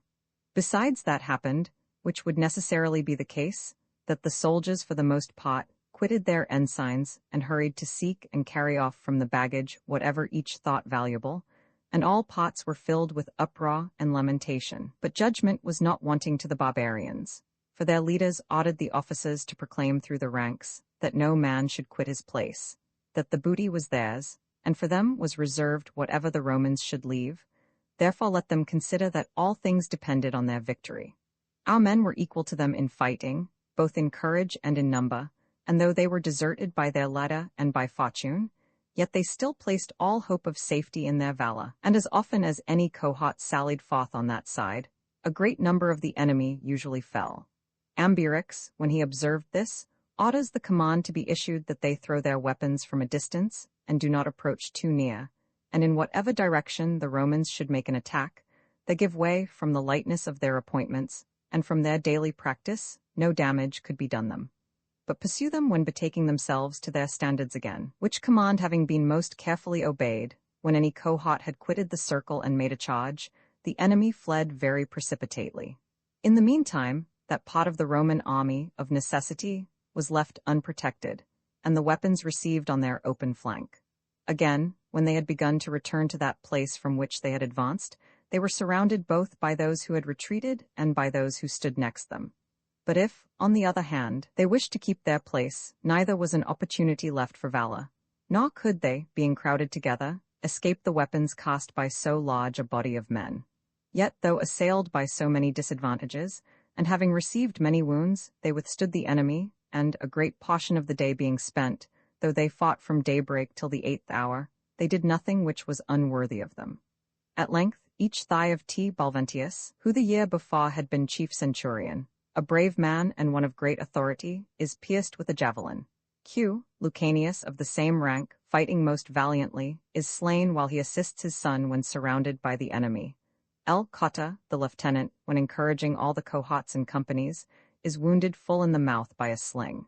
Much troubled by these events, Q. Titurius, when he had perceived Ambiorix in the distance encouraging his men, sends to him his interpreter, Cn. Pompey, to beg that he would spare him and his soldiers. He, when addressed, replied, if he wished to confer with him, it was permitted, that he hoped what pertained to the safety of the soldiers could be obtained from the people, that to him, however, certainly no injury would be done, and that he pledged his faith to that effect. He consults with Cotta, who had been wounded, whether it would appear right to retire from battle, and confer with Ambiorix, saying that he hoped to be able to succeed respecting his own and the soldiers' safety. Cotta says he will not go to an armed enemy, and in that perseveres. Sabinus orders those tribunes of the soldiers whom he had at the time around him, and the centurions of the first ranks, to follow him, and when he had approached near to Ambiorix, being ordered to throw down his arms, he obeys the order and commands his men to do the same. In the meantime, while they treat upon the terms, and a longer debate than necessary is designedly entered into by Ambiorix, being surrounded by degrees, he is slain. Then they according to their custom shout out victory, and raise their war cry, and making an attack on our men, break their ranks. Their L. Cotta, while fighting, is slain, together with the greater part of the soldiers. The rest betake themselves to the camp from which they had marched forth, and one of them, L. Petricidius, the standard-bearer, when he was overpowered by the great number of the enemy, threw the eagle within the entrenchments and is himself slain while fighting with the greatest courage before the camp. They with difficulty sustain the attack till night. Despairing of safety, they all to a man destroy themselves in the night. A few escaping from the battle, make their way to Labienus at winter quarters, after wandering at random through the woods, and inform him of these events. Elated by this victory, Ambiorix marches immediately with his cavalry to the Aduatuci, who boarded on his kingdom. He halts neither day nor night, and orders the infantry to follow him closely. Having related the exploit and roused the Aduatuci, the next day he arrived among the Nervii, and entreats that they should not throw away the opportunity of liberating themselves forever, and of punishing the Romans for those wrongs which they had received from them. He tells them that 2 lieutenants have been slain, and that a large portion of the army has perished, that it was not a matter of difficulty for the legion which was wintering with Cicero to be cut off, when suddenly assaulted. He declares himself ready to cooperate in that design. He easily gains over the Nervii by this speech. Accordingly, messengers having been forthwith dispatched to the Centrones, the Grudii, the Levaci, the Plumixii, and the Jaduni, all of whom are under their government, they assemble as large bodies as they can, and rush unexpectedly to the winter quarters of Cicero, the report of the death of Titurius not having as yet been conveyed to him. That also occurred to him, which was the consequence of a necessary work, that some soldiers who had gone off into the woods for the purpose of procuring timber and therewith constructing fortifications, were intercepted by the sudden arrival of the enemy's horse. These having been entrapped, the Eburones, the Nervii, and the Aduatuci, and all their allies and dependents, begin to attack the legion. Our men quickly run together to arms and mount the rampart. They sustained the attack that day with great difficulty, since the enemy placed all their hope in dispatch, and felt assured that, if they obtained this victory, they would be conquerors forever. Letters are immediately sent to Caesar by Cicero, great rewards being offered to the messengers if they carried them through. All the passes having been beset, those who were sent are intercepted. During the night as many as 120 towers are raised with incredible dispatch out of the timber, which they had collected for the purpose of fortification. The things which seemed necessary to the work are completed. The following day the enemy, having collected far greater forces, attack the camp and fill up the ditch. Resistance is made by our men in the same manner as the day before. This same thing is done afterwards during the remaining days. The work is carried on incessantly in the night. Not even to the sick or wounded is opportunity given for rest. Whatever things are required for resisting the assault of the next day are provided during the night. Many stakes burnt at the end, and a large number of mural pikes are procured. Towers are built up, battlements and parapets are formed of interwoven hurdles. Cicero himself, though he was in very weak health, did not leave himself the night time for repose, so that he was forced to spare himself by the spontaneous movement and entreaties of the soldiers. Then these leaders and chiefs of the Nervii, who had any intimacy and grounds of friendship with Cicero, say they desire to confer with him. When permission was granted, they recount the same things which Ambiorix had related to Titurius, namely, that all Gaul was in arms, that the Germans had passed the Rhine, that the winter quarters of Caesar and of the others were attacked. They report in addition also about the death of Sabinus. They point to Ambiorix for the purpose of obtaining credence. They are mistaken, say they, if they hoped for any relief from those who distrust their own affairs, that they bear such feelings towards Cicero and the Roman people, that they deny them nothing but winter quarters, and are unwilling that this practice should become constant, that through there the Nerviis means it is possible for them, the Romans, to depart from their winter quarters safely, and to proceed without fear into whatever parts they desire. To these Cicero made only one reply, that it is not the custom of the Roman people to accept any condition from an armed enemy. If they are willing to lay down their arms, they may employ him as their advocate and send ambassadors to Caesar. That he believed, from his Caesar's justice, they would obtain the things which they might request. Disappointed in this hope, the Nervii surround the winter quarters with a rampart 11 feet high and a ditch 13 feet in depth. These military works they had learnt from our men in the intercourse of former years, and having taken some of our army prisoners, were instructed by them. But as they had no supply of iron tools which are requisite for this service, they were forced to cut the turf with their sods, and to empty out the earth with their hands and cloaks, from which circumstance the vast number of the men could be inferred. For in less than 3 hours, they completed a fortification of 10 miles in circumference, and during the rest of the days, they began to prepare and construct towers of the height of the ramparts, and grappling irons and mantlets, which the same prisoners had taught them. On the 7th day of the attack, a very high wind having sprung up, they began to discharge by their slings hot balls made of burnt or hardened clay, and heated javelins, upon the huts, which, after the Gallic custom, were thatched with straw. These quickly took fire, and by the violence of the wind scattered their flames in every part of the camp. The enemy, following up their success with a very loud shout, as if victory were already obtained and secured, began to advance their towers and mantlets, and climb the rampart with ladders. But so great was the courage of our soldiers, and such their presence of mind, that though they were scotched on all sides, and harassed by a vast number of weapons, and were aware that their baggage and their possessions were burning, not only did no one quit the rampart for the purpose of withdrawing from the scene, but scarcely did anyone even then look behind, and they all fought most vigorously and most valiantly. This day was by far the most calamitous to our men. It had this result, however, that on that day the largest number of the enemy was wounded and slain, since they had crowded beneath the very rampart, and the hindmost did not afford the foremost a retreat. The flame having abated a little, and a tower having been brought up in a particular place and touching the rampart, the centurions of the 3rd cohort retired from the place in which they were standing, and drew off all their men. They began to call on the enemy by gestures and by words, to enter if they wished, but none of them dared to advance. Then, stones having been cast from every quarter, the enemy were dislodged, and the tower set on fire. In that legion there were 2 very brave men, centurions, who were now approaching the first ranks, T. Pulfio and L. Varinus. These used to have continual disputes between them which of them should be preferred, and every year used to contend for promotion with the utmost animosity. When the fight was going on most vigorously before the fortifications, Pulfio, one of them, says, "Why do you hesitate, Varinus? Or what better opportunity of signalizing your valor do you seek? This very day shall decide our disputes. When he had uttered these words, he proceeds beyond the fortifications, and rushes on that part of the enemy which appeared the thickest.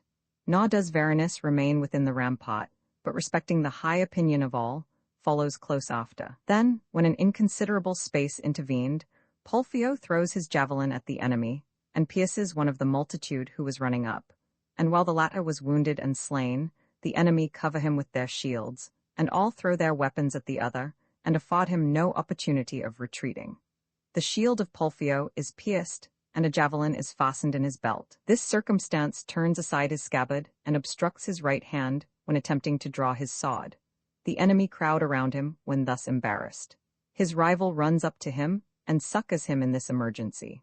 Immediately the whole host turn from Pulfio to him, supposing the other to be pierced through by the javelin. Varinus rushes on briskly with his sword, and carries on the combat hand to hand, and having slain one man, for a short time drove back the rest. While he urges on too eagerly, slipping into a hollow, he fell. To him, in his turn, when surrounded, Pulfio brings relief, and both having slain a great number, retreat into the fortifications amidst the highest applause. Fortune so dealt with both in this rivalry and conflict, that the one competitor was a succor and a safeguard to the other, nor could it be determined which of the two appeared worthy of being preferred to the other, in proportion as the attack became daily more formidable and violent, and particularly because, as a great number of the soldiers were exhausted with wounds, the matter had come to a small number of defenders. More frequent letters and messengers were sent to Caesar, a part of which messengers were taken and tortured to death in the sight of our soldiers. There was within our camp a certain Nervian, by name Vertico, born in a distinguished position, who in the beginning of the blockade had deserted to Cicero, and had exhibited his fidelity to him. He persuades his slave, by the hope of freedom, and by great rewards, to convey a letter to Caesar. This he carries out bound about his javelin, and mixing among the Gauls without any suspicion by being a Gaul, he reaches Caesar. From him they received information of the imminent danger of Cicero and the legion. Caesar, having received the letter about the 11th hour of the day, immediately sends a messenger to the Bellovaci, to M. Crassus, quaestor there, whose winter quarters were 25 miles distant from him. He orders the legion to set forward in the middle of the night and come to him with dispatch. Crassus set out with the messenger. He sends Antha to see Fabius, the lieutenant, ordering him to lead forth his legion into the territories of the Atrebates, to which he knew his march must be made. He writes to Labienus to come with his legion to the frontiers of the Nervii, if he could do so to the advantage of the Commonwealth. He does not consider that the remaining portion of the army, because it was somewhat farther distant, should be waited for, but assembles about 400 horse from the nearest winter quarters. Having been apprised of the arrival of Crassus by the scouts at about the 3rd hour, he advances 20 miles that day. He appoints Crassus over Samarobriva and assigns him a legion, because he was leaving there the baggage of the army, the hostages of the states, the public documents, and all the corn, which he had conveyed thither for passing the winter. Fabius, without delaying a moment, meets him on the march with his legion, as he had been commanded. Labienus, having learnt the death of Sabinus and the destruction of the cohorts, as all the forces of the Treveri had come against him, beginning to fear lest, if he made a departure from his winter quarters, resembling a flight, he should not be able to support the attack of the enemy, particularly since he knew them to be elated by their recent victory, sends back a letter to Caesar, informing him with what great hazard he would lead out his legion from winter quarters. He relates at large the affair which had taken place among the Eburones. He informs him that all the infantry and cavalry of the Treveri had encamped at a distance of only 3 miles from his own camp. Caesar, approving of his motives, although he was disappointed in his expectation of 3 legions, and reduced to 2, yet placed his only hopes of the common safety in dispatch. He goes into the territories of the Nervii by long marches. There he learns from some prisoners what things are going on in the camp of Cicero, and in how great jeopardy the affair is. Then, with great rewards, he induces a certain man of the Gallic host to convey a letter to Cicero. This he sends written in Greek characters, lest the letter being intercepted, our measures should be discovered by the enemy. He directs him, if he should be unable to enter, to throw his spear with the letter fastened to the thong, inside the fortifications of the camp. He writes in the letter that he, having set out with his legions, will quickly be there. He entreats him to maintain his ancient valor. The Gaul, apprehending danger, throws his spear as he had been directed. It by chance stuck in a tower, and not being observed by our men for 2 days, was seen by a certain soldier on the 3rd day. When taken down, it was carried to Cicero. He, after perusing it, reads it out in an assembly of the soldiers, and fills all with the greatest joy. Then the smoke of the fires was seen in the distance, a circumstance which banished all doubt of the arrival of the legions. The Gauls, having discovered the matter through their scouts, abandoned the blockade, and marched towards Caesar with all their forces. These were about 60,000 armed men. Cicero, an opportunity being now afforded, again begs of that Vertigo, the Gaul, whom we mentioned above, to convey back a letter to Caesar. He advises him to perform his journey warily. He writes in the letter that the enemy had departed, and had turned their entire force against him. When this letter was brought to him about the middle of the night, Caesar apprises his soldiers of its contents, and inspires them with courage for fighting. The following day, at the dawn, he moves his camp, and having proceeded 4 miles, he espies the forces of the enemy on the other side of a considerable valley and rivulet. It was an affair of great danger to fight with such large forces in a disadvantageous situation. For the present, therefore, inasmuch as he knew that Cicero was released from the blockade, and thought that he might, on that account, relax his speed, he halted there and fortifies a camp in the most favorable position he can. And this, though it was small in itself, there being scarcely 7,000 men, and these too without baggage, still by the narrowness of the passages, he contracts as much as he can, with this object, that he may come into the greatest contempt with the enemy. In the meanwhile, scouts having been sent in all directions, he examines by what most convenient path he might cross the valley. That day, slight skirmishes of cavalry having taken place near the river, both armies kept in their own positions. The Gauls, because they were awaiting larger forces which had not then arrived. Caesar, to see if perchance by pretence of fear he could allure the enemy towards his position, so that he might engage in battle, in front of his camp on this side of the valley. If he could not accomplish this, that, having inquired about the passes, he might cross the valley and the river with the less hazard. At daybreak the cavalry of the enemy approaches to the camp, and joins battle with our horse. Caesar orders the horse to give way purposely, and retreat to the camp. At the same time he orders the camp to be fortified with a higher rampart in all directions, the gates to be barricaded, and in executing these things as much confusion to be shown as possible, and to perform them under the pretence of fear. Induced by all these things, the enemy laid over their forces and draw up their line in a disadvantageous position. And as our men also had been led down from the ramparts, they approach nearer, and throw their weapons into the fortification from all sides, and sending heralds round, order it to be proclaimed that, if any, either Gaul or Roman, was willing to go over to them before the 3rd hour, it was permitted. After that time there would not be permission. And so much did they disregard our men, that the gates having been blocked up with single rows of turf as a mere appearance, because they did not seem able to burst in that way, some began to pull down the rampart with their hands, others to fill up the trenches. Then Caesar, making a sally from all the gates, and sending out the cavalry, soon puts the enemy to flight, so that no one at all stood his ground with the intention of fighting, and he slew a great number of them, and deprived all of their arms. Caesar, fearing to pursue them very far, because woods and morasses intervened, and also because he saw that they suffered no small loss in abandoning their position, reaches Cicero the same day with all his forces safe. He witnesses with surprise the towers, mantlets, and other fortifications belonging to the enemy. The legion having been drawn out, he finds that even every 10th soldier had not escaped without wounds. From all these things he judges with what danger, and with what great courage, matters had been conducted. He commends Cicero according to his desert, and likewise the legion. He addresses individually the centurions and the tribunes of the soldiers, whose valor he had discovered to have been signal. He receives information of the death of Sabinus and Cotta from the prisoners. An assembly being held the following day, he states the occurrence. He consoles and encourages the soldiers. He suggests that the disaster, which had been occasioned by the misconduct and rashness of his lieutenant, should be borne with a patient mind, because by the favor of the immortal gods and their own valor, neither was lasting joy left to the enemy, nor very lasting grief to them.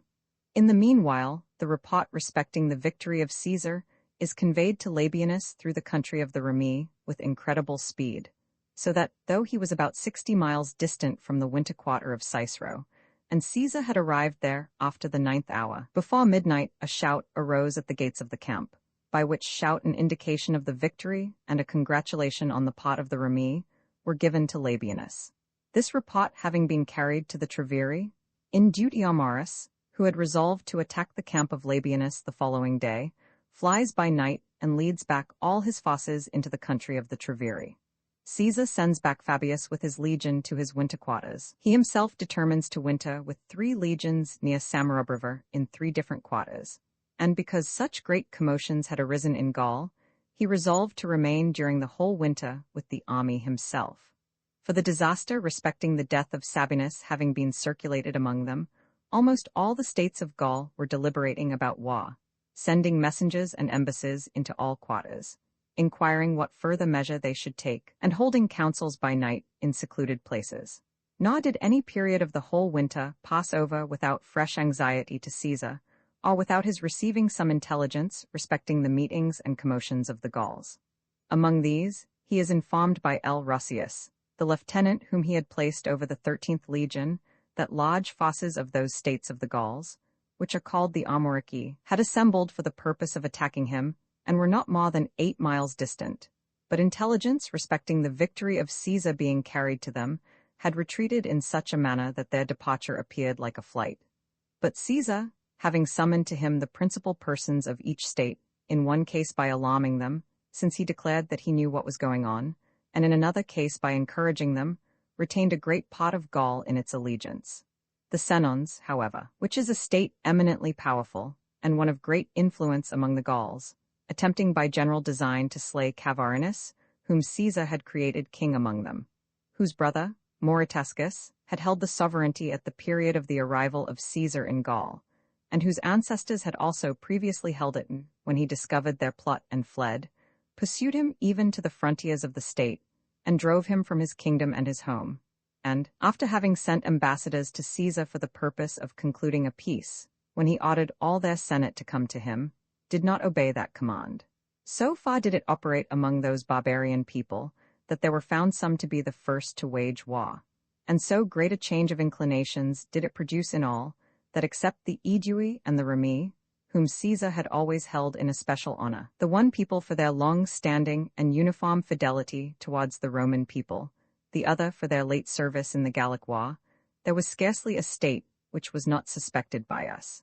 And I do not know whether that ought much to be wondered at, as well for several other reasons, as particularly because they who ranked above all nations for prowess in war, most keenly regretted that they had lost so much of that reputation as to submit to commands from the Roman people. But the Treveri and Indutiomarus let no part of the entire winter pass without sending ambassadors across the Rhine, importuning the states, promising money, and asserting that, as a large portion of our army had been cut off, a much smaller portion remained. However, none of the German states could be induced to cross the Rhine, since they had twice essayed it. They said, in the war with Ariovistus and in the passage of the Tenchthuri there, that fortune was not to be tempted any more. Indutiomarus, disappointed in this expectation, nevertheless began to raise troops and discipline them, and procure horses from the neighboring people, and allure to him by great rewards the outlaws and convicts throughout Gaul. And such great influence had he already acquired for himself in Gaul by these means, that embassies were flocking to him in all directions, and seeking, publicly and privately, his favor and friendship, when he perceived that they were coming to him voluntarily. That on the one side, the Senons and the Carnutes were stimulated by their consciousness of guilt. On the other side, the Nervii and the Aduatusi were preparing war against the Romans, and that forces of volunteers would not be wanting to him if he began to advance from his own territories. He proclaims an armed council.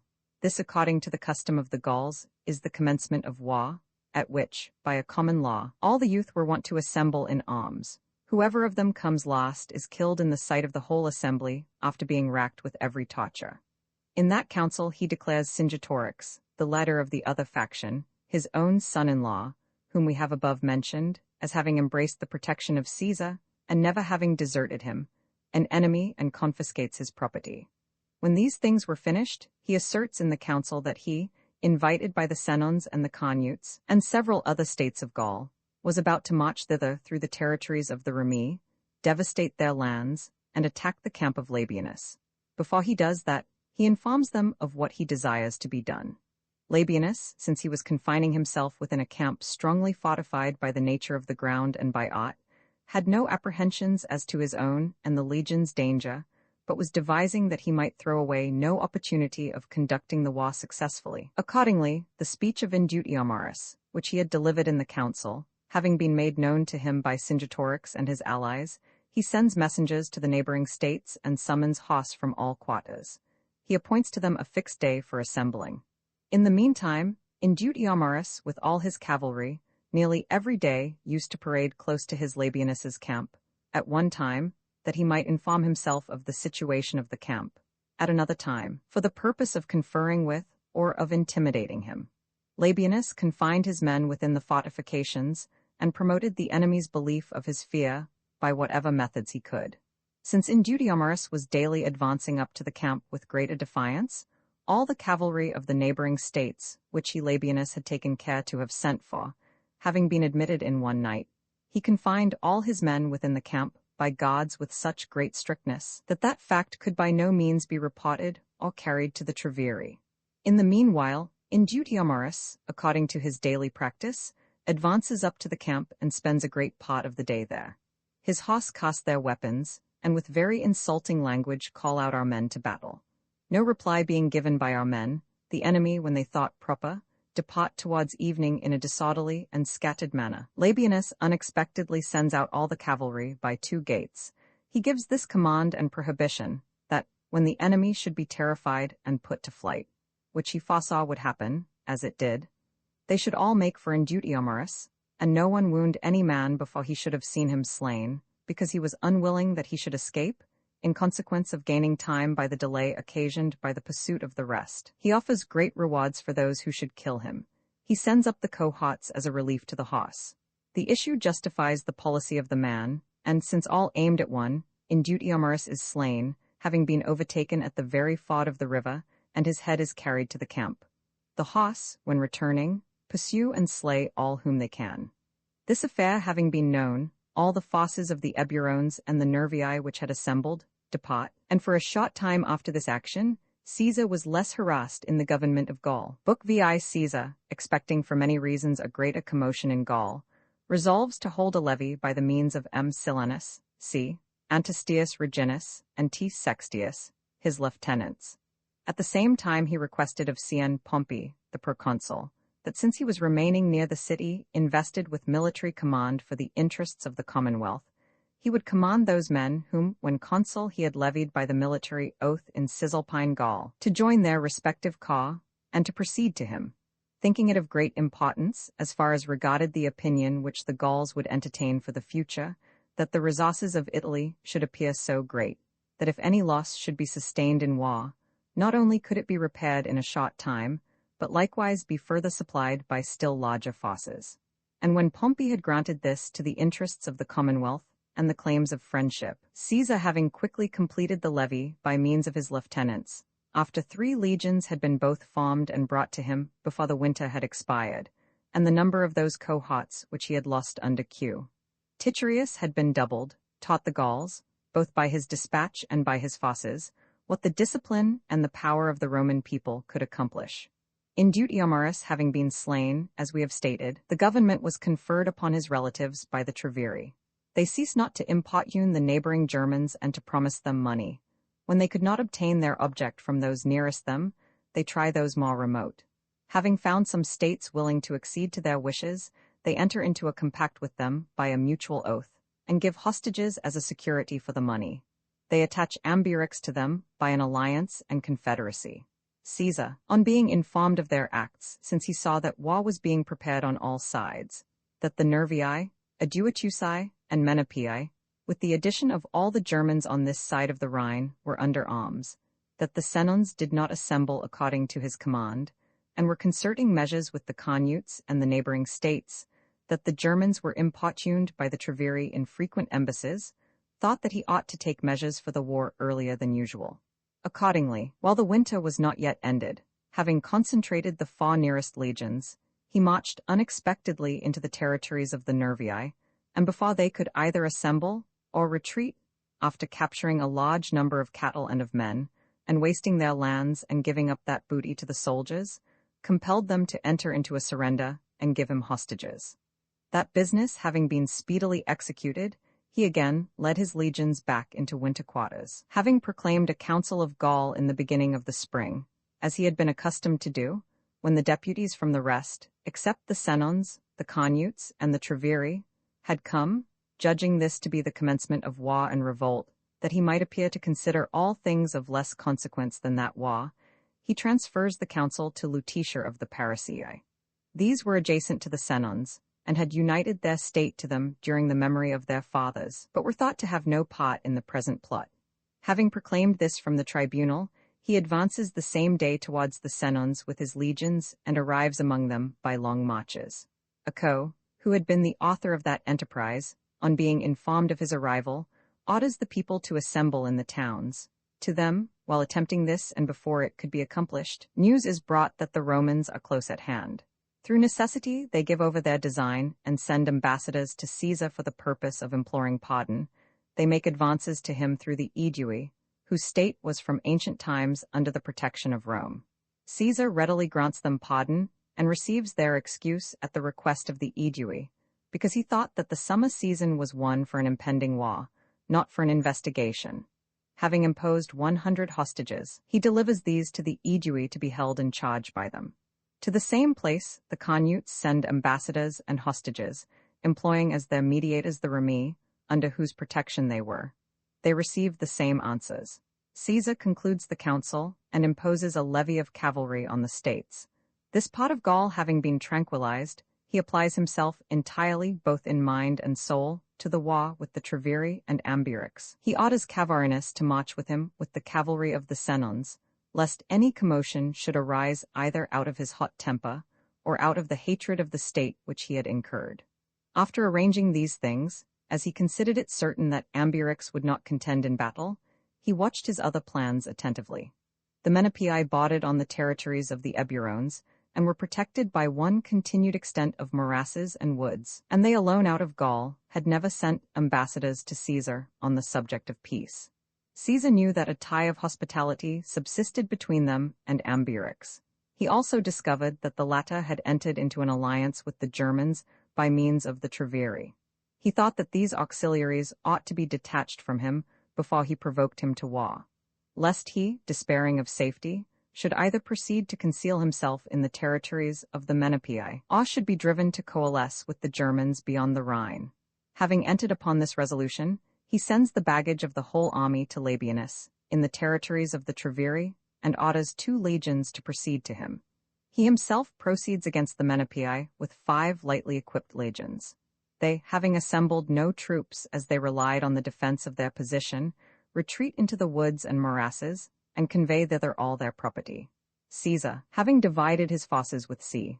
Fabius, his lieutenant, and M. Crassus, his quaestor, and having hastily constructed some bridges, enters their country in 3 divisions, burns their houses and villages, and gets possession of a large number of cattle and men.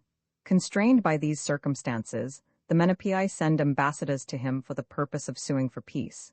He, after receiving hostages, assures them that he will consider them in the number of his enemies, if they shall receive within their territories either Ambiorix or his ambassadors. Having determinately settled these things, he left among the Menapii Commius the Atrebatian with some cavalry as a god. He himself proceeds toward the Treviri. While these things are being performed by Caesar, the Treviri, having drawn together large forces of infantry and of cavalry, were preparing to attack Labienus and the legion which was wintering in their territories, and were already not further distant from him than a journey of 2 days, when they learned that 2 legions had arrived by the order of Caesar. Having pitched their camp 15 miles off, they resolved to await the support of the Germans. Labienus, having learned the design of the enemy, hoping that through their rashness there would be some opportunity of engaging, after leaving a guard of 5 cohorts for the baggage, advances against the enemy with 25 cohorts and a large body of cavalry, and, leaving the space of a mile between them, fortifies his camp. There was between Labienus and the enemy a river difficult to cross and with steep banks. This neither did he himself design to cross, nor did he suppose the enemy would cross it. Their hope of auxiliaries was daily increasing.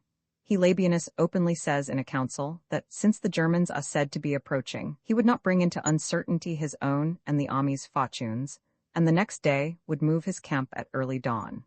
These words are quickly carried to the enemy, since out of so large a number of cavalry composed of Gauls, nature compelled some to favor the Gallic interests. Labienus, having assembled the tribunes of the soldiers and principal centurions by night, states what his design is, and that he may the more easily give the enemy a belief of his fears. He orders the camp to be moved with greater noise and confusion than was usual with the Roman people. By these means he makes his departure appear like a retreat. These things, also, since the camps were so near, are reported to the enemy by scouts before daylight. Scarcely had the rear advanced beyond the fortifications when the Gauls, encouraging one another, not to cast from their hands the anticipated booty, that it was a tedious thing, while the Romans were panic-stricken, to be waiting for the aid of the Germans, and that their dignity did not suffer them to fear to attack with such great forces so small a band, particularly when retreating and encumbered. Do not hesitate to cross the river and give battle in a disadvantageous position. Labienus, suspecting that these things would happen, was proceeding quietly, and using the same pretense of a march, in order that he might entice them across the river. Then, having sent forward the baggage some short distance and placed it on a certain eminence, he says, "Soldiers, you have the opportunity you have sought. You hold the enemy in an encumbered and disadvantageous position. Display to us, your leaders, the same valor you have ofttimes displayed to your general. Imagine that he is present and actually sees these exploits." At the same time, he orders the troops to face about towards the enemy and form in line of battle, and, dispatching a few troops of cavalry as a guard for the baggage, he places the rest of the horse on the wings. Our men, raising a shout, quickly throw their javelins at the enemy. They, when, contrary to their expectation, they saw those whom they believed to be retreating, advanced towards them with threatening banners, were not able to sustain even the charge, and being put to flight at the first onslaught, sought the nearest woods. Labienus pursuing them with the cavalry, upon a large number being slain, and several taken prisoners, got possession of the state a few days after. For the Germans who were coming to the aid of the Treveri, having been informed of their flight, retreated to their homes. The relations of Indutiamaris, who had been the promoters of the revolt, accompanying them, quitted their own state with them. The supreme power and government were delivered to Cingetorix, whom we have stated to have remained firm in his allegiance from the commencement.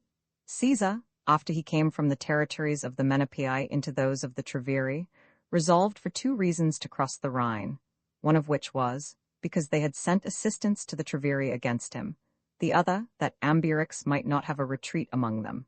Having determined on these matters, he began to build a bridge a little above that place, at which he had before conveyed over his army. The plan having been known and laid down, the work is accomplished in a few days by the great exertion of the soldiers.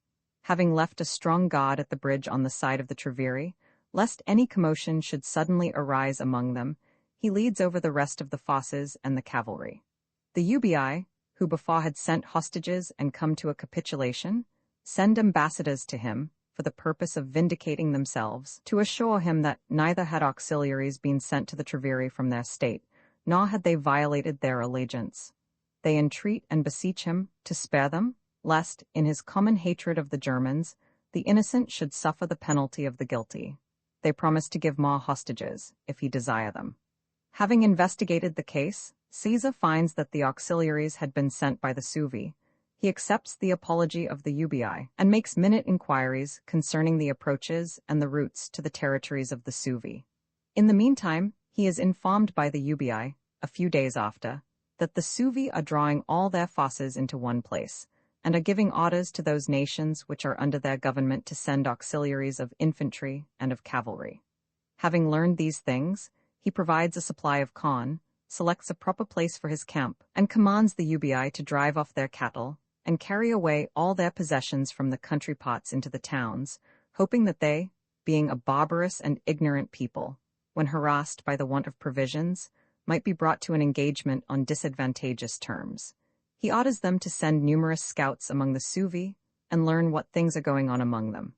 They execute the orders, and, a few days having intervened, report that all the Suevi, after certain intelligence concerning the army of the Romans had come, retreated with all their own forces and those of their allies, which they had assembled, to the utmost extremities of their territories. That there is a wood there of very great extent, which is called Basenes.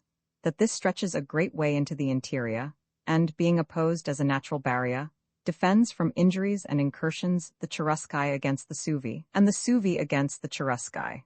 That at the entrance of that forest, the Suevi had determined to await the coming up of the Romans.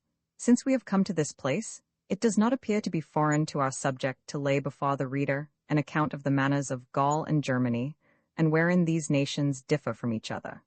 In Gaul, there are factions not only in all the states, and in all the cantons and their divisions, but almost in each family. And of these factions, those are the leaders who are considered according to their judgment to possess the greatest influence, upon whose will and determination the management of all affairs and measures depends.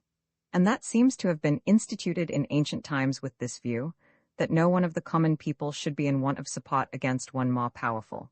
For none of those leaders suffers his party to be oppressed and defrauded, and if he do otherwise, he has no influence among his party. This same policy exists throughout the whole of Gaul, for all the states are divided into two factions.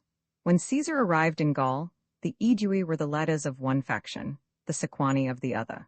Since the latter were less powerful by themselves, inasmuch as the chief influence was from of old among the Aedui, and their dependencies were great, they had united to themselves the Germans and Ariovistus, and had brought them over to their party by great sacrifices and promises. And having fought several successful battles and slain all the nobility of the Aedui, they had so far surpassed them in power, that they brought over, from the Aedui to themselves, a large portion of their dependents, and received from them the sons of their leading men as hostages, and compelled them to swear in their public character that they would enter into no design against them, and held a portion of the neighboring land, seized on by force, and possessed the sovereignty of the whole of Gaul. Divitiacus, urged by this necessity, had proceeded to Rome to the Senate for the purpose of entreating assistance, and had returned without accomplishing his object.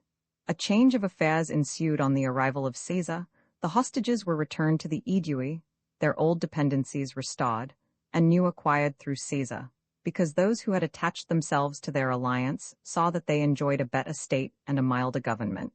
Their other interests, their influence, their reputation were likewise increased, and in consequence, the Sequani lost the sovereignty. The Remi succeeded to their place, and as it was perceived that they equaled the Aedui in favor with Caesar, those, who on account of their old animosities could by no means coalesce with the Aedui, consigned themselves in clientship to the Remi. The latter carefully protected them. Thus they possessed both a new and suddenly acquired influence. Affairs were then in that position that the Aedui were considered by far the leading people, and the Remi held the second post of honor. Throughout all Gaul, there are two orders of those men who are of any rank and dignity, for the commonalty is held almost in the condition of slaves, and dares to undertake nothing of itself, and is admitted to no deliberation. The great apart, when they are pressed either by debt, or the large amount of their tributes, or the oppression of the more powerful, give themselves up in vassalage to the nobles, who possess over them the same rights without exception as masters over their slaves. But of these two orders, one is that of the Druids, the other that of the knights. The former are engaged in things sacred, conduct the public and the private sacrifices, and interpret all matters of religion. To these a large number of the young men resort for the purpose of instruction, and they the Druids are in great honor among them, for they determine respecting almost all controversies, public and private. And if any crime has been perpetrated, if murder has been committed, if there be any dispute about an inheritance, if any about boundaries, these same persons decide it. They decree rewards and punishments if anyone, either in a private or public capacity, has not submitted to their decision, they interdict him from the sacrifices. This among them is the most heavy punishment. Those who have been thus interdicted are esteemed in the number of the impious and the criminal. All shun them, and avoid their society and conversation, lest they receive some evil from their contact. Nor is justice administered to them when seeking it, nor is any dignity bestowed on them. Over all these Druids one presides, who possesses supreme authority among them. Upon his death, if any individual among the rest is preeminent in dignity, he succeeds. But if there are many equal, the election is made by the suffrages of the Druids. Sometimes they even contend for the presidency with arms. These assemble at a fixed period of the year in a consecrated place in the territories of the Carnutes, which is reckoned the central region of the whole of Gaul. Hither all, who have disputes, assemble from every part, and submit to their decrees and determinations. This institution is supposed to have been devised in Britain, and to have been brought over from it into Gaul. And now those who desire to gain a more accurate knowledge of that system generally proceed thither for the purpose of studying it. The Druids do not go to war, nor pay tribute together with the rest. They have an exemption from military service and a dispensation in all matters. Induced by such great advantages, many embrace this profession of their own accord, and many are sent to it by their parents and relations. They are said there to learn by heart a great number of verses. Accordingly, some remain in the course of training 20 years. Nor do they regard it lawful to commit these to writing, though in almost all other matters, in their public and private transactions, they use Greek characters. That practice they seem to me to have adopted for two reasons: because they neither desire their doctrines to be divulged among the mass of the people, nor those who learn, to devote themselves the less to the efforts of memory, relying on writing, since it generally occurs to most men that in their dependence on writing, they relax their diligence in learning thoroughly, and their employment of the memory. They wish to inculcate this as one of their leading tenets, that souls do not become extinct, but pass off to death from one body to another, and they think that men by this tenet are in a great degree excited to valor, the fear of death being disregarded. They likewise discuss and impart to the youth many things respecting the stars and their motion, respecting the extent of the world and of our earth, respecting the nature of things, respecting the power and the majesty of the immortal gods. The other order is that of the knights. These, when there is occasion and any war occurs, which before Caesar's arrival was for the most part wont to happen every year, as either they on their part were inflicting injuries, or repelling those which others inflicted on them, are all engaged in war. And those of them most distinguished by birth and resources have the greatest number of vassals and dependents about them. They acknowledge this sort of influence and power only. The nation of all the Gauls is extremely devoted to superstitious rites, and on that account they who are troubled with unusually severe diseases, and they who are engaged in battles and dangers, either sacrifice men as victims, or vow that they will sacrifice them, and employ the Druids as the performers of those sacrifices, because they think that unless the life of a man be offered for the life of a man, the mind of the immortal gods cannot be rendered propitious, and they have sacrifices of that kind ordained for national purposes. Others have figures of vast size, the limbs of which formed of osiers they fill with living men, which being set on fire, the men perish enveloped in the flames. They consider that the oblation of such as have been taken in theft, or in robbery, or any other offense, is more acceptable to the immortal gods. But when a supply of that class is wanting, they have recourse to the oblation of even the innocent. They worship as their divinity Mercury in particular, and have many images of him, and regard him as the inventor of all arts. They consider him the guide of their journeys and marches, and believe him to have very great influence over the acquisition of gain and mercantile transactions. Next to him they worship Apollo, and Mars, and Jupiter, and Minerva. Respecting these deities, they have for the most part the same belief as other nations: that Apollo averts diseases, that Minerva imparts the invention of manufactures, that Jupiter possesses the sovereignty of the heavenly powers, that Mars presides over wars. To him, when they have determined to engage in battle, they commonly vow those things they shall take in war. When they have conquered, they sacrifice whatever captured animals may have survived the conflict, and collect the other things into one place. In many states, you may see piles of these things heaped up in their consecrated spots, nor does it often happen that anyone, disregarding the sanctity of the case, dares either to secrete in his house things captured, or take away those deposited, and the most severe punishment with torture has been established for such a deed. All the Gauls assert that they are descended from the god Dis, and say that this tradition has been handed down by the Druids. For that reason, they compute the divisions of every season, not by the number of days, but of nights. They keep birthdays and the beginnings of months and years in such an order that the day follows the night. Among the other usages of their life, they differ in this from almost all other nations, that they do not permit their children to approach them openly, until they are grown up so as to be able to bear the service of war, and they regard it as indecorous for a son of boyish age to stand in public in the presence of his father. Whatever sums of money the husbands have received in the name of dowry from their wives, making an estimate of it, they add the same amount out of their own estates. An account is kept of all this money conjointly, and the profits are laid by, whichever of them shall have survived the other, to that one the portion of both reverts, together with the profits of the previous time. Husbands have power of life and death over their wives as well as over their children, and when the father of a family, born in a more than commonly distinguished rank, has died, his relations assemble, and if the circumstances of his death are suspicious, hold an investigation upon the wives in the manner adopted towards slaves, and if proof be obtained, put them to severe torture and kill them.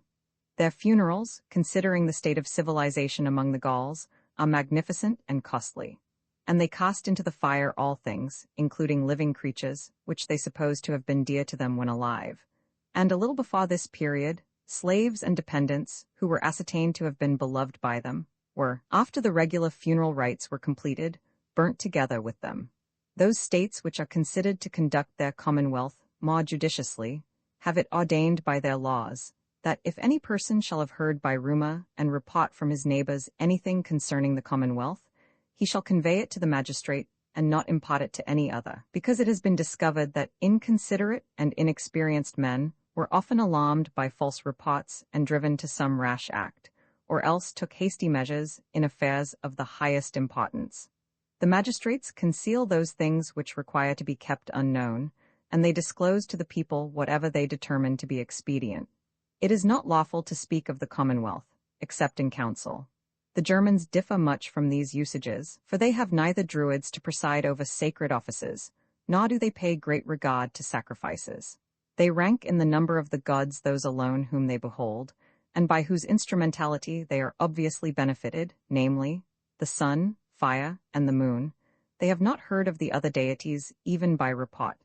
Their whole life is occupied in hunting and in the pursuits of the military art. From childhood they devote themselves to fatigue and hardships. Those who have remained chaste for the longest time receive the greatest commendation among their people.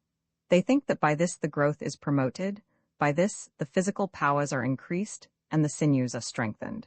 And to have had knowledge of a woman before the 20th year they reckon among the most disgraceful acts, of which matter there is no concealment, because they bathe promiscuously in the rivers, and only use skins or small cloaks of deer's hides, a large portion of the body being in consequence naked.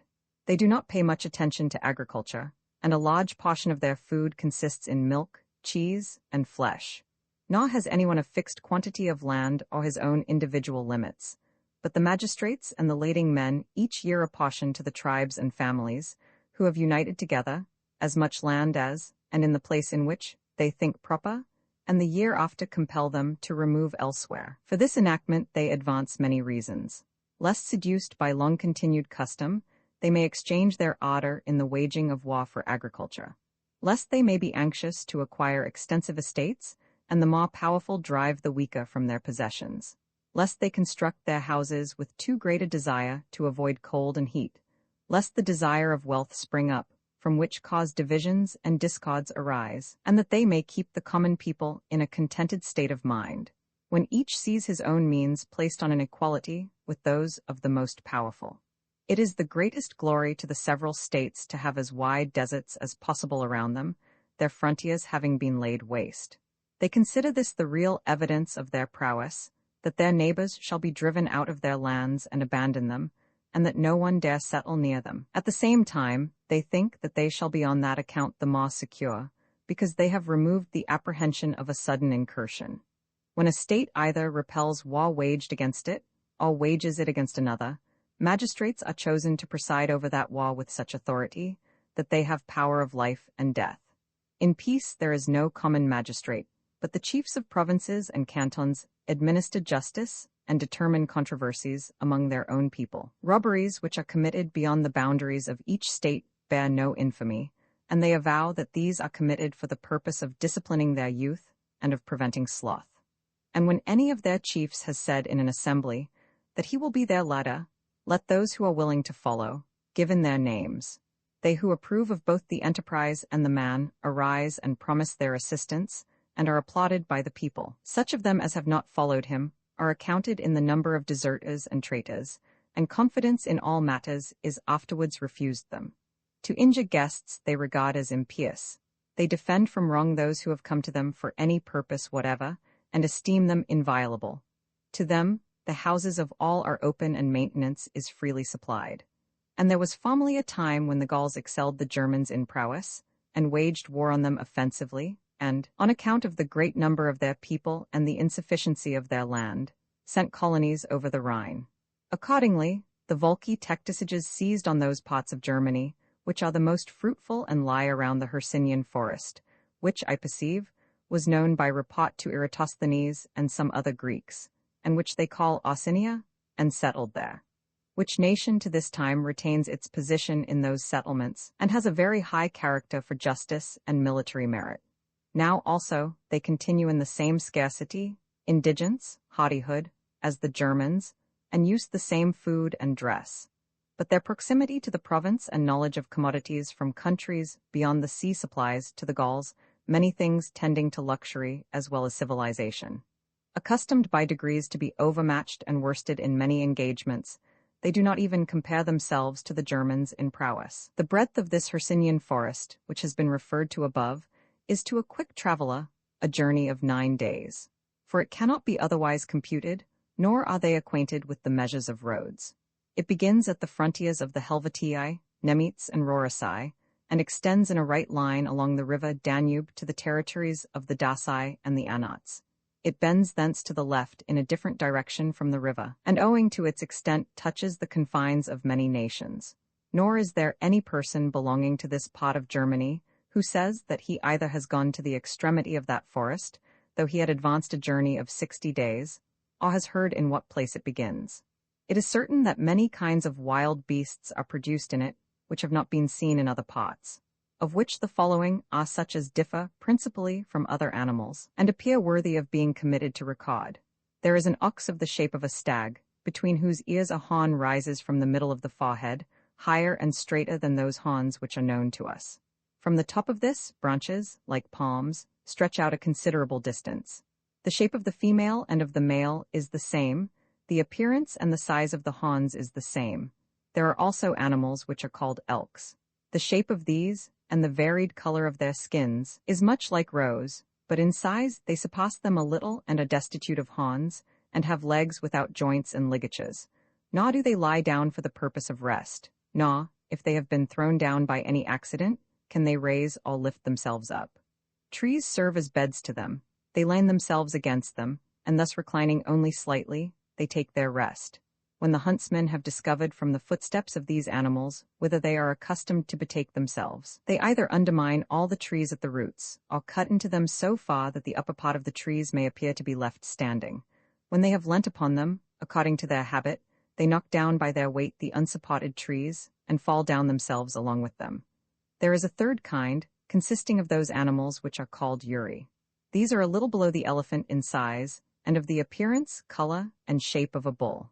Their strength and speed are extraordinary. They spare neither man nor wild beast which they have espied. These the Germans take with much pains in pits and kill them. The young men harden themselves with this exercise, and practice themselves in this kind of hunting, and those who have slain the greatest number of them, having produced the horns in public, to serve as evidence, receive great praise.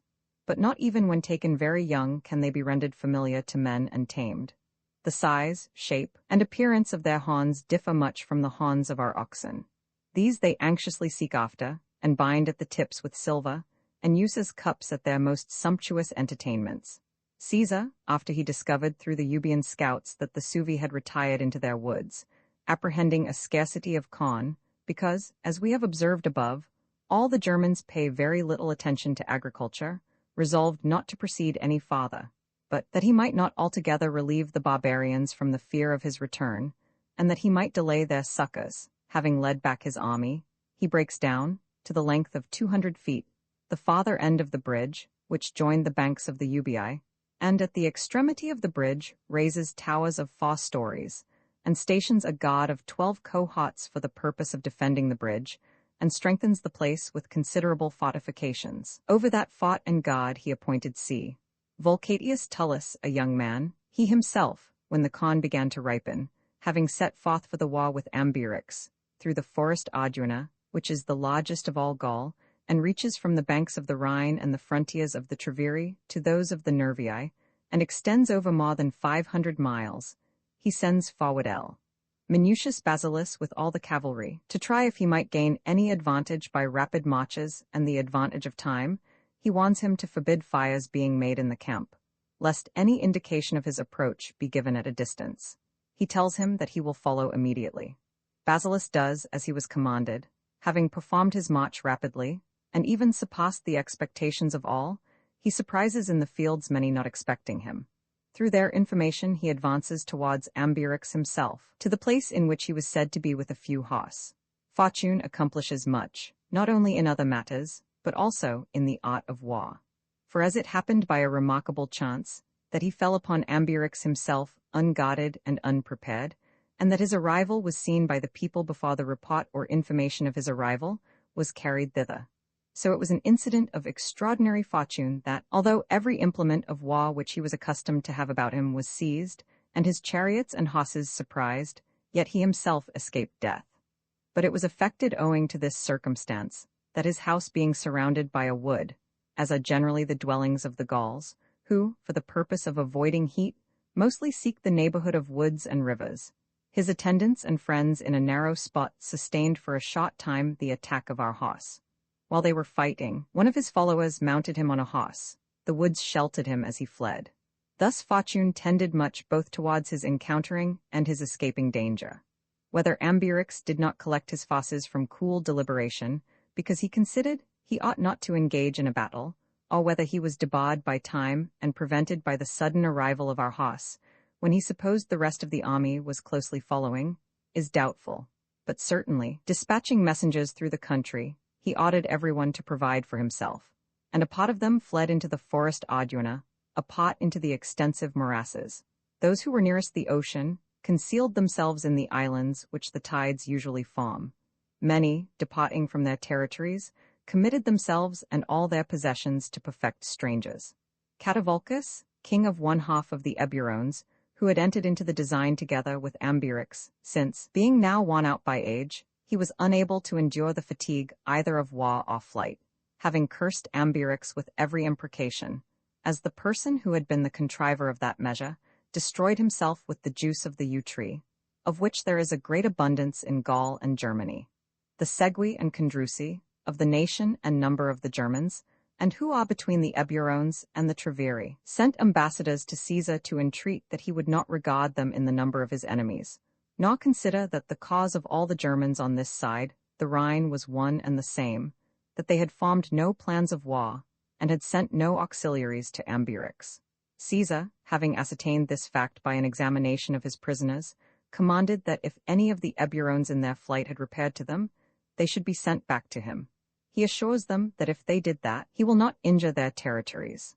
Then, having divided his forces into 3 parts, he sent the baggage of all the legions to Aduatuca. That is the name of a fort. This is nearly in the middle of the Eburones, where Titurius and Aurunculeus had been quartered for the purpose of wintering. This place he selected as well on other accounts, as because the fortifications of the previous year remained, in order that he might relieve the labor of the soldiers. He left the 14th Legion as a guard for the baggage, one of those 3 which he had lately raised in Italy, and brought over. Over that legion and camp he places Q. Tullius Cicero, and gives him 200 horse. Having divided the army, he orders T. Labienus to proceed with 3 legions towards the ocean into those parts which border on the Menapii. He sends C. Trebonius with a like number of legions to lay waste that district which lies contiguous to the Aduatuci. He himself determines to go with the remaining 3 to the river Samba, which flows into the Meuse, and to the most remote parts of Arduina, whither he heard that Ambiorix had gone with a few horse. When departing, he promises that he will return before the end of the 7th day, on which day he was aware Con was due to that legion which was being left in garrison. He directs Labienus and Trebonius to return by the same day, if they can do so agreeably to the interests of the Republic, so that their measures having been mutually imparted, and the plans of the enemy having been discovered, they might be able to commence a different line of operations. There was, as we have above observed, no regular army, nor a town, nor a garrison which could defend itself by arms, but the people were scattered in all directions, where either a hidden valley, or a woody spot, or a difficult morass furnished any hope of protection or of security to anyone, there he had fixed himself. These places were known to those that dwelt in the neighborhood, and the matter demanded great attention, not so much in protecting the main body of the army, for no peril could occur to them altogether from those alarmed and scattered troops, as in preserving individual soldiers, which in some measure tended to the safety of the army. For both the desire of booty was leading many too far, and the woods with their unknown and hidden routes would not allow them to go in large bodies. If he desired the business to be completed, and the race of those infamous people to be cut off, more bodies of men must be sent in several directions, and the soldiers must be detached on all sides, if he were disposed to keep the companies at their standards, as the established discipline and practice of the Roman army required. The situation itself was a safeguard to the barbarians, nor was there wanting to individuals the daring to lay secret ambuscades and beset scattered soldiers. But amidst difficulties of this nature, as far as precautions could be taken by vigilance, such precautions were taken, so that some opportunities of injuring the enemy were neglected, though the minds of all were burning to take revenge, rather than that injury should be effected with any loss to our soldiers. Caesar dispatches messengers to the neighboring states. By the hope of booty, he invites all to him, for the purpose of plundering the Eburones, in order that the life of the Gauls might be hazarded in the woods, rather than the legionary soldiers. At the same time, in order that a large force being drawn around them, the race and name of that state may be annihilated for such a crime, a large number from all quarters speedily assembles. These things were going on in all parts of the territories of the Eburones, and the 7th day was drawing near, by which day Caesar had purposed to return to the baggage and the legion. Here it might be learned how much fortune achieves in war, and how great casualties she produces. The enemy having been scattered and alarmed, as we related above, there was no force which might produce even a slight occasion of fear. The report extends beyond the Rhine to the Germans that the Eburones are being pillaged, and that all were without distinction invited to the plunder. The Sigambri, who are nearest to the Rhine, by whom we have mentioned above, the Tenchthuri and Usipetes were received after their retreat, collect 2,000 horse. They crossed the Rhine in ships and box 30 miles below that place where the bridge was entire and the garrison left by Caesar. They arrive at the frontiers of the Eburones, surprise many who were scattered in flight, and get possession of a large amount of cattle, of which barbarians are extremely covetous. Allured by booty, they advance farther. Neither morass nor forest obstructs these men, born amidst war and depredations. They inquire of their prisoners in what part Caesar is. They find that he has advanced farther, and learn that all the army has removed. Thereon one of the prisoners says, "Why do you pursue such wretched and trifling spoil, you, to whom it is granted to become even now most richly endowed by fortune? In 3 hours you can reach Aduatuca. There the Roman army has deposited all its fortunes. There is so little of a garrison that not even the wall can be manned, nor dare anyone go beyond the fortifications." A hope having been presented them, the Germans leave in concealment the plunder they had acquired. They themselves hasten to Aduatuca, employing as their guide the same man by whose information they had become informed of these things.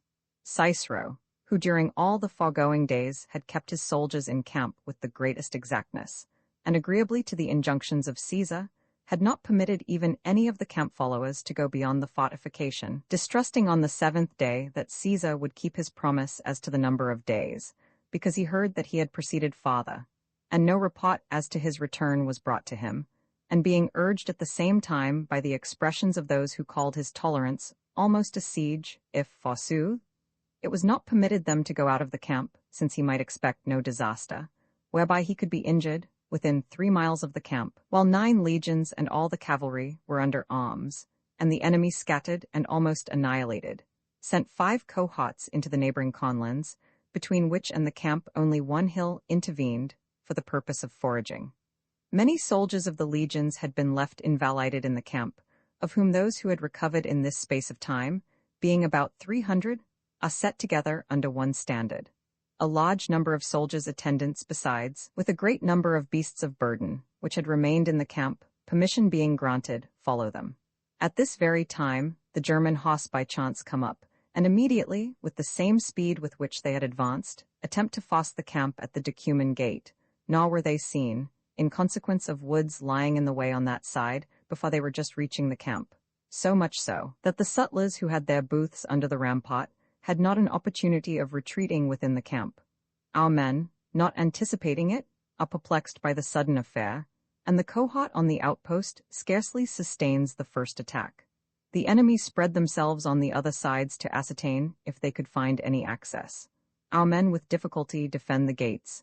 The very position of itself and the fortification secures the other accesses. There is a panic in the entire camp, and one inquires of another the cause of the confusion, nor do they readily determine whether the standards should be borne, nor into what quarter each should betake himself. One avows that the camp is already taken. Another maintains that, the enemy having destroyed the army and commander-in-chief, are come thither as conquerors. Most form strange superstitious fancies from the spot, and place before their eyes the catastrophe of Cotta and Titurius, who had fallen in the same fight. All being greatly disconcerted by this alarm, the belief of the barbarians is strengthened that there is no garrison within, as they had heard from their prisoner. They endeavor to force an entrance and encourage one another not to cast from their hands so valuable a prize. P. Sextius Baculus, who had led a principal sentry under Caesar, of whom we have made mention in previous engagements, had been left an invalid in the garrison, and had now been 5 days without food. He, distrusting his own safety and that of all, goes forth from his tent unarmed. He sees that the enemy are close at hand, and that the matter is in the utmost danger. He snatches arms from those nearest, and stations himself at the gate. The centurions of that cohort which was on guard follow him. For a short time they sustain the fight together. Sextius faints, after receiving many wounds. He is with difficulty saved, drawn away by the hands of the soldiers. This space having intervened, the others resume courage, so far as to venture to take their place on the fortifications, and present the aspect of defenders. The foraging having in the meantime been completed, our soldiers distinctly hear the shout. The horse hasten on before, and discover in what danger the affair is. But here there is no fortification to receive them, in their alarm. Those lost, enlisted, and unskilled in military discipline turn their faces to the military tribune and the centurions. They wait to find what orders may be given by them. No one is so courageous as not to be disconcerted by the suddenness of the affair. The barbarians, espying our standard in the distance, desist from the attack. At first they suppose that the legions, which they had learned from their prisoners had removed farther off, had returned. Afterwards, despising their small number, they make an attack on them at all sides. The camp followers run forward to the nearest rising ground. Being speedily driven from this, they throw themselves among the standards and companies. They thus so much the more alarm the soldiers already affrighted. Some propose that, forming a wedge, they suddenly break through, since the camp was so near, and if any part should be surrounded and slain, they fully trust that at least the rest may be saved. Others, that they take their stand on an eminence, and all undergo the same destiny. The veteran soldiers, whom we stated to have set out together with the others under a standard, do not approve of this. Therefore, encouraging each other, under the conduct of Caius Trebonius, a Roman knight who had been appointed over them, they break through the midst of the enemy, and arrive in the camp safe to a man. The camp attendants and the horse following close upon them with the same impetuosity are saved by the courage of the soldiers. But those who had taken their stand upon the eminence, having even now acquired no experience of military matters, neither could persevere in that resolution which they approved of, namely, to defend themselves from their higher position, nor imitate that vigor and speed which they had observed to have availed others, but attempting to reach the camp, had descended into an unfavorable situation. The centurions, some of whom had been promoted for their valor from the lower ranks of other legions to higher ranks in this legion, in order that they might not forfeit their glory for military exploits previously acquired, fell together fighting most valiantly. The enemy having been dislodged by their valor, a part of the soldiers arrived safe in camp contrary to their expectations. A part perished, surrounded by the barbarians. The Germans, despairing of taking the camp by storm, because they saw that our men had taken up their position on the fortifications, retreated beyond the Rhine with that plunder which they had deposited in the woods. And so great was the alarm, even after the departure of the enemy, that when C. Volusenus, who had been sent with the cavalry, arrived that night, he could not gain credence that Caesar was close at hand with his army safe. Fear had so preoccupied the minds of all, that, their reason being almost estranged, they said that all the other forces having been cut off, the cavalry alone had arrived there by flight, and asserted that, if the army were safe, the Germans would not have attacked the camp, which fear the arrival of Caesar removed. He, on his return, being well aware of the casualties of war, complained of one thing only, namely, that the cohorts had been sent away from the outposts and garrison duty, and pointed out that room ought not to have been left for even the most trivial casualty, that fortune had exercised great influence in the sudden arrival of their enemy, much greater, in that she had turned the barbarians away from the very rampart and gates of the camp. Of all which events, it seemed the most surprising that the Germans, who had crossed the Rhine with this object, that they might plunder the territories of Ambiorix, being led to the camp of the Romans, rendered Ambiorix a most acceptable service. Caesar, having again marched to harass the enemy, after collecting a large number of auxiliaries from the neighboring states, dispatches them in all directions.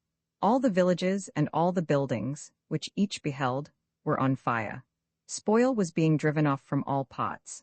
The khan not only was being consumed by so great numbers of cattle and men, but also had fallen to the earth, owing to the time of the year and the storms, so that if any had concealed themselves for the present, still, it appeared likely that they must perish through want of all things, when the army should be drawn off. And frequently it came to that point, as so large a body of cavalry had been sent abroad in all directions, that the prisoners declared Ambiorix had just then been seen by them in flight, and had not even passed out of sight, so that the hope of overtaking him being raised, and unbounded exertions having been resorted to, those who thought they should acquire the highest favor with Caesar, nearly overcame nature by their ardor, and continually, a little, only seemed wanting to complete success. But he rescued himself by means of lurking places and forests, and, concealed by the night, made for other districts and quarters, with no greater guard than that of far horsemen, to whom alone he ventured to confide his life. Having devastated the country in such a manner, Caesar leads back his army with the loss of 2 cohorts to Juricatorum of the Remi, and having summoned a council of Gaul to assemble at that place, he resolved to hold an investigation respecting the conspiracy of the Senons and Carnutes, and having pronounced a most severe sentence upon a who had been the contriver of that plot, he punished him after the custom of our ancestors. Some fearing a trial, fled. When he had forbidden these fire and water, he stationed in winter quarters 2 legions at the frontiers of the Treveri, 2 among the Lingons, the remaining 6 at Agendicum, in the territories of the Senons. And having provided corn for the army, he set out for Italy, as he had determined, to hold the assizes. Book Romans 7. Gaul being tranquil, Caesar, as he had determined, sets out for Italy to hold the provincial assizes. There he receives intelligence of the death of Clodius, and, being informed of the decree of the Senate to the effect that all the youth of Italy should take the military oath, he determined to hold a levy throughout the entire province. Report of these events is rapidly borne into Transalpine Gaul. The Gauls themselves add to the report and invent what the case seemed to require, namely that Caesar was detained by commotions in the city, and could not, amidst so violent dissensions, come to his army. Animated by this opportunity, they who already, previously to this occurrence, were indignant that they were reduced beneath the dominion of Rome, begin to organize their plans for war more openly and daringly. The leading men of Gaul, having convened councils among themselves in the woods and retired places, complain of the death of a They point out that this fate may fall in turn on themselves. They bewail the unhappy fate of Gaul, and by every sort of promises and rewards, they earnestly solicit some to begin the war, and assert the freedom of Gaul at the hazard of their lives. They say that special care should be paid to this, that Caesar should be cut off from his army, before their secret plans should be divulged. That this was easy, because neither would the legions, in the absence of their general, dare to leave their winter quarters, nor could the general reach his army without a guard. Finally, that it was better to be slain in battle than not to recover their ancient glory in war, and that freedom which they had received from their forefathers. Whilst these things are in agitation, the Carnutes declare that they would decline no danger for the sake of the general safety. and promised that they would be the first of all to begin the war. And since they cannot at present take precautions, by giving and receiving hostages, that the affair shall not be divulged, they require that a solemn assurance be given them by oath and plighted honor, their military standards being brought together in which manner their most sacred obligations are made binding, that they should not be deserted by the rest of the Gauls on commencing the war.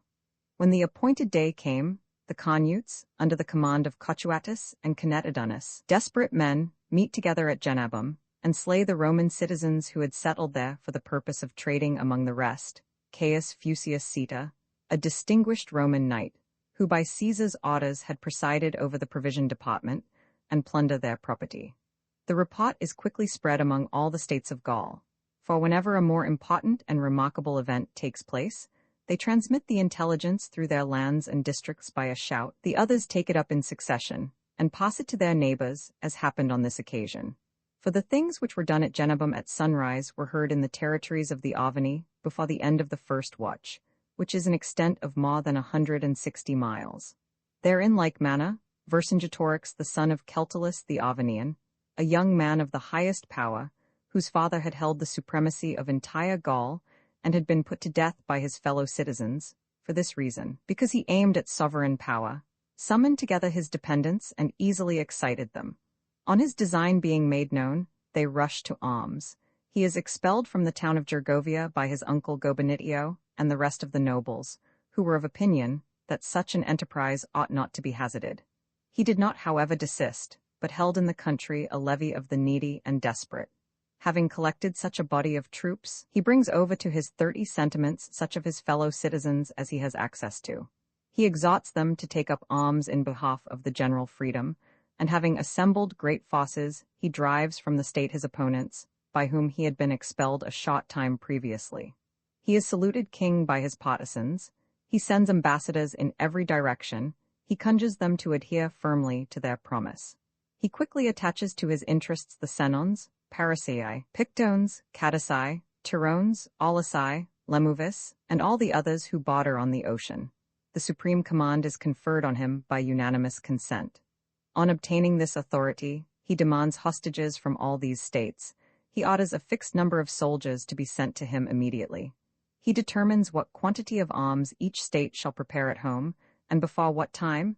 He pays particular attention to the cavalry. To the utmost vigilance he adds the utmost rigor of authority, and by the severity of his punishments brings over the wavering.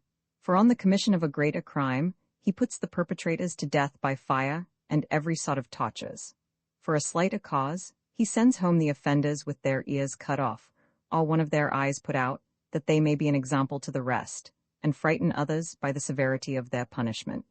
Having quickly collected an army by their punishments, he sends Lucterius, one of the Cadici, a man of the utmost daring, with part of his forces, into the territory of the Ruteni, and marches in person into the country of the Bituriges. On his arrival, the Bituriges send ambassadors to the Aedui, under whose protection they were, to solicit aid in order that they might more easily resist the forces of the enemy. The Aedui, by the advice of the lieutenants whom Caesar had left with the army, send supplies of horse and foot to succor the Bituriges. When they came to the river Loire, which separates the Bituriges from the Aedui, they delayed a few days there, and not daring to pass the river, return home, and send back word to the lieutenants that they had returned through fear of the treachery of the Bituriges, who, they ascertained, had formed this design, that if the Aedui should cross the river, the Bituriges on the one side and the Arvani on the other, should surround them. Whether they did this for the reason which they alleged to the lieutenants, or influenced by treachery, we think that we ought not to state as certain, because we have no proof. On their departure, the Bituriges immediately unite themselves to the Arvani. These affairs being announced to Caesar in Italy at the time when he understood that matters in the city had been reduced to a more tranquil state by the energy of Cneus Pompey, he set out for Transalpine Gaul. After he had arrived there, he was greatly at a loss to know by what means he could reach his army. For if he should summon the legions into the province, he was aware that on their march they would have to fight in his absence. He foresaw, too, that if he himself should endeavor to reach the army, he would act injudiciously, entrusting his safety even to those who seemed to be tranquilized. In the meantime Lucterius, the Catachan, having been sent into the country of the Ruteni, gains over that state to the Avani. Having advanced into the country of the Nityobriges and Gabali, he receives hostages from both nations, and, assembling a numerous force, marches to make a descent on the province in the direction of Nabo. Caesar, when this circumstance was announced to him, thought that the march to Nabo ought to take the precedence of all his other plans. When he arrived there, he encourages the timid and stations garrisons among the Ruteni in the province of the Volki Arakomasi and the country around Nabo, which was in the vicinity of the enemy. He orders a portion of the forces from the province, and the recruits which he had brought from Italy, to rendezvous among the Helvii, who border on the territories of the Avani. These matters being arranged, and Lucterius now checked and forced to retreat, because he thought it dangerous to enter the line of Roman garrisons, Caesar marches into the country of the Helvii. Although Mount Cevennes, which separates the Avani from the Helvii, blocked up the way with very deep snow, as it was the severest season of the year, yet having cleared away the snow to the depth of 6 feet, and having opened the roads, he reaches the territories of the Avani with infinite labor to his soldiers. This people being surprised, because they considered themselves defended by the Cevennes as by a wall, and the paths at this season of the year had never before been possible even to individuals, he orders the cavalry to extend themselves as far as they could, and strike as great a panic as possible into the enemy. These proceedings are speedily announced to Vercingetorix by Ruma and his messengers.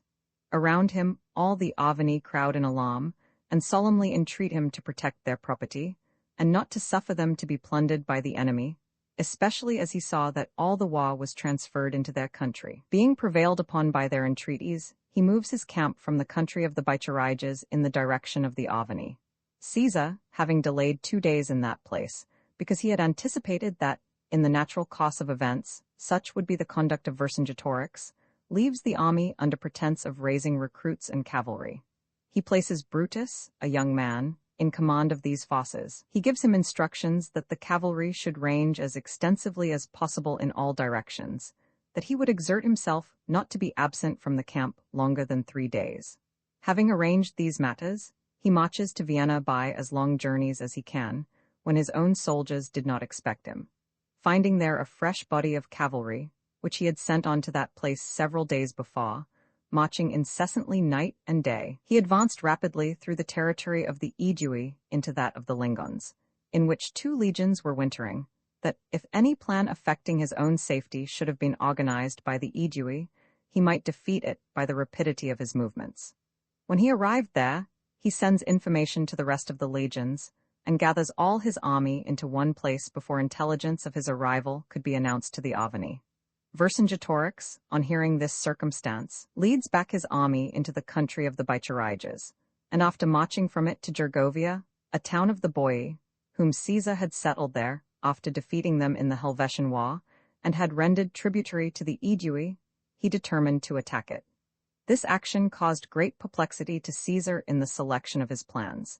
He feared lest, if he should confine his legions in one place for the remaining portion of the winter, all Gaul should revolt when the tributaries of the Aedui were subdued, because it would appear that there was in him no protection for his friends. But if he should draw them too soon out of their winter quarters, he might be distressed by the want of provisions, in consequence of the difficulty of conveyance. It seemed better, however, to endure every hardship than to alienate the affections of all his allies by submitting to such an insult. Having, therefore, impressed on the Aedui the necessity of supplying him with provisions, he sends forward messengers to the Boii to inform them of his arrival, and encourage them to remain firm in their allegiance, and resist the attack of the enemy with great resolution. Having left 2 legions and the luggage of the entire army at Agendicum, he marches to the Boii. On the 2nd day, when he came to Velinodunum, a town of the Senons, he determined to attack it, in order that he might not leave an enemy in his rear, and might the more easily procure supplies of provisions, and drew a line of circumvallation around it in 2 days. On the 3rd day, ambassadors being sent from the town to treat of a capitulation, he orders their arms to be brought together, their cattle to be brought forth, and 600 hostages to be given. He leaves Caius Trebonius, his lieutenant, to complete these arrangements. He himself sets out with the intention of marching as soon as possible to Genabum, a town of the Carnutes, who having then for the first time received information of the siege of Velinodunum, as they thought that it would be protracted to a longer time, were preparing a garrison to send to Genabum for the defense of that town. Caesar arrived here in 2 days. After pitching his camp before the town, being prevented by the time of the day, he defers the attack to the next day, and orders his soldiers to prepare whatever was necessary for that enterprise, and as a bridge over the Loire connected the town of Genabum with the opposite bank. Fearing lest the inhabitants should escape by night from the town, he orders 2 legions to keep watch under arms. The people of Genabum came forth silently from the city before midnight, and began to cross the river. When this circumstance was announced by scouts, Caesar, having set fire to the gates, sends in the legions which he had ordered to be ready, and obtains possession of the town so completely that very few of the whole number of the enemy escaped being taken alive, because the narrowness of the bridge and the roads prevented the multitude from escaping. He pillages and burns the town, gives the booty to the soldiers, then leads his army over the Loire, and marches into the territories of the Bicheriges. Vercingetorix, when he ascertained the arrival of Caesar, desisted from the siege of Gergovia, and marched to meet Caesar. The latter had commenced to besiege Noviodenum, and when ambassadors came from this town to beg that he would pardon them and spare their lives, in order that he might execute the rest of his designs with the rapidity by which he had accomplished most of them, he orders their arms to be collected, their horses to be brought forth, and hostages to be given. A part of the hostages being now delivered up, when the rest of the terms were being performed, a few centurions and soldiers being sent into the town to collect the arms and horses, the enemy's cavalry, which had outstripped the main body of Vercingetorix's army, was seen at a distance. As soon as the townsmen beheld them, and entertained hopes of assistance, raising a shout, they began to take up arms, shut the gates, and line the walls. When the centurions in the town understood from the signal-making of the Gauls that they were forming some new design, they drew their swords and seized the gates, and recovered all their men safe. Caesar orders the horse to be drawn out of the camp, and commences a cavalry action. His men being now distressed, Caesar sends to their aid about 400 German horse, which he had determined, at the beginning, to keep with himself. The Gauls could not withstand their attack, but were put to flight, and retreated to their main body, after losing a great number of men. When they were routed, the townsmen, again intimidated, arrested those persons by whose exertions they thought that the mob had been roused, and brought them to Caesar, and surrendered themselves to him. When these affairs were accomplished, Caesar marched to the Avaricum, which was the largest and best fortified town in the territories of the Bicheriges, and situated in a most fertile tract of country, because he confidently expected that on taking that town, he would reduce beneath his dominion the state of the Bicheriges. Vercingetorix, after sustaining such a series of losses at Velinodenum, Genabum, and Noviodenum, summons his men to a council. He impresses on them that the war must be prosecuted on a very different system from that which had been previously adopted, but they should by all means aim at this object, that the Romans should be prevented from foraging and procuring provisions, that this was easy because they themselves were well supplied with cavalry, and were likewise assisted by the season of the year, that forage could not be cut, that the enemy must necessarily disperse, and look for it in the houses, that all these might be daily destroyed by the horse.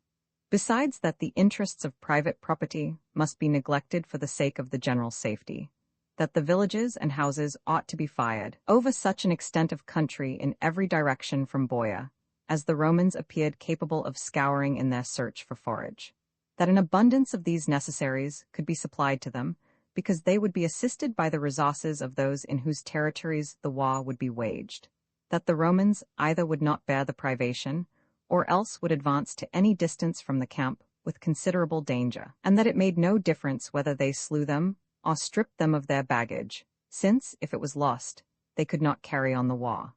Besides that, the towns ought to be burnt which were not secured against every danger by their fortifications or natural advantages, that there should not be places of retreat for their own countrymen for declining military service, nor be exposed to the Romans as inducements to carry off abundance of provisions and plunder. If these sacrifices should appear heavy or galling, that they ought to consider it much more distressing that their wives and children should be dragged off to slavery, and themselves slain, the evils which must necessarily befall the conquered. This opinion having been approved of by unanimous consent, more than 20 towns of the Bicheriges are burnt in one day.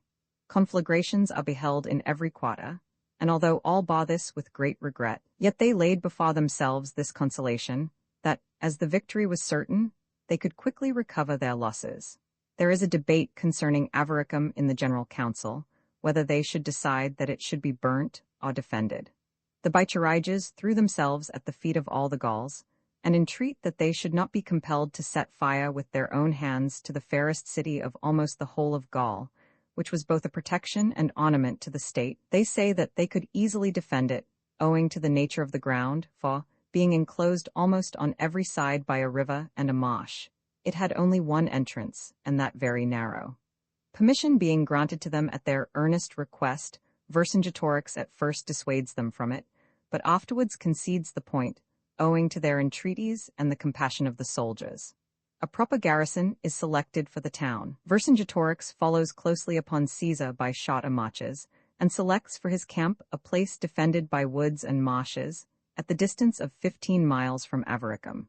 There he received intelligence by trusty scouts, every hour in the day, of what was going on at Avaricum, and ordered whatever he wished to be done. He closely watched all our expeditions for corn and forage, and whenever they were compelled to go to a greater distance, he attacked them when dispersed, and inflicted severe loss upon them, although the evil was remedied by our men, as far as precautions could be taken, by going forth at irregular times, and by different ways. Caesar pitching his camp at that side of the town, which was not defended by the river and marsh, and had a very narrow approach, as we have mentioned, began to raise the Vini and erect 2 towers, for the nature of the place prevented him from drawing a line of circumvallation. He never ceased to importune the Boii and Aedui for supplies of corn, of whom the one, the Aedui, because they were acting with no zeal, did not aid him much. The others, the Boii, as their resources were not great, quickly consumed what they had. Although the army was distressed by the greatest want of corn, through the poverty of the Boii, the apathy of the Aedui, and the burning of the houses, to such a degree, that for several days the soldiers were without corn, and satisfied their extreme hunger with cattle driven from the remote villages. Yet no language was heard from them unworthy of the majesty of the Roman people and their former victories. Moreover, when Caesar addressed the legions, one by one, when at work, and said that he would raise the siege, if they felt the scarcity too severely, they unanimously begged him not to do so, that they had served for several years under his command in such a manner that they never submitted to insult, and never abandoned an enterprise without accomplishing it, that they should consider it a disgrace if they abandoned the siege after commencing it, that it was better to endure every hardship than not to avenge the manes of the Roman citizens who perished at Genabum by the perfidy of the Gauls. They entrusted the same declarations to the centurions and military tribunes, that through them they might be communicated to Caesar. When the towers had now approached the walls, Caesar ascertained from the captives that Vercingetorix, after destroying the forage, had pitched his camp nearer Avaricum, and that he himself, with the cavalry and light-armed infantry, who generally fought among the horse, had gone to lay an ambuscade in that quarter to which he thought that our troops would come the next day to forage.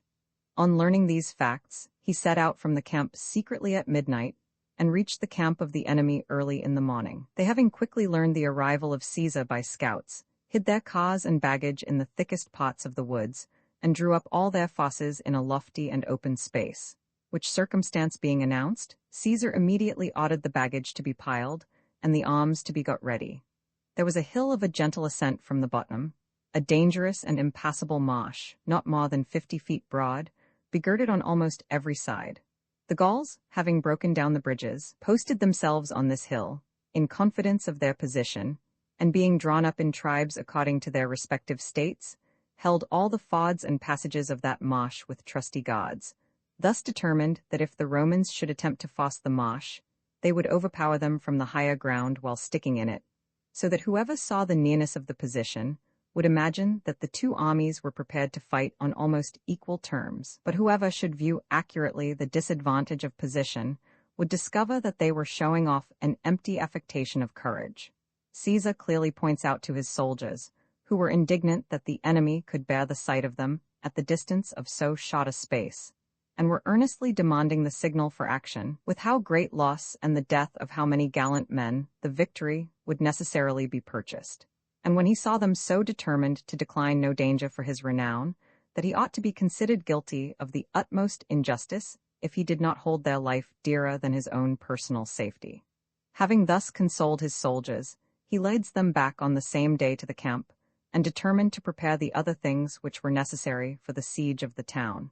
Vercingetorix, when he had returned to his men, was accused of treason, in that he had moved his camp near the Romans, in that he had gone away with all the cavalry, in that he had left so great forces without a commander, in that, on his departure, the Romans had come at such a favorable season, and with such dispatch, that all these circumstances could not have happened accidentally or without design, that he preferred holding the sovereignty of Gaul by the grant of Caesar to acquiring it by their favor.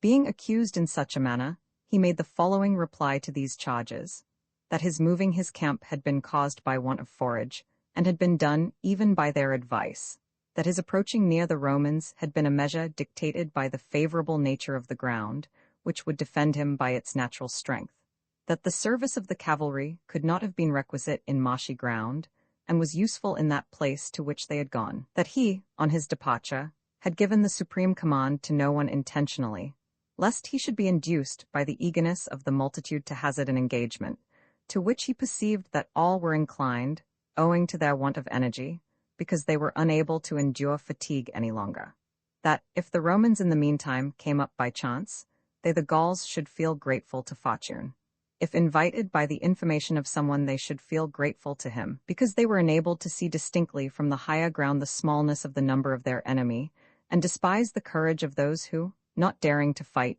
retreated disgracefully into their camp; that he desired no power from Caesar by treachery, since he could have it by victory, which was now assured to himself and to all the Gauls; nay, that he would even give them back the command, if they thought that they conferred honor on him, rather than received safety from him. That you may be assured, said he, that I speak these words with truth.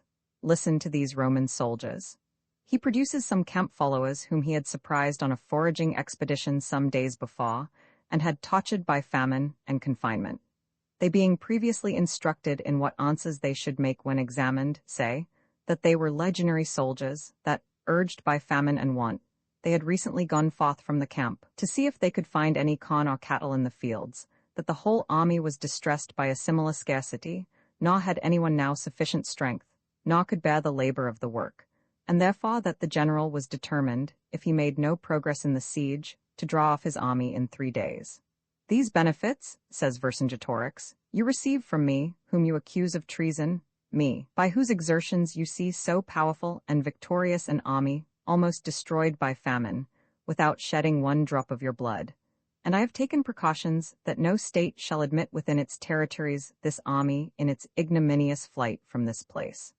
The whole multitude raise a shout and clash their arms, according to their custom, as they usually do in the case of him whose speech they approve.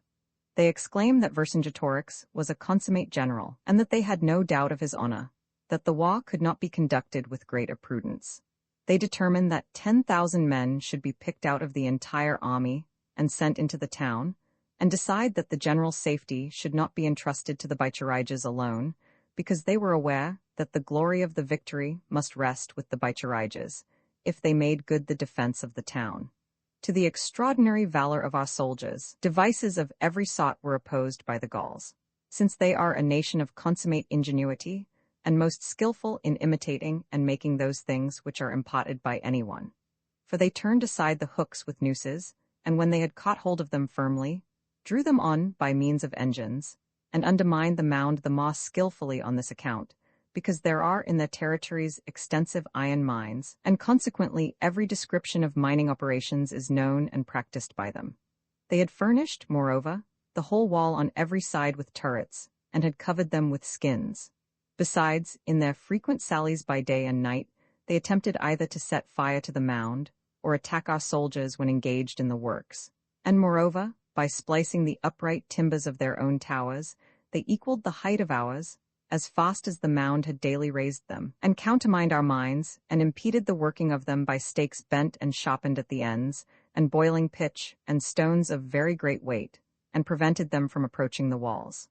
But this is usually the form of all the Gallic walls. Straight beams, connected lengthwise and 2 feet distant from each other at equal intervals, are placed together on the ground, These are mortised on the inside and covered with plenty of earth.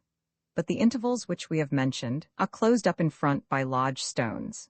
These being thus laid and cemented together, another row is added above, in such a manner that the same interval may be observed, and that the beams may not touch one another, but equal spaces intervening. Each row of beams is kept firmly in its place by a row of stones. In this manner the whole wall is consolidated, until the regular height of the wall be completed. This work, with respect to appearance and variety, is not unsightly, owing to the alternate rows of beams and stones, which preserve their order in right lines. And besides, it possesses great advantages as regards utility and the defense of cities. For the stone protects it from fire, and the wood from the battering ram, since the wood being mortised in the inside with rows of beams, generally 40 feet each in length, can neither be broken through nor torn asunder. The siege having been impeded by so many disadvantages, the soldiers, although they were retarded during the whole time, by the mud, cold, and constant showers, yet by their incessant labor overcame all these obstacles, and in 25 days raised a mound 330 feet broad and 80 feet high. When it almost touched the enemy's walls, and Caesar, according to his usual custom, kept watch at the work, and encouraged the soldiers not to discontinue the work for a moment. A little before the third watch they discovered that the mound was sinking, since the enemy had set it on fire by a mine, and at the same time a shout was raised along the entire wall, and a sally was made from 2 gates on each side of the turrets. Some at a distance were casting torches and dry wood from the wall on the mound, others were pouring on it pitch, and other materials, by which the flame might be excited, so that a plan could hardly be formed as to where they should first run to the defense, or to what part aid should be brought. However, as 2 legions always kept guard before the camp by Caesar's orders, and several of them were at stated times at the work, measures were promptly taken that some should oppose the sallying party, others draw back the towers and make a cut in the rampart, and moreover, that the whole army should hasten from the camp to extinguish the flames. When the battle was going on in every direction, the rest of the night being now spent, and fresh hopes of victory always arose before the enemy.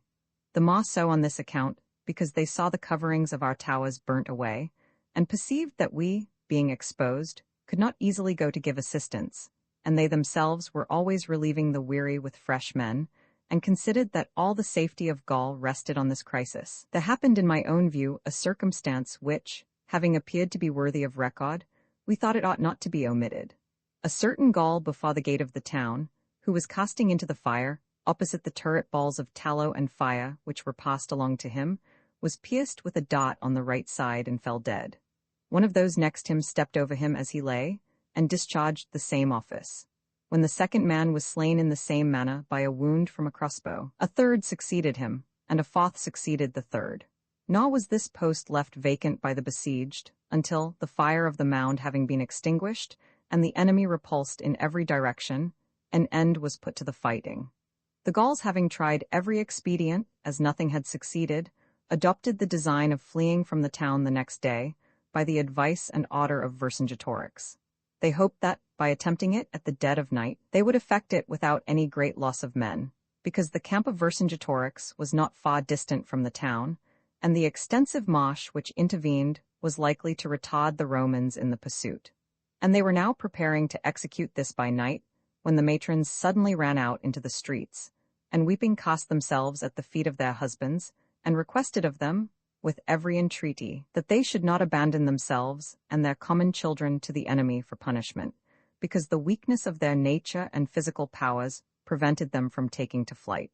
When they saw that they, as fear does not generally admit of mercy in extreme danger, persisted in their resolution, they began to shout aloud, and give intelligence of their flight to the Romans. The Gauls, being intimidated by fear of this, lest the passes should be preoccupied by the Roman cavalry, desisted from their design.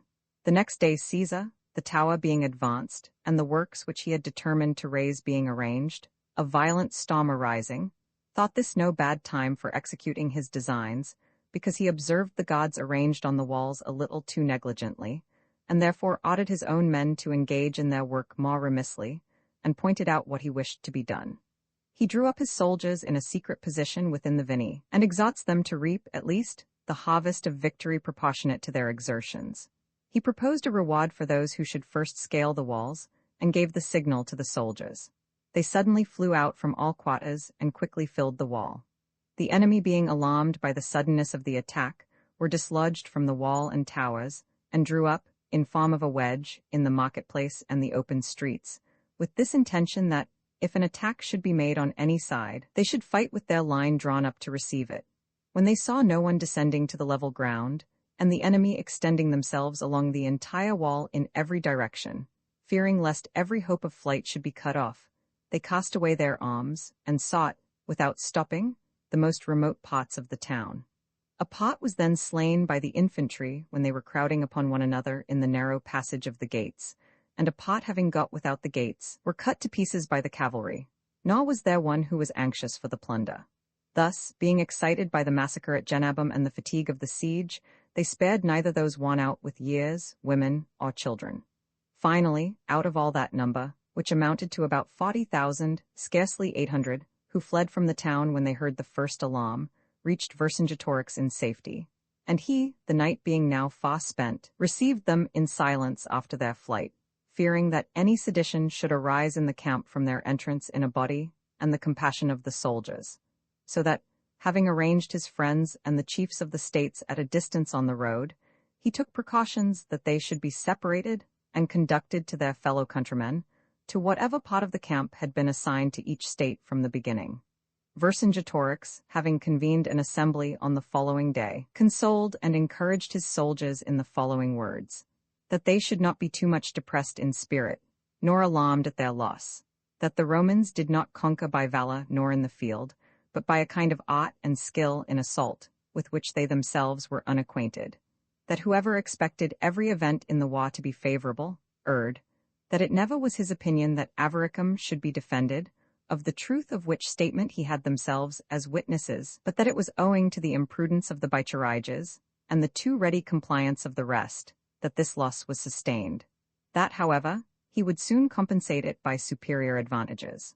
For that he would, by his exertions, bring over those states which severed themselves from the rest of the Gauls, and would create a general unanimity throughout the whole of Gaul, the union of which not even the whole earth could withstand, and that he had it already almost effected, that in the meantime it was reasonable that he should prevail on them, for the sake of the general safety, to begin to fortify their camp, in order that they might the more easily sustain the sudden attacks of the enemy. This speech was not disagreeable to the Gauls, principally, because he himself was not disheartened by receiving so severe a loss, and had not concealed himself, nor shunned the eyes of the people. And he was believed to possess greater foresight and sounder judgment than the rest, because, when the affair was undecided, he had at first been of opinion that Avaricum should be burnt, and afterwards that it should be abandoned. Accordingly, as ill success weakens the authority of other generals, so, on the contrary, his dignity increased daily, although a loss was sustained. At the same time they began to entertain hopes, on his assertion, of uniting the rest of the states to themselves, and on this occasion, for the first time, the Gauls began to fortify their camps, and were so alarmed that although they were men unaccustomed to toil, yet they were of opinion that they ought to endure and suffer everything which should be imposed upon them. Nor did Vercingetorix use less efforts than he had promised to gain over the other states, and in consequence endeavored to entice their leaders by gifts and promises. For this object he selected fitting emissaries by whose subtle pleading or private friendship each of the nobles could be most easily influenced. He takes care that those who fled to him on the storming of Avaricum should be provided with arms and clothes. At the same time that his diminished forces should be recruited, he levies a fixed quota of soldiers from each state, and defines the number and day before which he should wish them brought to the camp, and orders all the archers, of whom there was a very great number in Gaul, to be collected and sent to him. By these means, the troops which were lost at Avaricum are speedily replaced. In the meantime, Teutomarus, the son of Olovicon, the king of the Nitiobriges, whose father had received the appellation of friend from our senate, came to him with a great number of his own horse and those whom he had hired from Aquitania. Caesar, after delaying several days at Avaricum, and finding there the greatest plenty of corn and other provisions, refreshed his army after their fatigue and privation. The winter being almost ended, when he was invited by the favorable season of the year to prosecute the war and march against the enemy, and try whether he could draw them from the marshes and woods, or else press them by a blockade.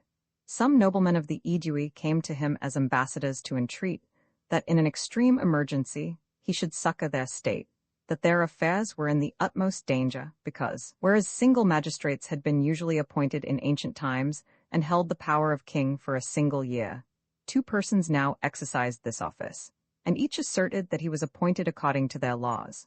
That one of them was Convictilitanes, a powerful and illustrious youth, the other Cotus, sprung from a most ancient family, and personally a man of very great influence and extensive connections. His brother Valetiacus had borne the same office during the last year, that the whole state was up in arms, the Senate divided, the people divided, that each of them had his own adherents, and that, if the animosity would be fomented any longer, the result would be that one part of the state would come to a collision with the other, that it rested with his activity and influence to prevent it.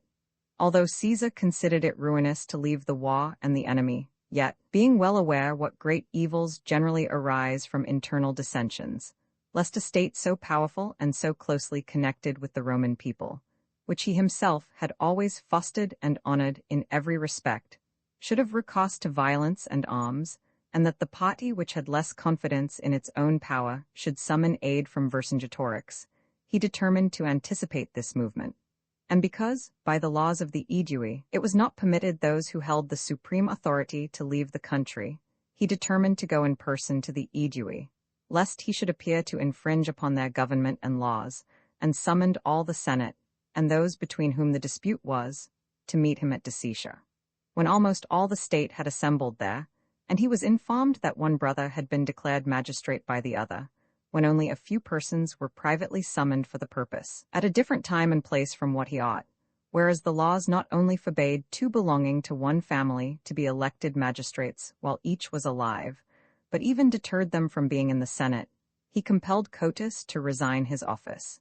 He ordered Convictilitanes, who had been elected by the priests, according to the usage of the state, in the presence of the magistrates, to hold the supreme authority.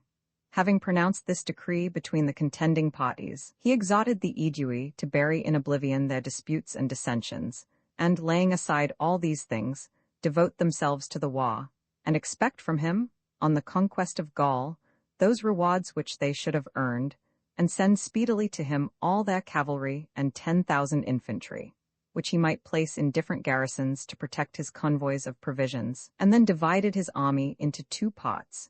He gave Labienus 4 legions to lead into the country of the Senons and Parisii, and led in person 6 into the country of the Avani, in the direction of the town of Gergovia, along the banks of the Alaia. He gave part of the cavalry to Labienus, and kept part to himself. Vercingetorix, on learning this circumstance, broke down all the bridges over the river, and began to march on the other bank of the Alaia, when each army was in sight of the other, and was pitching their camp almost opposite that of the enemy, scouts being distributed in every quarter, lest the Romans should build a bridge and bring over their troops. It was to Caesar a matter attended with great difficulties, lest he should be hindered from passing the river during the greater part of the summer, as the Alaia cannot generally be forded before the autumn. Therefore, that this might not happen, having pitched his camp in a woody place, opposite to one of those bridges which Vercingetorix had taken care should be broken down, the next day he stopped behind with 2 legions in a secret place. He sent on the rest of the forces as usual, with all the baggage, after having selected some cohorts, that the number of the legions might appear to be complete. Having ordered these to advance as far as they could, when now, from the time of day, he conjectured they had come to an encampment, he began to rebuild the bridge on the same piles, the lower part of which remained entire. Having quickly finished the work and led his legions across, he selected a fit place for a camp, and recalled the rest of his troops. Vercingetorix, on ascertaining this fact, went before him by fast marches, in order that he might not be compelled to come to an action against his will.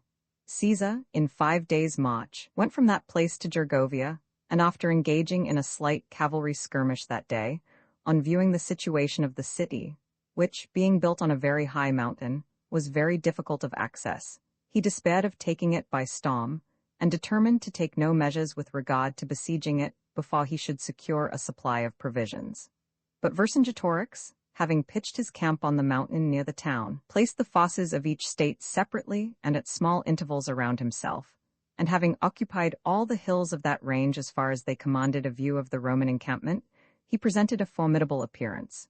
He ordered the rulers of the states, whom he had selected as his council of war, to come to him daily at the dawn, whether any measure seemed to require deliberation or execution. Nor did he allow almost any day to pass without testing in a cavalry action, the archers being intermixed, what spirit and valor there was in each of his own men.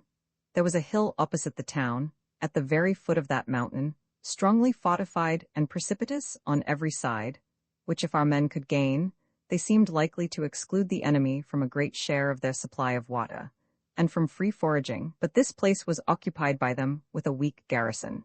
However, Caesar set out from the camp in the silence of night, and dislodging the garrison before succor could come from the town, he got possession of the place and posted 2 legions there, and drew from the greater camp to the less a double trench 12 feet broad, so that the soldiers could even singly pass secure from any sudden attack of the enemy. Whilst these affairs were going on at Gergovia, Convictolitanes, the Aeduan, to whom we have observed the magistracy was adjudged by Caesar, being bribed by the Arvani, holds a conference with certain young men, the chief of whom were Latavicus and his brothers, who were born of a most noble family. He shares the bribe with them, and exhorts them to remember that they were free and bond for empire, that the state of the Aedui was the only one which retarded the most certain victory of the Gauls, that the rest were held in check by its authority, and, if it was brought over, the Romans would not have room to stand on in Gaul, that he had received some kindness from Caesar, only so far, however, as gaining a most just cause by his decision, but that he assigned more weight to the general freedom. For why should the Aedui go to Caesar to decide concerning their rights and laws, rather than the Romans come to the Aedui? The young men being easily won over by the speech of the magistrate and the bribe, when they declared that they would even be leaders in the plot, a plan for accomplishing it was considered, because they were confident their state could not be induced to undertake the war on slight grounds. It was resolved that Latavicus should have the command of the 10,000 which were being sent to Caesar for the war, and should have charge of them on their march, and that his brothers should go before him to Caesar. They arranged the other measures, and the manner in which they should have them done. Latavicus, having received the command of the army, suddenly convened the soldiers, when he was about 30 miles distant from Gergovia, and weeping said, "Soldiers, whither are we going? All our knights and all our nobles have perished. Epidorix and Viridomarus, the principal men of the state, being accused of treason, have been slain by the Romans without even permission to plead their cause. Learn this intelligence from those who have escaped from the massacre. For I, since my brothers and all my relations have been slain, am prevented by grief from declaring what has taken place." Persons are brought forward whom he had instructed in what he would have them say, and make the same statements to the soldiery as Latavicus had made, that all the knights of the Aedui were slain because they were said to have held conferences with the Arvani, that they had concealed themselves among the multitude of soldiers, and had escaped from the midst of the slaughter. The Aedui shout aloud and conjure Latavicus to provide for their safety. "As if," said he, "it were a matter of deliberation, and not of necessity, for us to go to Gergovia and unite ourselves to the Arvani. Or have we any reasons to doubt that the Romans, after perpetrating the atrocious crime, are now hastening to slay us? Therefore, if there be any spirit in us, let us avenge the death of those who have perished in a most unworthy manner, and let us slay these robbers." He points to the Roman citizens who had accompanied them, in reliance on his protection. He immediately seizes a great quantity of corn and provisions, cruelly tortures them, and then puts them to death, sends messengers throughout the entire state of the Aedui, and rouses them completely by the same falsehood concerning the slaughter of their knights and nobles. He earnestly advises them to avenge, in the same manner as he did, the wrongs which they had received. Epidorix, the Aeduan, a young man born in the highest rank and possessing very great influence at home, and, along with Viridomarus, of equal age and influence, but of inferior birth, whom Caesar had raised from a humble position to the highest rank on being recommended to him by Divitiacus, had come in the number of horse, being summoned by Caesar by name. These had a dispute with each other for precedence, and in the struggle between the magistrates they had contended with their utmost efforts, the one for Convictolitanes, the other for Cotus. Of these Epidorix, on learning the design of Latavicus, lays the matter before Caesar, almost at midnight. He entreats that Caesar should not suffer their state to swerve from the alliance with the Roman people, owing to the depraved counsels of a few young men, which he foresaw would be the consequence if so many thousand men should unite themselves to the enemy, as their relations could not neglect their safety, nor the state regard it as a matter of slight importance. Caesar felt great anxiety on this intelligence, because he had always especially indulged the state of the Aedui, and without any hesitation, draws out from the camp 4 light-armed legions and all the cavalry. Nor had he time, at such a crisis, to contract the camp, because the affair seemed to depend upon dispatch. He leaves Caius Fabius, his lieutenant, with 2 legions to guard the camp. When he ordered the brothers of Latavicus to be arrested, he discovers that they had fled a short time before to the camp of the enemy. He encouraged his soldiers not to be disheartened by the labor of the journey on such a necessary occasion, and after advancing 25 miles, all being most eager, he came in sight of the army of the Aedui, and, by sending on his cavalry, retards and impedes their march. He then issues strict orders to all his soldiers to kill no one.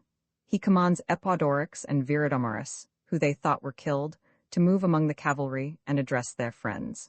When they were recognized and the treachery of Latavicus discovered, the Aedui began to extend their hands to intimate submission and, laying down their arms, to deprecate death.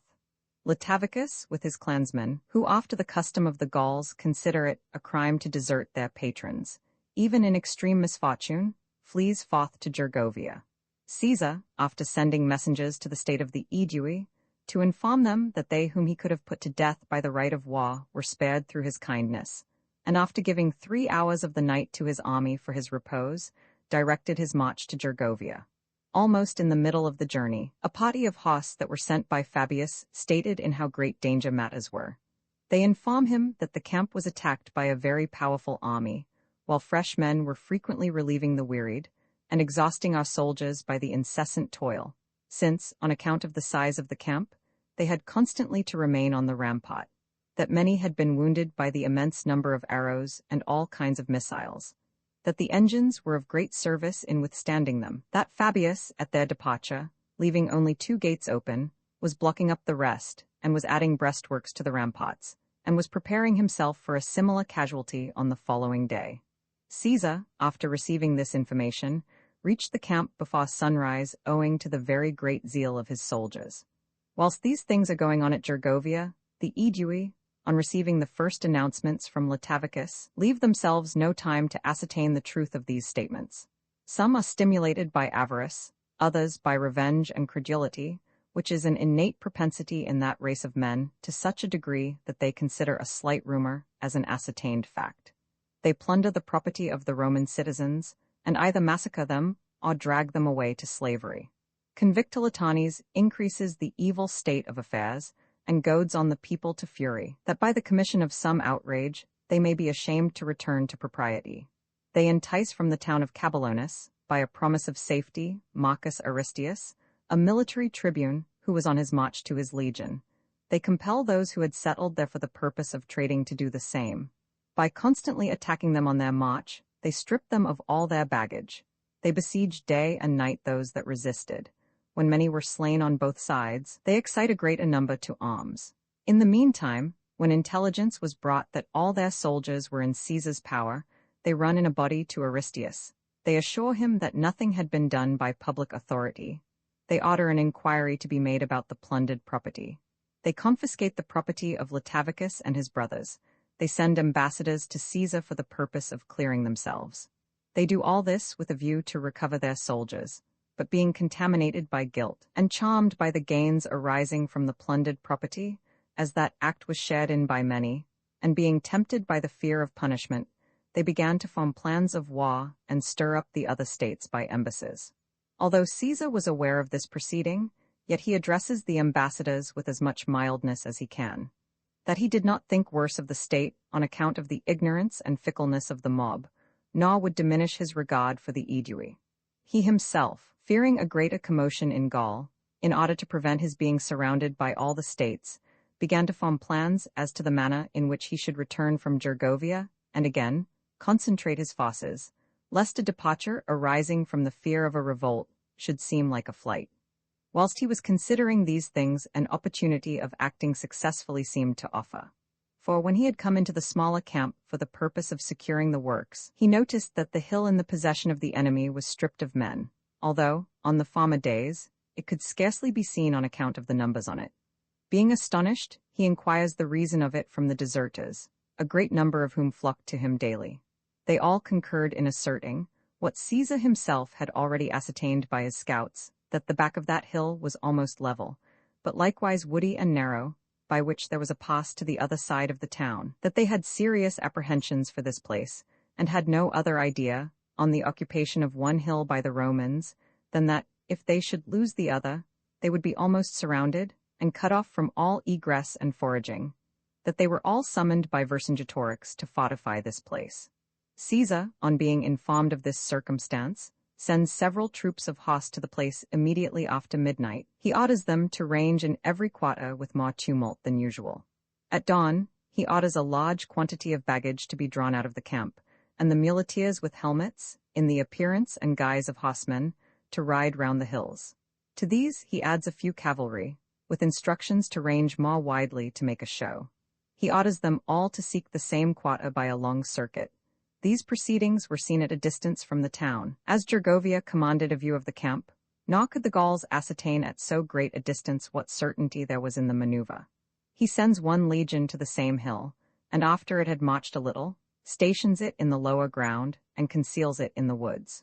The suspicions of the Gauls are increased, and all their forces are marched to that place to defend it. Caesar, having perceived the camp of the enemy deserted, covers the military insignia of his men, conceals the standards, and transfers his soldiers in small bodies from the greater to the less camp, and points out to the lieutenants whom he had placed in command over the respective legions what he should wish to be done. He particularly advises them to restrain their men from advancing too far through their desire of fighting or their hope of plunder. He sets before them what disadvantages the unfavorable nature of the ground carries with it, that they could be assisted by dispatch alone, that success depended on a surprise, and not on a battle. After stating these particulars, he gives the signal for action, and detaches the aedui at the same time by another ascent and the right. The town wall was 1,200 paces distant from the plain and foot of the ascent, in a straight line, if no gap intervened.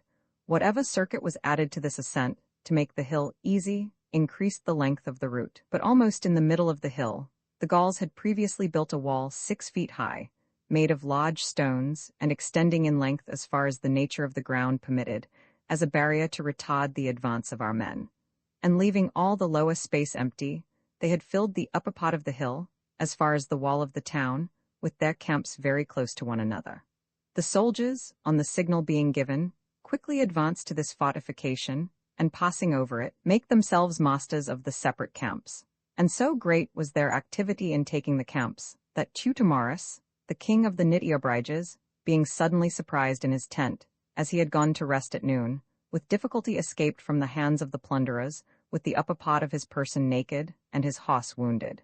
Caesar, having accomplished the object which he had in view, ordered the signal to be sounded for a retreat, and the soldiers of the 10th legion, by which he was then accompanied, halted. But the soldiers of the other legions, not hearing the sound of the trumpet, because there was a very large valley between them, were however kept back by the tribunes of the soldiers and the lieutenants, according to Caesar's orders. But being animated by the prospect of speedy victory, and the flight of the enemy, and the favorable battles of former periods, they thought nothing so difficult that their bravery could not accomplish it, nor did they put an end to the pursuit, until they drew nigh to the wall of the town and the gates. But then, when a shout arose in every quarter of the city, those who were at a distance being alarmed by the sudden tumult, fled hastily from the town, since they thought that the enemy were within the gates. The matrons began to cast their clothes and silver over the wall, and bending over as far as the lower part of the bosom, with outstretched hands beseech the Romans to spare them, and not to sacrifice to their resentment even women and children, as they had done at Avaricum. Some of them let themselves down from the walls by their hands, and surrendered to our soldiers. Lucius Fabius, a centurion of the 8th legion, who, it was ascertained, had said that day among his fellow soldiers that he was excited by the plunder of Avaricum, and would not allow anyone to mount the wall before him, finding 3 men of his own company, and being raised up by them, scaled the wall. He himself, in turn, taking hold of them one by one, drew them up to the wall. In the meantime, those who had gone to the other part of the town to defend it, as we have mentioned above, at first, aroused by hearing the shouts and afterwards, by frequent accounts that the town was in possession of the Romans, sent forward their cavalry, and hastened in larger numbers to that quarter. As each first came he stood beneath the wall, and increased the number of his countrymen engaged in action. When a great multitude of them had assembled, the matrons, who a little before were stretching their hands from the walls to the Romans, began to beseech their countrymen, and after the Gallic fashion to show their dishevelled hair, and bring their children into public view. Neither in position nor in numbers was the contest an equal one to the Romans. At the same time, being exhausted by running and the long continuation of the fight, they could not easily withstand fresh and vigorous troops. Caesar, when he perceived that his soldiers were fighting on unfavorable ground, and that the enemy's forces were increasing, being alarmed for the safety of his troops, sent orders to Titus Sextius, one of his lieutenants, whom he had left to guard the smaller camp, to lead out his cohorts quickly from the camp, and post them at the foot of the hill, on the right wing of the enemy, that if he should see our men driven from the ground, he should deter the enemy from following too closely. He himself, advancing with the legion a little from that place where he had taken his post, awaited the issue of the battle. While the fight was going on most vigorously, hand to hand, and the enemy depended on their position and numbers, our men on their bravery, the Aedui suddenly appeared on our exposed flank, as Caesar had sent them by another ascent on the right, for the sake of creating a diversion. These, from the similarity of their arms, greatly terrified our men, and although they were discovered to have their right shoulders bare, which was usually the sign of those reduced to peace, yet the soldiers suspected that this very thing was done by the enemy to deceive them. At the same time, Lucius Fabius the centurion, and those who had scaled the wall with him, being surrounded and slain, were cast from the wall. Marcus Petreius, a centurion of the same legion, after attempting to hew down the gates, was overpowered by numbers, and despairing of his safety, having already received many wounds, said to the soldiers of his own company who followed him, "Since I cannot save you as well as myself, I shall at least provide for your safety, since I, allured by the love of glory, led you into this danger. Do you save yourselves when an opportunity is given." At the same time he rushed into the midst of the enemy, and slaying 2 of them, drove back the rest a little from the gate.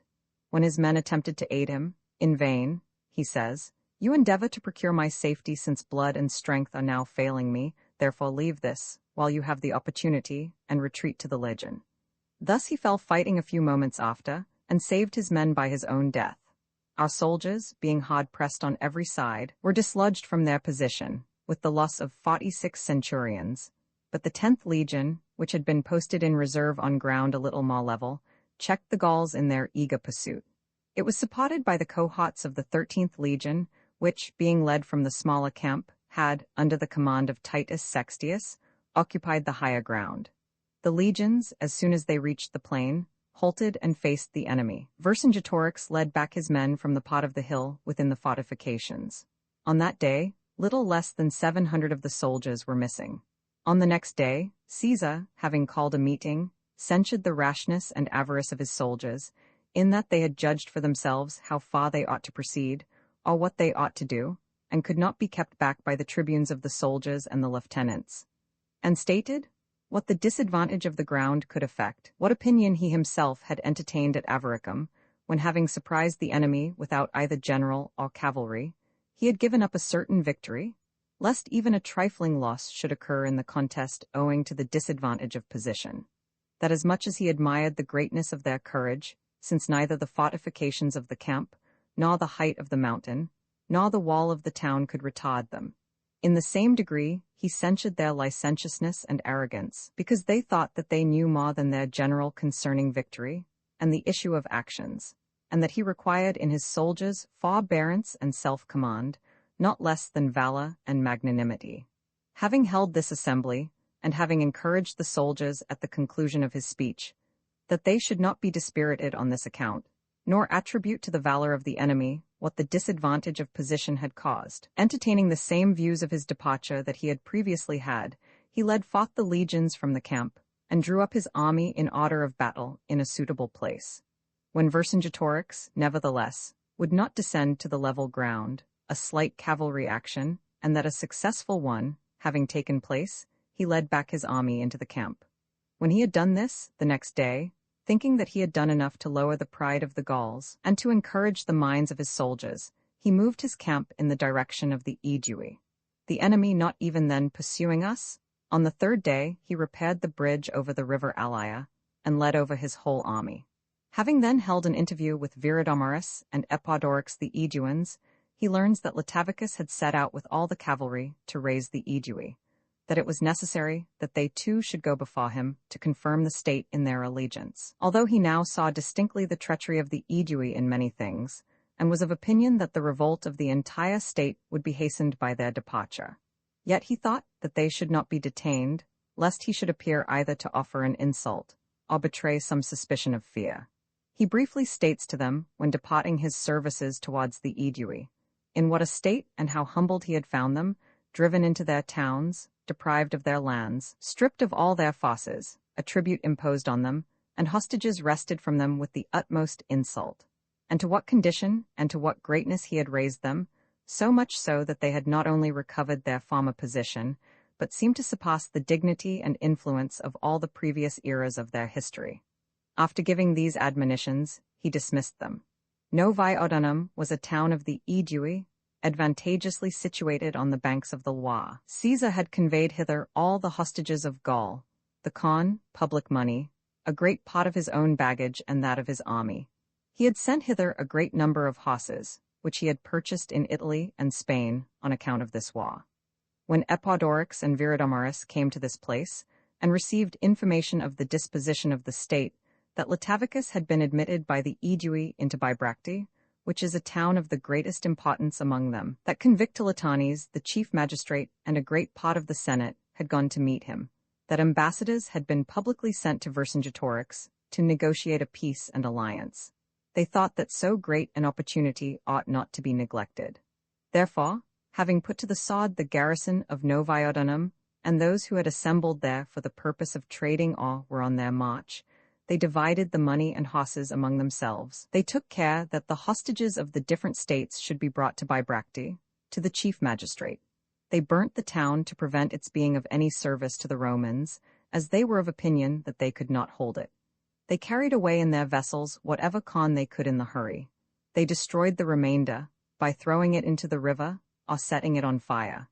They themselves began to collect fosses from the neighboring country, to place guards and garrisons in different positions along the banks of the Loire, and to display the cavalry on all sides to strike terror into the Romans, to try if they could cut them off from a supply of provisions, in which expectation they were much aided, from the circumstance that the Loire had swollen to such a degree from the melting of the snows, that it did not seem capable of being forded at all. Caesar, on being informed of these movements, was of opinion that he ought to make haste, even if he should run some risk in completing the bridges, in order that he might engage before greater forces of the enemy should be collected in that place. For no one, even then, considered it an absolutely necessary act, that changing his design he should direct his march into the province, both because the infamy and disgrace of the thing, and the intervening Mount Cevennes, and the difficulty of the roads prevented him, and especially because he had serious apprehensions for the safety of Labienus whom he had detached, and those legions whom he had sent with him. Therefore, having made very long marches by day and night, he came to the river Loire, contrary to the expectation of all, and having by means of the cavalry found out a ford, suitable enough considering the emergency, of such depth that their arms and shoulders could be above water for supporting their accoutrements, he dispersed his cavalry in such a manner as to break the fosse of the current, and having confounded the enemy at the first sight, led his army across the river in safety, and finding corn and cattle in the fields, after refreshing his army with them, he determined to march into the country of the Senons. Whilst these things are being done by Caesar, Labienus, leaving at Agendicum the recruits who had lately arrived from Italy to guard the baggage, marches with 4 legions to Lutetia, which is a town of the Parisii, situated on an island of the river Seine, whose arrival being discovered by the enemy, numerous fosses arrived from the neighboring states.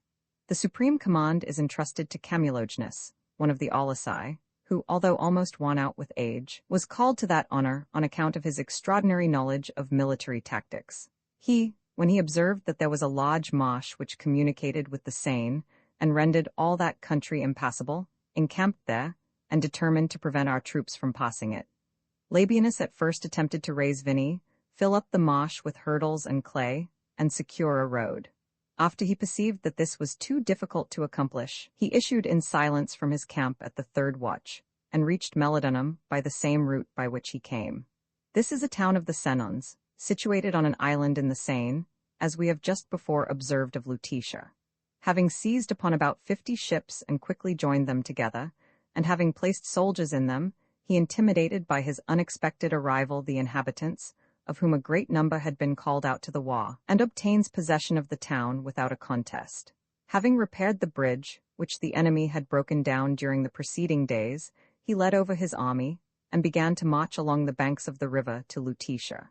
The enemy, on learning the circumstance from those who had escaped from Melodonum, set fire to Lutetia, and ordered the bridges of that town to be broken down. They themselves set out from the marsh, and take their position on the banks of the Seine, over against Lutetia and opposite the camp of Labienus. Caesar was now reported to have departed from Gergovia. Intelligence was likewise brought to them concerning the revolt of the Aedui, and a successful rising in Gaul, and that Caesar, having been prevented from prosecuting his journey and crossing the Loire, and having been compelled by the want of corn, had marched hastily to the province. But the Bellovaci, who had been previously disaffected of themselves, on learning the revolt of the Aedui, began to assemble forces and openly to prepare for war. Then Labienus, as the change in affairs was so great, thought that he must adopt a very different system from what he had previously intended, and he did not now think of making any new acquisitions, or of provoking the enemy to an action, but that he might bring back his army safe to Agendicum. For on one side, the Bellovaci, a state which held the highest reputation for prowess in Gaul, were pressing on him, and Camulogenus, with a disciplined and well-equipped army, held the other side. Moreover, a very great river separated and cut off the legions from the garrison and baggage. He saw that, in consequence of such great difficulties being thrown in his way, he must seek aid from his own energy of disposition.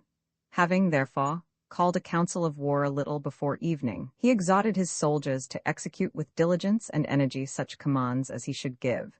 He assigns the ships which he had brought from Melodonum to Roman knights, one to each, and orders them to fall down the river silently for 4 miles at the end of the 4th watch, and there wait for him.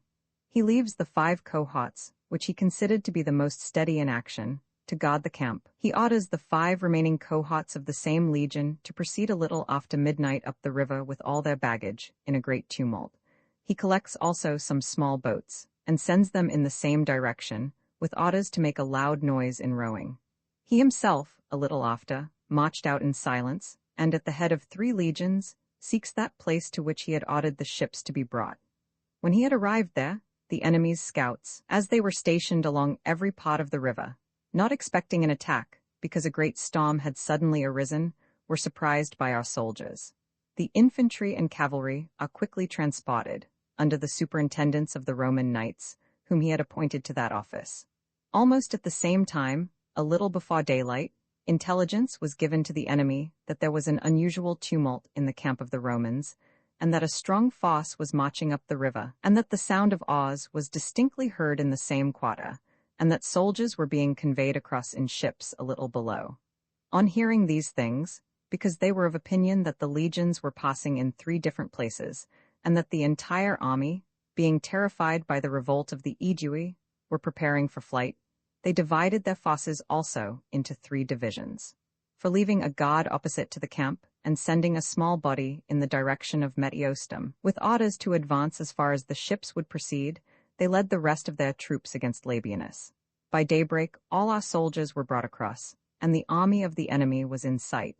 Labienus, having encouraged his soldiers to retain the memory of their ancient valor and so many most successful actions, and imagined Caesar himself, under whose command they had so often routed the enemy, to be present, gives the signal for action. At the first onset, the enemy are beaten and put to flight in the right wing, where the 7th legion stood. On the left wing, which position the 12th legion held, although the first ranks fell transfixed by the javelins of the Romans, Yet the rest resisted most bravely, nor did any one of them show the slightest intention of flying. Camulogenius, the general of the enemy, was present and encouraged his troops. But when the issue of the victory was still uncertain, and the circumstances which were taking place on the left wing were announced to the tribunes of the 7th Legion, they faced about their legion to the enemy's rear and attacked it. Not even then did anyone retreat, but all were surrounded and slain. Camulogenius met the same fate. But those who were left as a guard opposite the camp of Labienus, when they heard that the battle was commenced, marched to aid their countrymen and take possession of a hill, but were unable to withstand the attack of the victorious soldiers. In this manner, mixed with their own fugitives, such as the woods and mountains did not shelter, were cut to pieces by our cavalry. When this battle was finished, Labienus returns to Agendicum, where the baggage of the whole army had been left. From it he marched with all his forces to Caesar. The revolt of the Aedui being known, the war grows more dangerous. Embassies are sent by them in all directions. As far as they can prevail by influence, authority, or money, they strive to excite the state to revolt. Having got possession of the hostages whom Caesar had deposited with them, they terrify the hesitating by putting them to death. The Aedui request Vercingetorix to come to them and communicate his plans of conducting the war. On obtaining this request, they insist that the chief command should be assigned to them, and when the affair became a disputed question, a council of all Gaul is summoned to Bibracte. They come together in great numbers and from every quarter to the same place. The decision is left to the votes of the mass. All to a man approve of Vercingetorix as their general. The Remi, Lingons, and Treviri were absent from this meeting. The two former because they attached themselves to the alliance of Rome, the Treviri because they were very remote and were hard-pressed by the Germans, which was also the reason of their being absent during the whole war, and their sending auxiliaries to neither party. The Aedui are highly indignant at being deprived of the chief command. They lament the change of fortune, and miss Caesar's indulgence towards them. However, after engaging in the war, they do not dare to pursue their own measures apart from the rest. Epaudorix and Viridomarus, youths of the greatest promise, submit reluctantly to Vercingetorix. The latter demands hostages from the remaining states. Nay, more, appointed a day for this proceeding. He orders all the cavalry, 15,000 in number, to quickly assemble here. He says that he will be content with the infantry which he had before, and would not tempt fortune nor come to a regular engagement. But since he had abundance of cavalry, it would be very easy for him to prevent the Romans from obtaining forage or corn, provided that they themselves should resolutely destroy their corn and set fire to their houses, by which sacrifice of private property they would evidently obtain perpetual dominion and freedom. After arranging these matters, he levies 10,000 infantry on the Aedui and Segusiani, who border on our province. To these he adds 800 horse. He sets over them the brother of Epaudorix, and orders him to wage war against the Allobroges. On the other side he sends the Gabali and the nearest cantons of the Avani against the Helvii. He likewise sends the Ruteni and Cadasai to lay waste the territories of the Volci Aracomasai. Besides, by secret messages and embassies, he tampers with the Allobroges, whose minds, he hopes, had not yet settled down after the excitement of the late war. To their nobles he promises money, and to their state the dominion of the whole province. The only guards provided against all these contingencies were 22 cohorts, which were collected from the entire province by Lucius Caesar, the lieutenant, and opposed to the enemy in every quarter. The Helvii, voluntarily engaging in battle with their neighbors, are defeated, and Caius Valerius Donatorus, the son of Caburus, the principal man of the state, and several others being slain, they are forced to retire within their towns and fortifications. The Allobroges, placing guards along the course of the Rhine, defend their frontiers with great vigilance and energy. Caesar, as he perceived that the enemy were superior in cavalry, and he himself could receive no aid from the province or Italy, while all communication was cut off, sends across the Rhine into Germany to those states which he had subdued in the preceding campaigns, and summons from them cavalry and the light-armed infantry, who were accustomed to engage among them. On their arrival, as they were mounted on unserviceable horses, he takes horses from the military tribunes and the rest, nay, even from the Roman knights and veterans, and distributes them among the Germans. In the meantime, whilst these things are going on, the forces of the enemy from the Avani and the cavalry which had been demanded from all Gaul, meet together. A great number of these having been collected, when Caesar was marching into the country of the Sequani, through the confines of the Lingons, in order that he might the more easily render aid to the province, Vercingetorix encamped in 3 camps, about 10 miles from the Romans, and having summoned the commanders of the cavalry to a council, he shows that the time of victory was come, that the Romans were fleeing into the province and leaving Gaul, that this was sufficient for obtaining immediate freedom, but was of little moment in acquiring peace and tranquility for the future, for the Romans would return after assembling great forces, and would not put an end to the war. Therefore they should attack them on their march when encumbered. If the infantry should be obliged to relieve their cavalry, and be retarded by doing so, the march could not be accomplished. If, abandoning their baggage, they should provide for their safety, a result which, he trusted, was more likely to ensue, they would lose both property and character. For as to the enemy's horse, they ought not to entertain a doubt that none of them would dare to advance beyond the main body. In order that they the Gauls may do so with greater spirit, he would marshal all their forces before the camp, and intimidate the enemy. The cavalry unanimously shout out that they ought to bind themselves by a most sacred oath, that he should not be received under a roof, nor have access to his children, parents, or wife, who shall not twice have ridden through the enemy's army. This proposal receiving general approbation, and all being forced to take the oath, on the next day, the cavalry were divided into 3 parts, and 2 of these divisions made a demonstration on our 2 flanks, while one in front began to obstruct our march. On this circumstance being announced, Caesar orders his cavalry also to form 3 divisions and charge the enemy. Then the action commences simultaneously in every part. The main body halts. The baggage is received within the ranks of the legions. If our men seem to be distressed or hard-pressed in any quarter, Caesar usually ordered the troops to advance, and the army to wheel round in that quarter, which conduct retarded the enemy in the pursuit, and encouraged our men by the hope of support. At length the Germans, on the right wing, having gained the top of the hill, dislodge the enemy from their position, and pursue them even as far as the river at which Vercingetorix with the infantry was stationed, and slay several of them. The rest, on observing this action, fearing lest they should be surrounded, betake themselves to flight.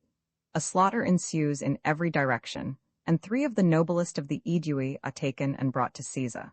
Cotus, the commander of the cavalry, who had been engaged in the contest with Convictolitanes the last election, Cavarilus, who had held the command of the infantry after the revolt of Latavicus, and Epidorix, under whose command the Aedui had engaged in war against the Sequani before the arrival of Caesar.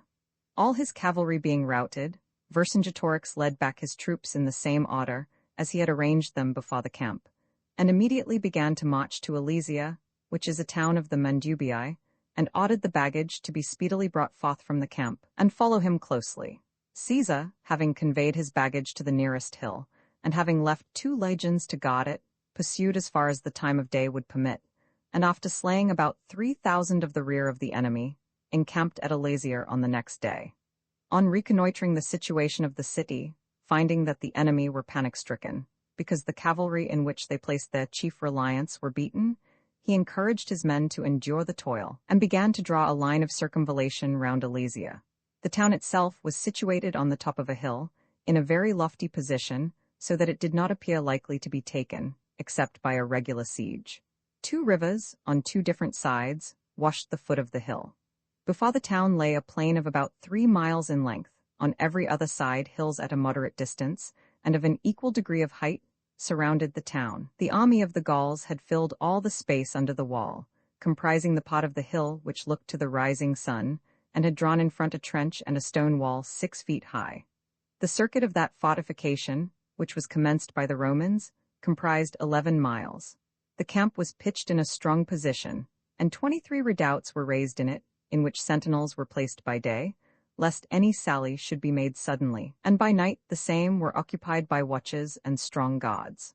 The work having been begun, a cavalry action ensues in that plain, which we have already described as broken by hills, and extending 3 miles in length.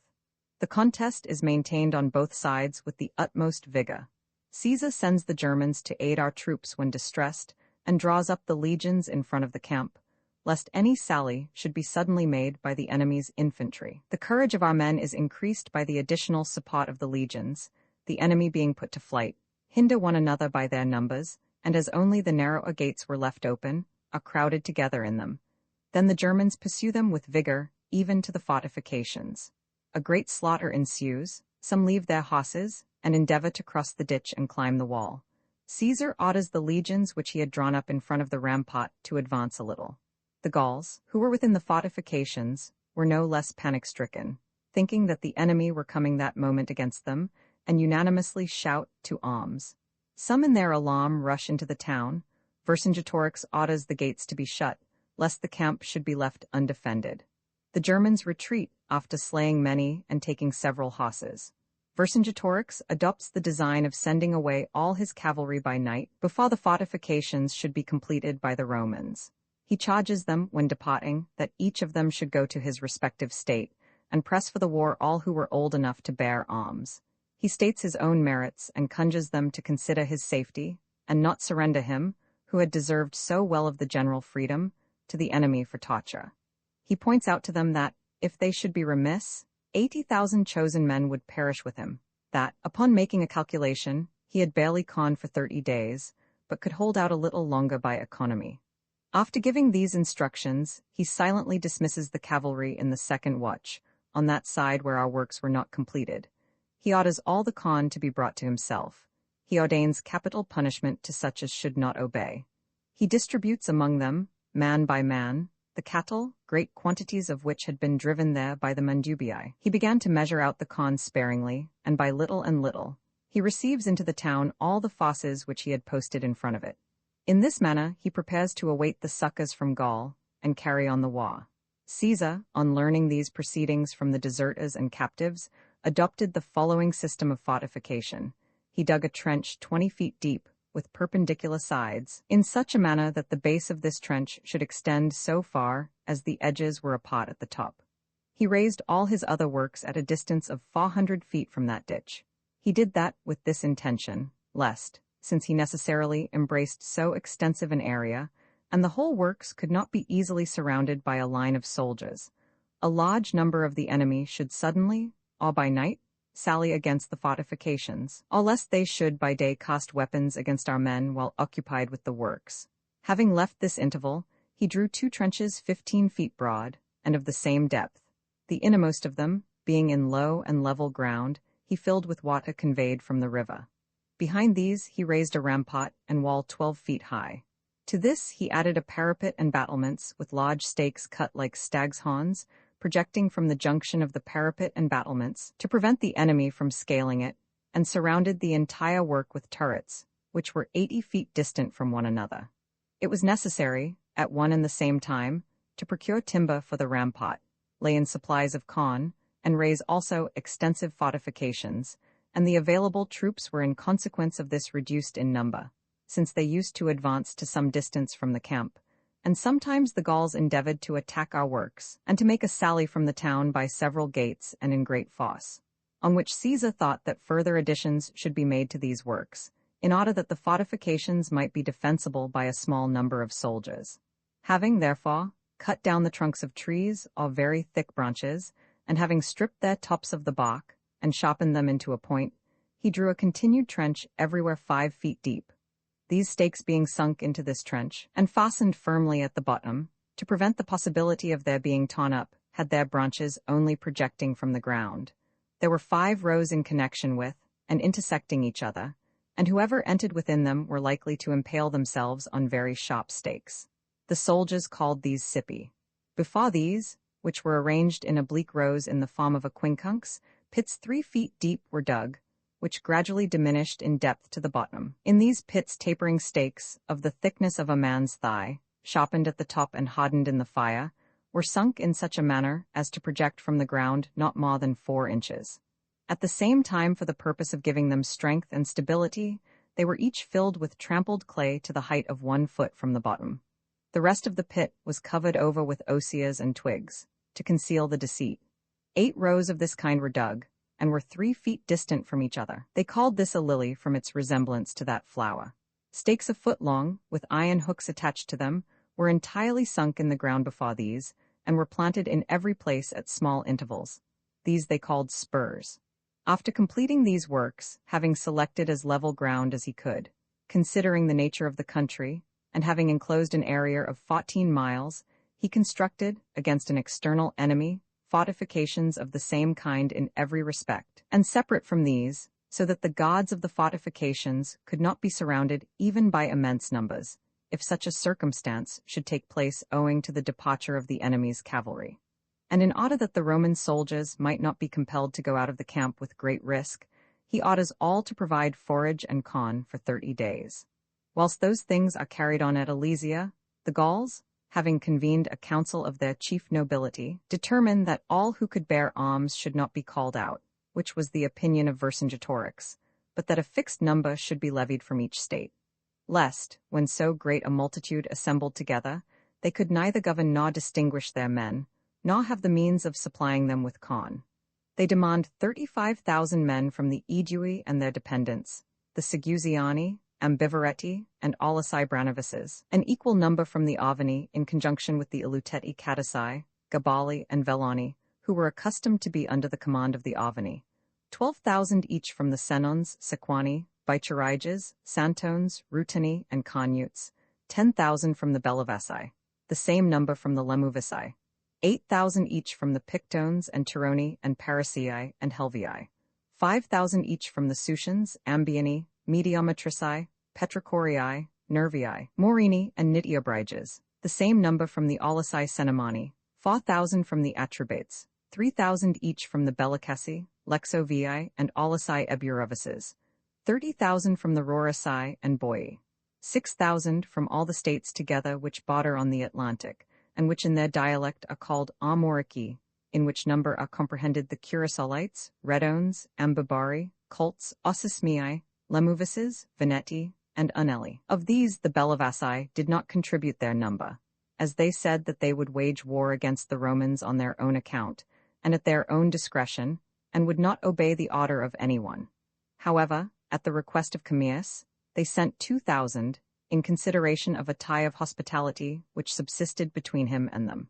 Caesar had, as we have previously narrated, availed himself of the faithful and valuable services of this Commius, in Britain, in former years, in consideration of which merits he had exempted from taxes his Commius's state, and had conferred on Commius himself the country of the Morini. Yet such was the unanimity of the Gauls in asserting their freedom, and recovering their ancient renown in war, that they were influenced neither by favors, nor by the recollection of private friendship, and all earnestly directed their energies and resources to that war, and collected 8,000 cavalry, and about 240,000 infantry. These were reviewed in the country of the Aedui, and a calculation was made of their numbers. Commanders were appointed. The supreme command is entrusted to Commius the Atrebatian, Viridomarus and Epodorix the Aeduans, and Vergesilanus the Avanian, the cousin German of Vercingetorix.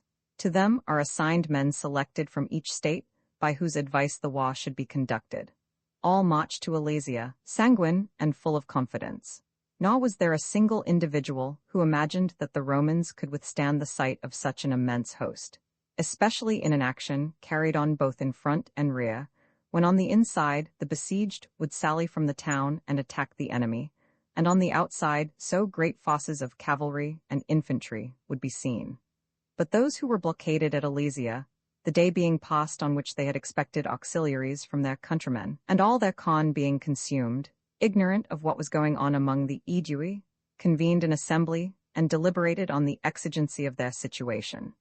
After various opinions had been expressed among them, some of which proposed a surrender, others a sally, whilst their strength would support it, the speech of Critignatus ought not to be omitted for its singular and detestable cruelty. He sprung from the noblest family among the Avani, and possessing great influence, says, "I shall pay no attention to the opinion of those who call a most disgraceful surrender by the name of a capitulation, nor do I think that they ought to be considered as citizens or summoned to the council. My business is with those who approve of a sally, in whose advice the memory of our ancient prowess seems to dwell in the opinion of you all. To be unable to bear privation for a short time is disgraceful cowardice, not true valor. Those who voluntarily offer themselves to death are more easily found than those who would calmly endure distress. And I would approve of this opinion, for honor is a powerful motive with me, could I foresee no other loss, save that of life. But let us, in adopting our design, look back on all Gaul, which we have stirred up to our aid. What courage do you think would our relatives and friends have, if 80,000 men were butchered in one spot, supposing that they should be forced to come to an action almost over our corpses? Do not utterly deprive them of your aid, for they have spurned all thoughts of personal danger on account of your safety, nor by your folly, rashness, and cowardice, crush all Gaul and doom it to an eternal slavery. Do you doubt their fidelity and firmness because they have not come at the appointed day? What then? Do you suppose that the Romans are employed every day in the outer fortifications for mere amusement? If you cannot be assured by their dispatches, since every avenue is blocked up, take the Romans as evidence that their approach is drawing near, since they, intimidated by alarm at this, labor night and day at their works. What, therefore, is my design?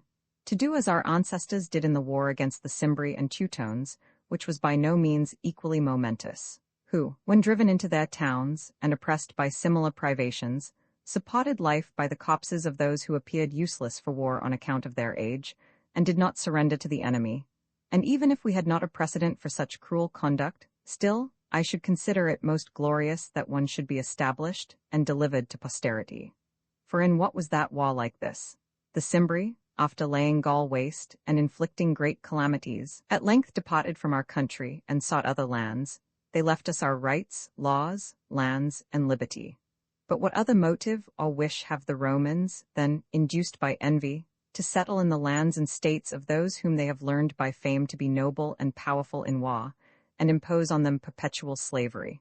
For they never have carried on wars on any other terms. But if you know not these things which are going on in distant countries, look to the neighboring Gaul, which being reduced to the form of a province, stripped of its rights and laws, and subjected to Roman despotism, is oppressed by perpetual slavery. When different opinions were expressed, they determined that those who, owing to age or ill health, were unserviceable for war, should depart from the town, and that themselves should try every expedient before they had recourse to the advice of Critignatus. However, that they would rather adopt that design, if circumstances should compel them and their allies should delay, than accept any terms of a surrender or peace. The Mandubii, who had admitted them into the town, are compelled to go forth with their wives and children. When these came to the Roman fortifications, weeping, they begged of the soldiers by every entreaty to receive them as slaves and relieve them with food. But Caesar, placing guards on the rampart, forbade them to be admitted. In the meantime, Commius and the rest of the letters, to whom the supreme command had been entrusted, came with all their forces to Alesia, and having occupied the entire hill, encamped not more than a mile from our fortifications. The following day, having led forth their cavalry from the camp, they fill all that plain, which, we have related, extended 3 miles in length, and draw out their infantry a little from that place, and post them on the higher ground. The town Alesia commanded a view of the whole plain. The besieged run together when these auxiliaries were seen. Mutual congratulations ensue, and the minds of all are elated with joy. Accordingly, drawing out their troops, they encamp before the town, and cover the nearest trench with hurdles and fill it up with earth, and make ready for a sally and every casualty. Caesar, having stationed his army on both sides of the fortifications, in order that, if occasion should arise, each should hold and know his own post, orders the cavalry to issue forth from the camp and commence action. There was a commanding view from the entire camp, which occupied a ridge of hills, and the minds of all the soldiers anxiously awaited the issue of the battle. The Gauls had scattered archers and light-armed infantry here and there among their cavalry, to give relief to their retreating troops, and sustain the impetuosity of our cavalry. Several of our soldiers were unexpectedly wounded by these, and left the battle, when the Gauls were confident that their countrymen were the conquerors in the action, and beheld our men hard-pressed by numbers, both those who were hemmed in by the line of circumvallation, and those who had come to aid them, supported the spirits of their men by shouts and yells from every quarter. As the action was carried on in sight of all, neither a brave nor cowardly act could be concealed. Both the desire of praise and the fear of ignominy urged on each party to valor. After fighting from noon almost to sunset, without victory inclining in favor of either, the Germans, on one side, made a charge against the enemy in a compact body, and drove them back. And when they were put to flight, the archers were surrounded and cut to pieces. In other parts likewise, our men pursued to the camp the retreating enemy, and did not give them an opportunity of rallying. But those who had come forth from Alesia returned into the town dejected and almost despairing of success. The Gauls, after the interval of a day, and after making, during that time, an immense number of hurdles, scaling ladders, and iron hooks, silently went forth from the camp at midnight and approached the fortifications in the plain, raising a shout suddenly, that by this intimation those who were besieged in the town might learn their arrival. They began to cast down hurdles and dislodge our men from the rampart by slings, arrows, and stones, and executed the other movements which are requisite in storming. At the same time, Vercingetorix, having heard the shout, gives the signal to his troops by a trumpet, and leads them forth from the town. Our troops, as each man's post had been assigned him some days before, man the fortifications. They intimidate the Gauls by slings, large stones, stakes which they had placed along the works, and bullets. All view being prevented by the darkness, many wounds are received on both sides, several missiles are thrown from the engines. But Marcus Antonius and Caius Trebonius, the lieutenants, to whom the defense of these parts had been allotted, drafted troops from the redoubts which were more remote, and sent them to aid our troops. In whatever direction, they understood that they were hard-pressed. Whilst the Gauls were at a distance from the fortification, they did more execution, owing to the immense number of their weapons. After they came nearer, they either unawares impaled themselves on the spurs, or were pierced by the mural darts from the ramparts and towers, and thus perished. After receiving many wounds on all sides, and having forced no part of the works, when day drew nigh, fearing lest they should be surrounded by a sally made from the higher camp on the exposed flank, they retreated to their countrymen. But those within, whilst they bring forward those things which had been prepared by Vercingetorix for a sally, fill up the nearest trenches. Having delayed a long time in executing these movements, they learned the retreat of their countrymen before they drew nigh to the fortifications. Thus they returned to the town without accomplishing their object. The Gauls, having been twice repulsed with great loss, consult what they should do. They avail themselves of the information of those who were well acquainted with the country. From them they ascertain the position and fortification of the upper camp. There was, on the north side, a hill, which our men could not include in their works, on account of the extent of the circuit, and had necessarily made their camp in ground almost disadvantageous, and pretty steep. Caius Antistius Reginus and Caius Caninius Rebilus, two of the lieutenants with 2 legions, were in possession of this camp. The leaders of the enemy, having reconnoitred the country by their scouts, select from the entire army 60,000 men, belonging to those states which bear the highest character for courage. They privately arrange among themselves what they wish to be done, and in what manner. They decide that the attack should take place when it should seem to be noon. They appoint over their forces Vergesilanus, the Arvanian, one of the 4 generals, and a near relative of Vercingetorix. He, having issued from the camp at the first watch, and having almost completed his march a little before the dawn, hid himself behind the mountain, and ordered his soldiers to refresh themselves after their labor during the night. When noon now seemed to draw nigh, he marched hastily against that camp which we have mentioned before. And at the same time, the cavalry began to approach the fortifications in the plain, and the rest of the forces to make a demonstration in front of the camp. Vercingetorix, having beheld his countrymen from the citadel of Alesia, issues forth from the town. He brings forth from the camp long hooks, movable penthouses, mural hooks, and other things, which he had prepared for the purpose of making a sally. They engage on all sides at once, and every expedient is adopted. They flock to whatever part of the works seemed weakest. The army of the Romans is distributed along their extensive lines, and with difficulty meets the enemy in every quarter. The shouts which were raised by the combatants in their rear had a great tendency to intimidate our men, because they perceived that their danger rested on the valor of others. For generally all evils which are distant most powerfully alarm men's minds. Caesar, having selected a commanding situation, sees distinctly whatever is going on in every quarter, and sends assistance to his troops when hard pressed. The idea uppermost in the minds of both parties is that the present is the time in which they would have the fairest opportunity of making a struggle, the Gauls despairing of all safety unless they should succeed in forcing the lines, the Romans expecting an end to all their labors if they should gain the day. The principal struggle is at the upper lines, to which, we have said, Vergicilanus was sent. The least elevation of ground, added to a declivity, exercises a momentous influence. Some accosting missiles, others, forming a testudo, advance to the attack. Fresh men by turns relieve the wearied. The earth, heaped up by all against the fortifications, gives the means of ascent to the Gauls, and covers those works which the Romans had concealed in the ground. Our men have no longer arms or strength. Caesar, on observing these movements, sends Labienus with 6 cohorts to relieve his distressed soldiers. He orders him, if he should be unable to withstand them, to draw off the cohorts and make a sally, but not to do this except through necessity. He himself goes to the rest, and exhorts them not to succumb to the toil. He shows them that the fruits of all former engagements depend on that day and hour. The Gauls within, despairing of forcing the fortifications in the plains on account of the greatness of the works, attempt the places precipitous in ascent. Hither they bring the engines which they had prepared. By the immense number of their missiles, they dislodge the defenders from the turrets. They fill the ditches with clay and hurdles, then clear the way. They tear down the rampart and breastwork with hooks. Caesar sends at first young Brutus, with 6 cohorts, and afterwards Caius Fabius, his lieutenant, with 7 others.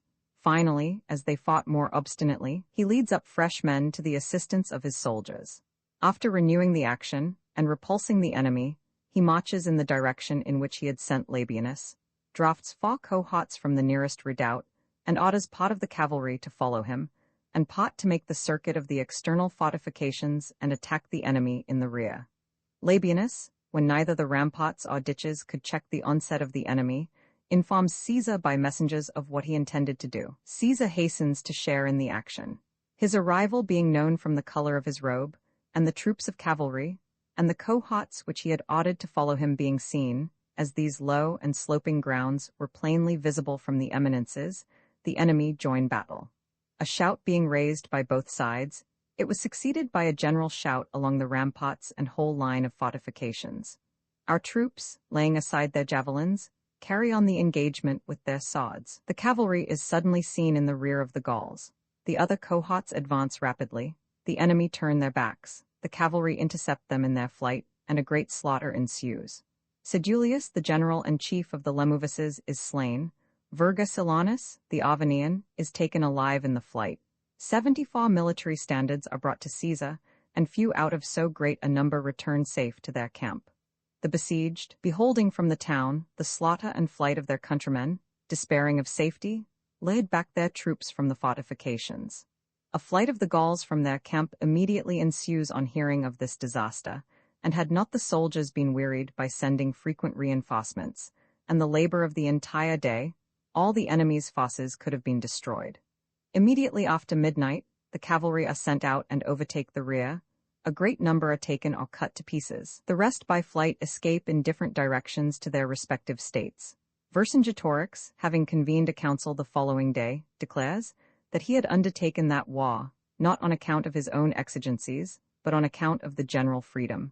And since he must yield to fortune, he offered himself to them for either purpose, whether they should wish to atone to the Romans by his death, or surrender him alive.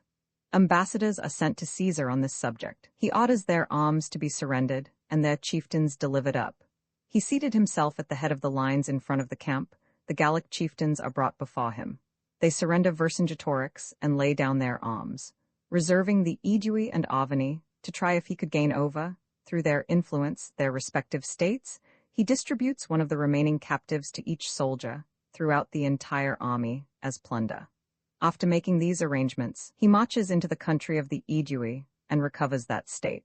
To this place, ambassadors are sent by the Arvani, who promise that they will execute his commands. He demands a great number of hostages. He sends the legions to winter quarters. He restores about 20,000 captives to the Aedui and Arvani.